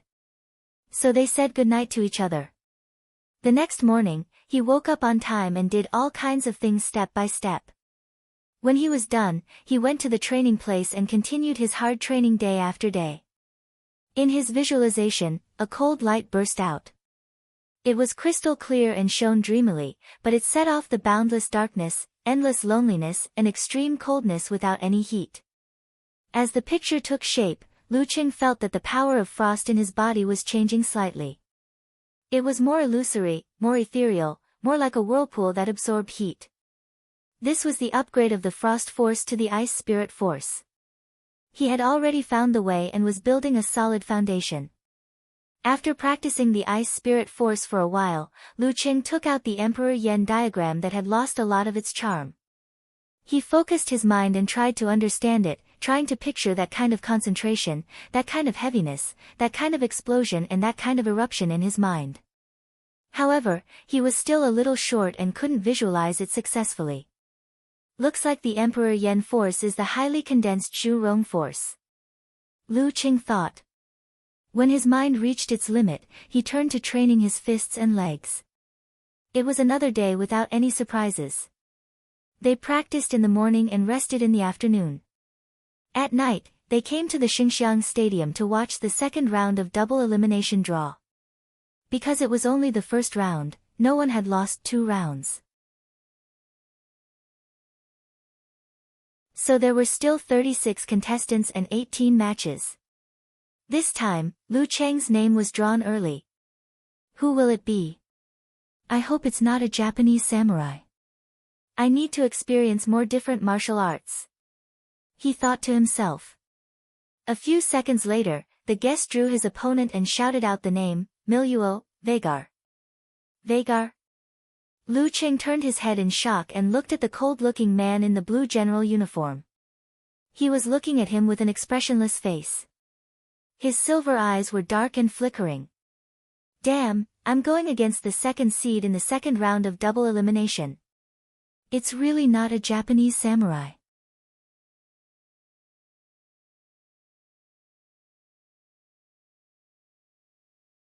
Chapter 457. Vagar.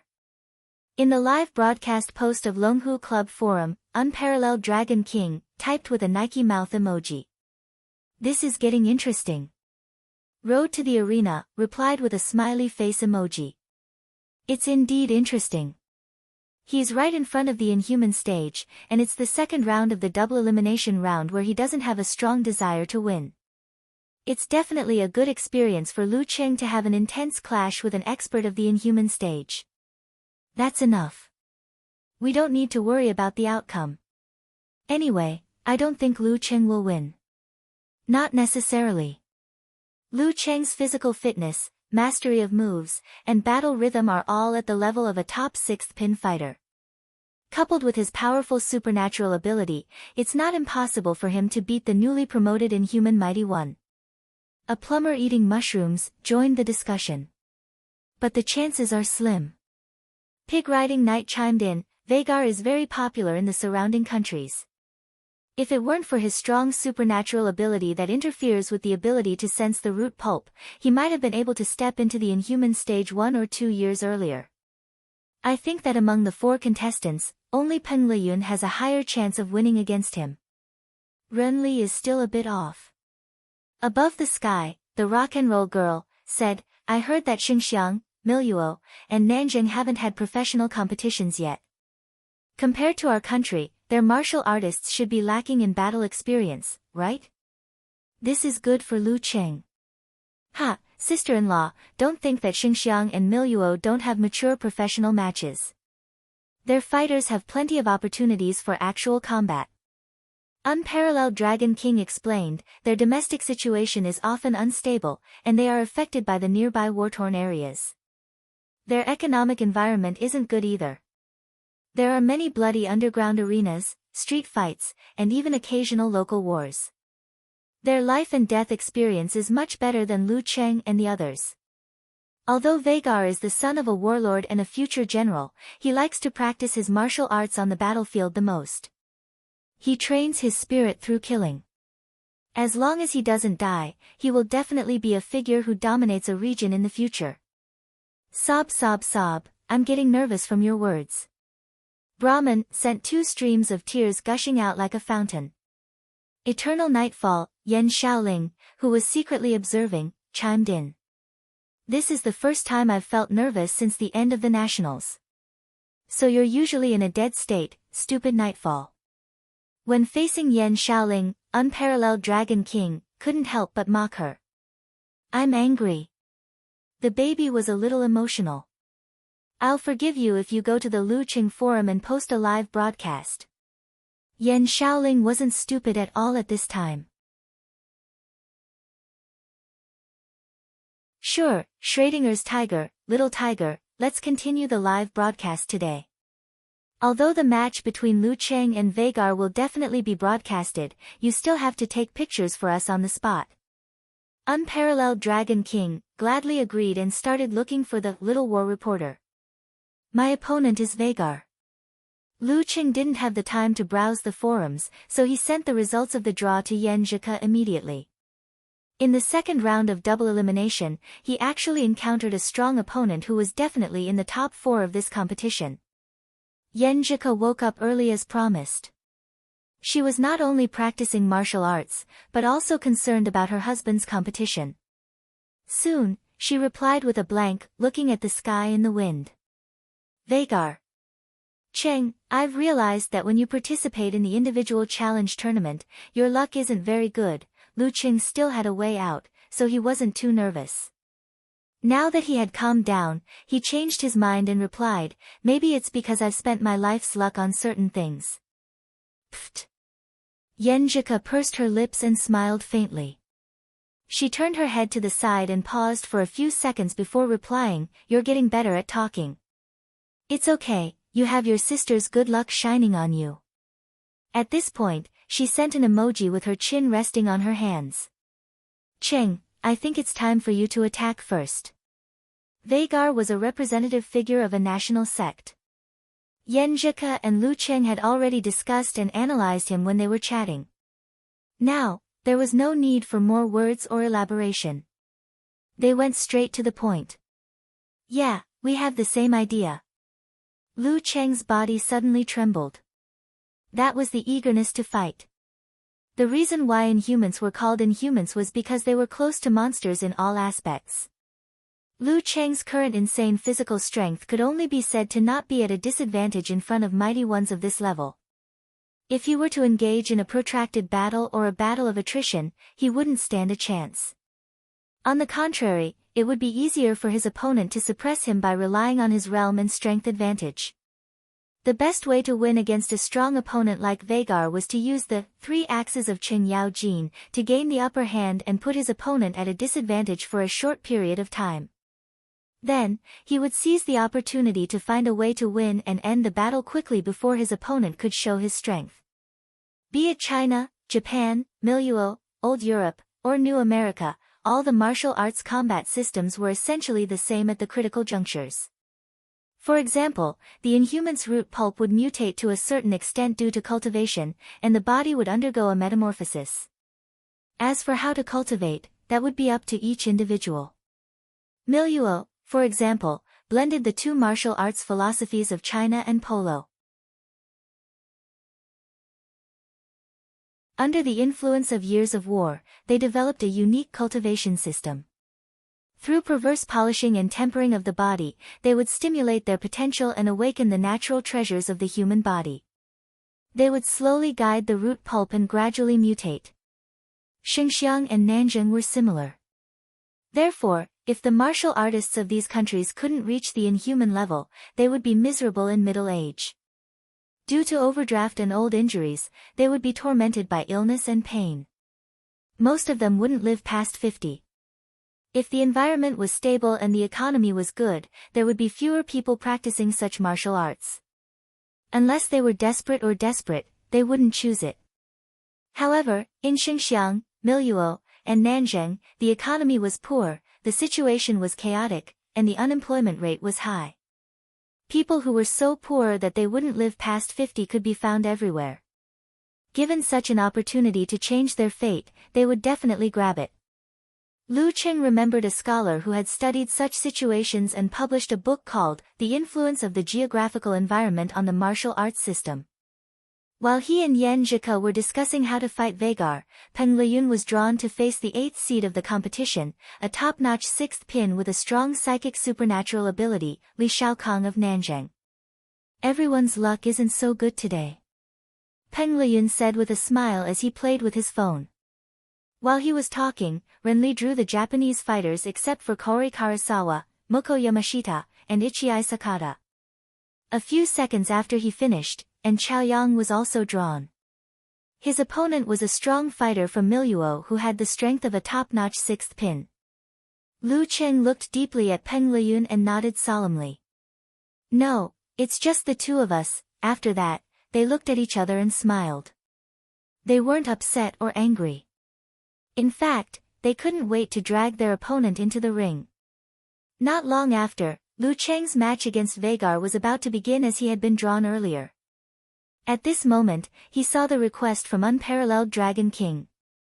After thinking for a while, he turned to Peng Liyun, Renli, and An Chaoyang. Can you help me take a picture later? Compared to Zhong Ningtao, he trusted Peng Liyun and the rest more. This was probably the appreciation of martial artists. Huh? Renli and the rest were at a loss at first. Then, they gave him a strange look, as if to say, I didn't expect you to be like this. I've seen narcissistic people before, but not this narcissistic. Cough. Lu Qing blushed and quickly explained. A friend of mine is doing a live stream post for the King of Youth Pro League. He asked me to take a few pictures for the occasion. He doesn't know I'm Lu Qing. I can't tell him I'm going to the competition. Wait a moment. Got it. Peng Liyun smiled leisurely. I have an account in the forum too. I'm also lurking. F***K. Lu Qing immediately asked, what's your name? I mainly mingle in Shangqing sect and my own personal forum. You probably don't know me. I'm called Multistring Trickster. Peng Liyun answered with interest. What about you guys? I only read and don't comment. I don't have an account. Renli was a little embarrassed. I'm afraid I can't help but quarrel with others. You know how to quarrel? Lu Qing was shocked. Yeah, very good. Renli answered seriously. But the rest didn't quite believe her. And Chaoyang smiled. I don't pay much attention to the martial arts forum. Most of the time, I'm reading books, looking for music, reading comments, and writing. Writing. He's a literary hero of a generation. Don't offend him, or he'll write about me as a weirdo. Lu Qing complained in his mind and told them his nickname on the forum. My name is Schrodinger's Tiger. You guys can help me post a picture in the live post later. Schrodinger's Tiger. Multistring Trickster. We're a good match. Peng Liyun joked. Without waiting for Lu Qing to reply, he seemed to have touched something. His eyes started to lose focus and his thoughts drifted. Turning his gaze back to the arena, he sent a message to Yan Zhike. Snickering emoji, it's time for me to go on stage. How are you going to cheer me on today? Cheer me on. Yan Zhike deliberately blinked blankly and immediately sent him a picture. It was a marriage certificate with their names written on it and their photos pasted on it. How is it? Are you motivated to see this? Yan Zhike said. Yeah. Nodding heavily expression, Lu Qing replied. Fighting for the sake of his family. Lu Qing unlocked his phone, switched to the live stream interface and passed it to Peng Liyun. He took a deep breath, left his seat and walked towards the arena. Opposite him, the tall and muscular Vagar suddenly stood up. Cheers filled the arena. The sound waves of Vagar suppressed all the restlessness. As a genius martial artist with a strong personality, he was also very popular in Xinjiang. Thump, thump, thump. His footsteps were heavy as he walked towards the stone steps majestically. He had a terrifying domineering aura. Lu Qing didn't back down. His aura gradually grew. He was like a majestic white snow mountain that hadn't moved for thousands of years. The biting cold wind that surrounded him contained an intimidating aura of blood. Bam! Both of them stepped into the arena at the same time. When their eyes met, it was as if lightning flashed. Standing in his position, Lu Qing closed his eyes. Bits and pieces of information about Vagar flashed through his mind. The supernatural ability of thunder and lightning. His martial arts were born from fighting, concise and practical. Good at using elbows and knees. Great strength and speed. Similar to the inhuman stage, what a formidable opponent. Therefore, he had to start the fight first and gain the upper hand. Vagar was wearing a Milyo-style general hat. At this moment, he lowered the brim of the hat and used the shadow to cover half of his eyes, making the silver-white lightning in his pupils even more terrifying. Before long, the referee raised his right hand and swung it down. Begin. Just as he finished speaking, Lu Qing raised his hands and formed a seal. He said in a low voice, "All right. P.S. My previous updates were on time. Actually, I didn't save any chapters. Probably because I was in Japan, which was an hour faster than here. By the time I finished writing according to the usual procrastination pace, even though it was already 7 in the local area, it was only 6 in the country. Facepalm, for this trip, I've brought back a few cuttlefish toys as gifts for everyone. I've started the lucky draw on the official WeChat account. Everyone, leave a comment."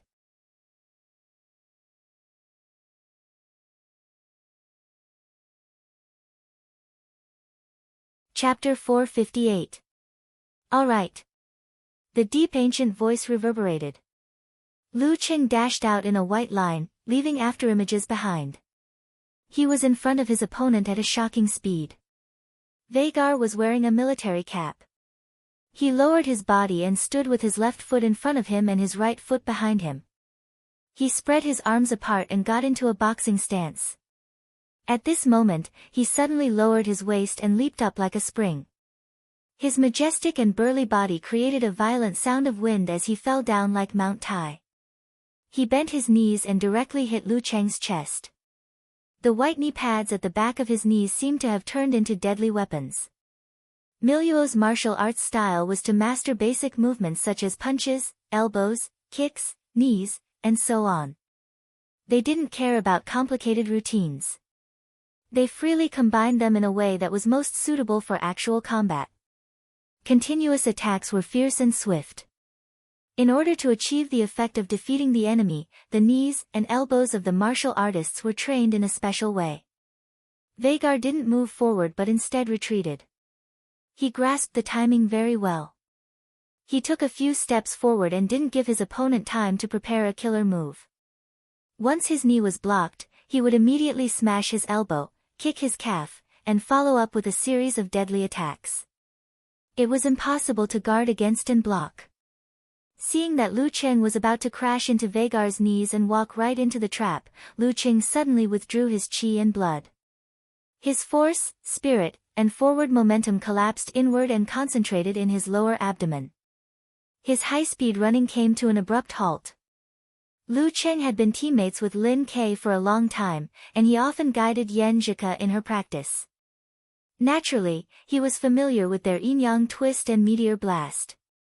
With the help of his little fairy and his own experience, he gradually found the knack of using force concentration and north wind footwork to imitate the ability to stop at will.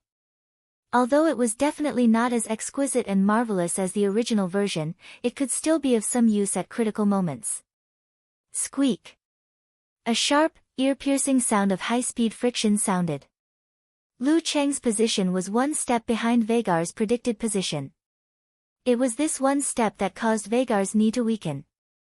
When it reached him, it was no longer at its peak state. Boom! The force in Lu Cheng's dantian erupted like a volcano. His muscles swelled and his body grew taller. The ground beneath his feet cracked open menacingly.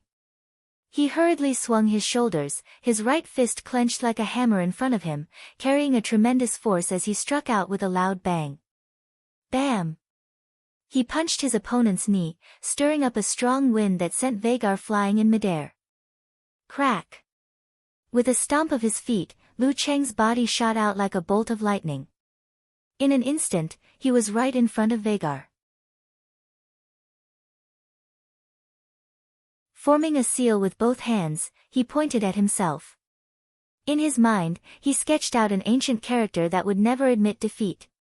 Fight! Lu Cheng let out a low roar. His eyes were bloodshot.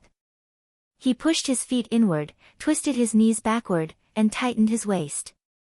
He channeled all his strength into his right arm. The martial arts shoes on his feet directly burst open, complementing the splashing stones. At the same time, his right arm swelled up and raised high. His fist covered the sky and the sun as it fell, making the airflow in the air abruptly produce a loud bang. Lu Cheng gave it his all right from the start. He didn't hold back at all. Vhagar had just regained his footing when he was faced with such a blow. He had no choice but to take it head-on. His face was as cold as ever. His big brimmed hat was lowered. His eyes shone brightly. His right fist was covered in a layer of lightning, as though he was wearing a loose thunder glove. Bam! His thick arms swung quickly. His fist was covered in lightning as he punched upwards. Bam! The two fists collided violently. Vhagar's right arm seemed to tremble. His feet sank into the ground of the arena with a crack. He was a few centimeters shorter than before. With the fighting formula, Lu Cheng was able to suppress this young mighty one who was almost at the inhuman stage and stop him in his tracks. Lu Cheng was prepared. His right arm bounced back and his body swayed. He took a deep breath and gathered the numbness in his arm, his chi, blood, spirit, and force into his lower abdomen. He formed a human body Big Dan and stabilized himself in his previous position. With the eruption of Dan Chi, Lu Cheng's thigh swelled. He pulled out his left leg tightly and kicked towards the side of his opponent's knee. Vhagar was slower by half a beat. He barely managed to lift his knee and swing his leg slightly. He hit Lu Cheng's instep squarely. With a dull thud, his body swayed forward. He saw Lu Cheng swinging his right arm and about to punch. Vhagar didn't dare to underestimate Lu Cheng. He activated his potential and stabilized his center of gravity. His left fist was hooked to his waist.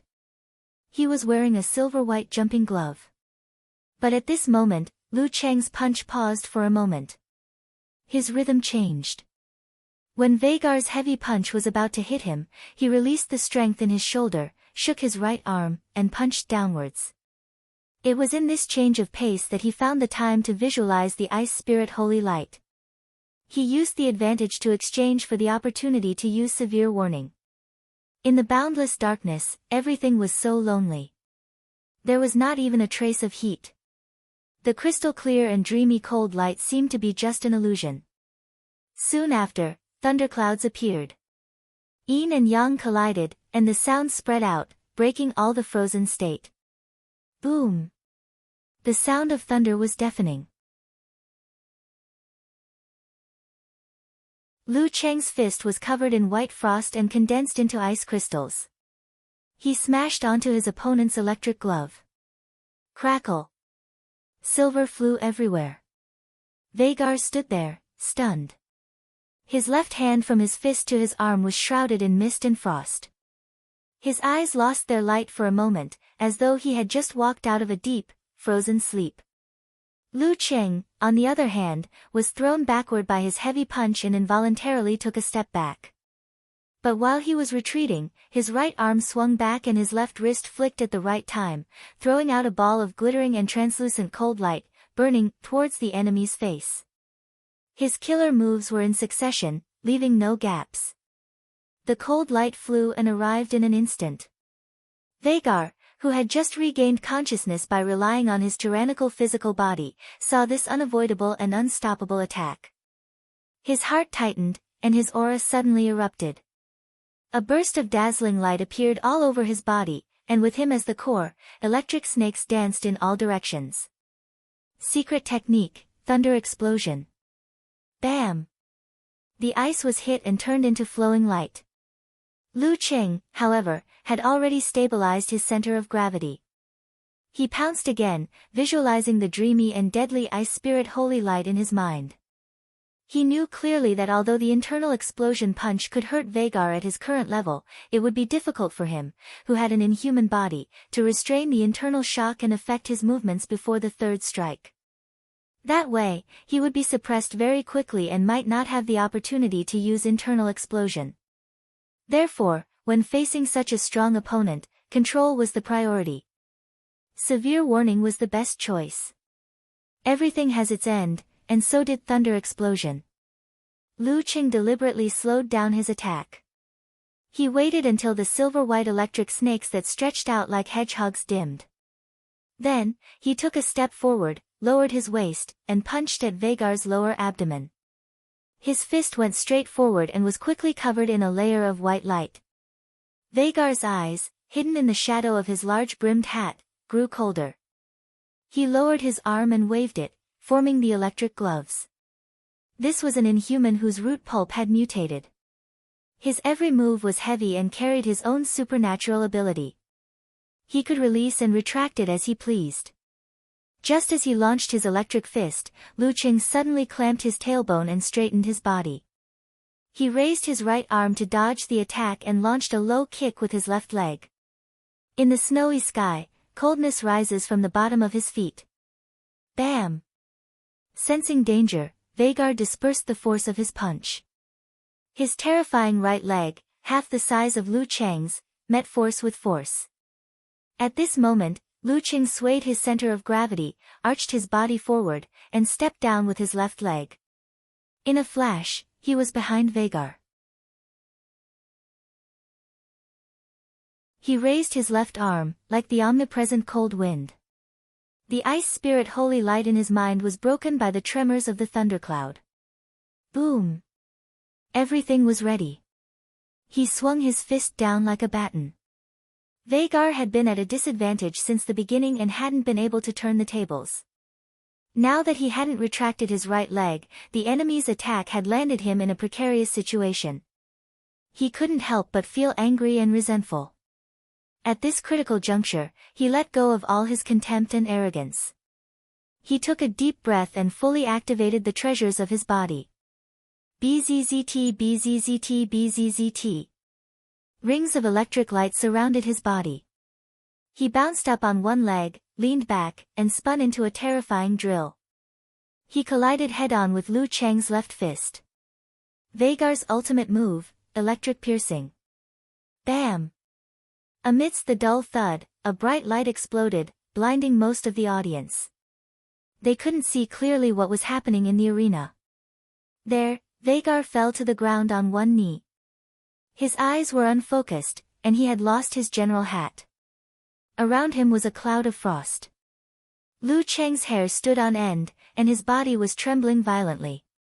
All he could see were silver snakes. He saw an opportunity, but he was so numb that he couldn't even use force concentration. In a breath, the two recovered at the same time. They rushed to each other and clashed again. Bam! Amidst the loud noise, Peng Liyun suddenly sighed. Lu Qing really could have won just now. Ren Lian and Chaoyang had just recovered from the exciting battle. They nodded at his words. Oh right, did you take a picture of Lu Qing? And Chaoyang recalled his teammate's reminder. Peng Liyun pondered for a moment before replying sincerely. I forgot. The three of them fell silent. Peng Liyun passed his unlocked phone to Ren Li and said seriously, you're the best at taking pictures. You do it. Okay. Ren Li, always confident, took the phone without hesitation. You're tuning into the Blissful Bookshelf YouTube channel. We're so grateful for your support and don't forget to subscribe to join us on this incredible journey through captivating stories. Your generosity through donations truly makes a world of difference, as it's the primary source of revenue that allows me to expand and enhance this channel for you. Thank you from the bottom of my heart for being a part of this adventure.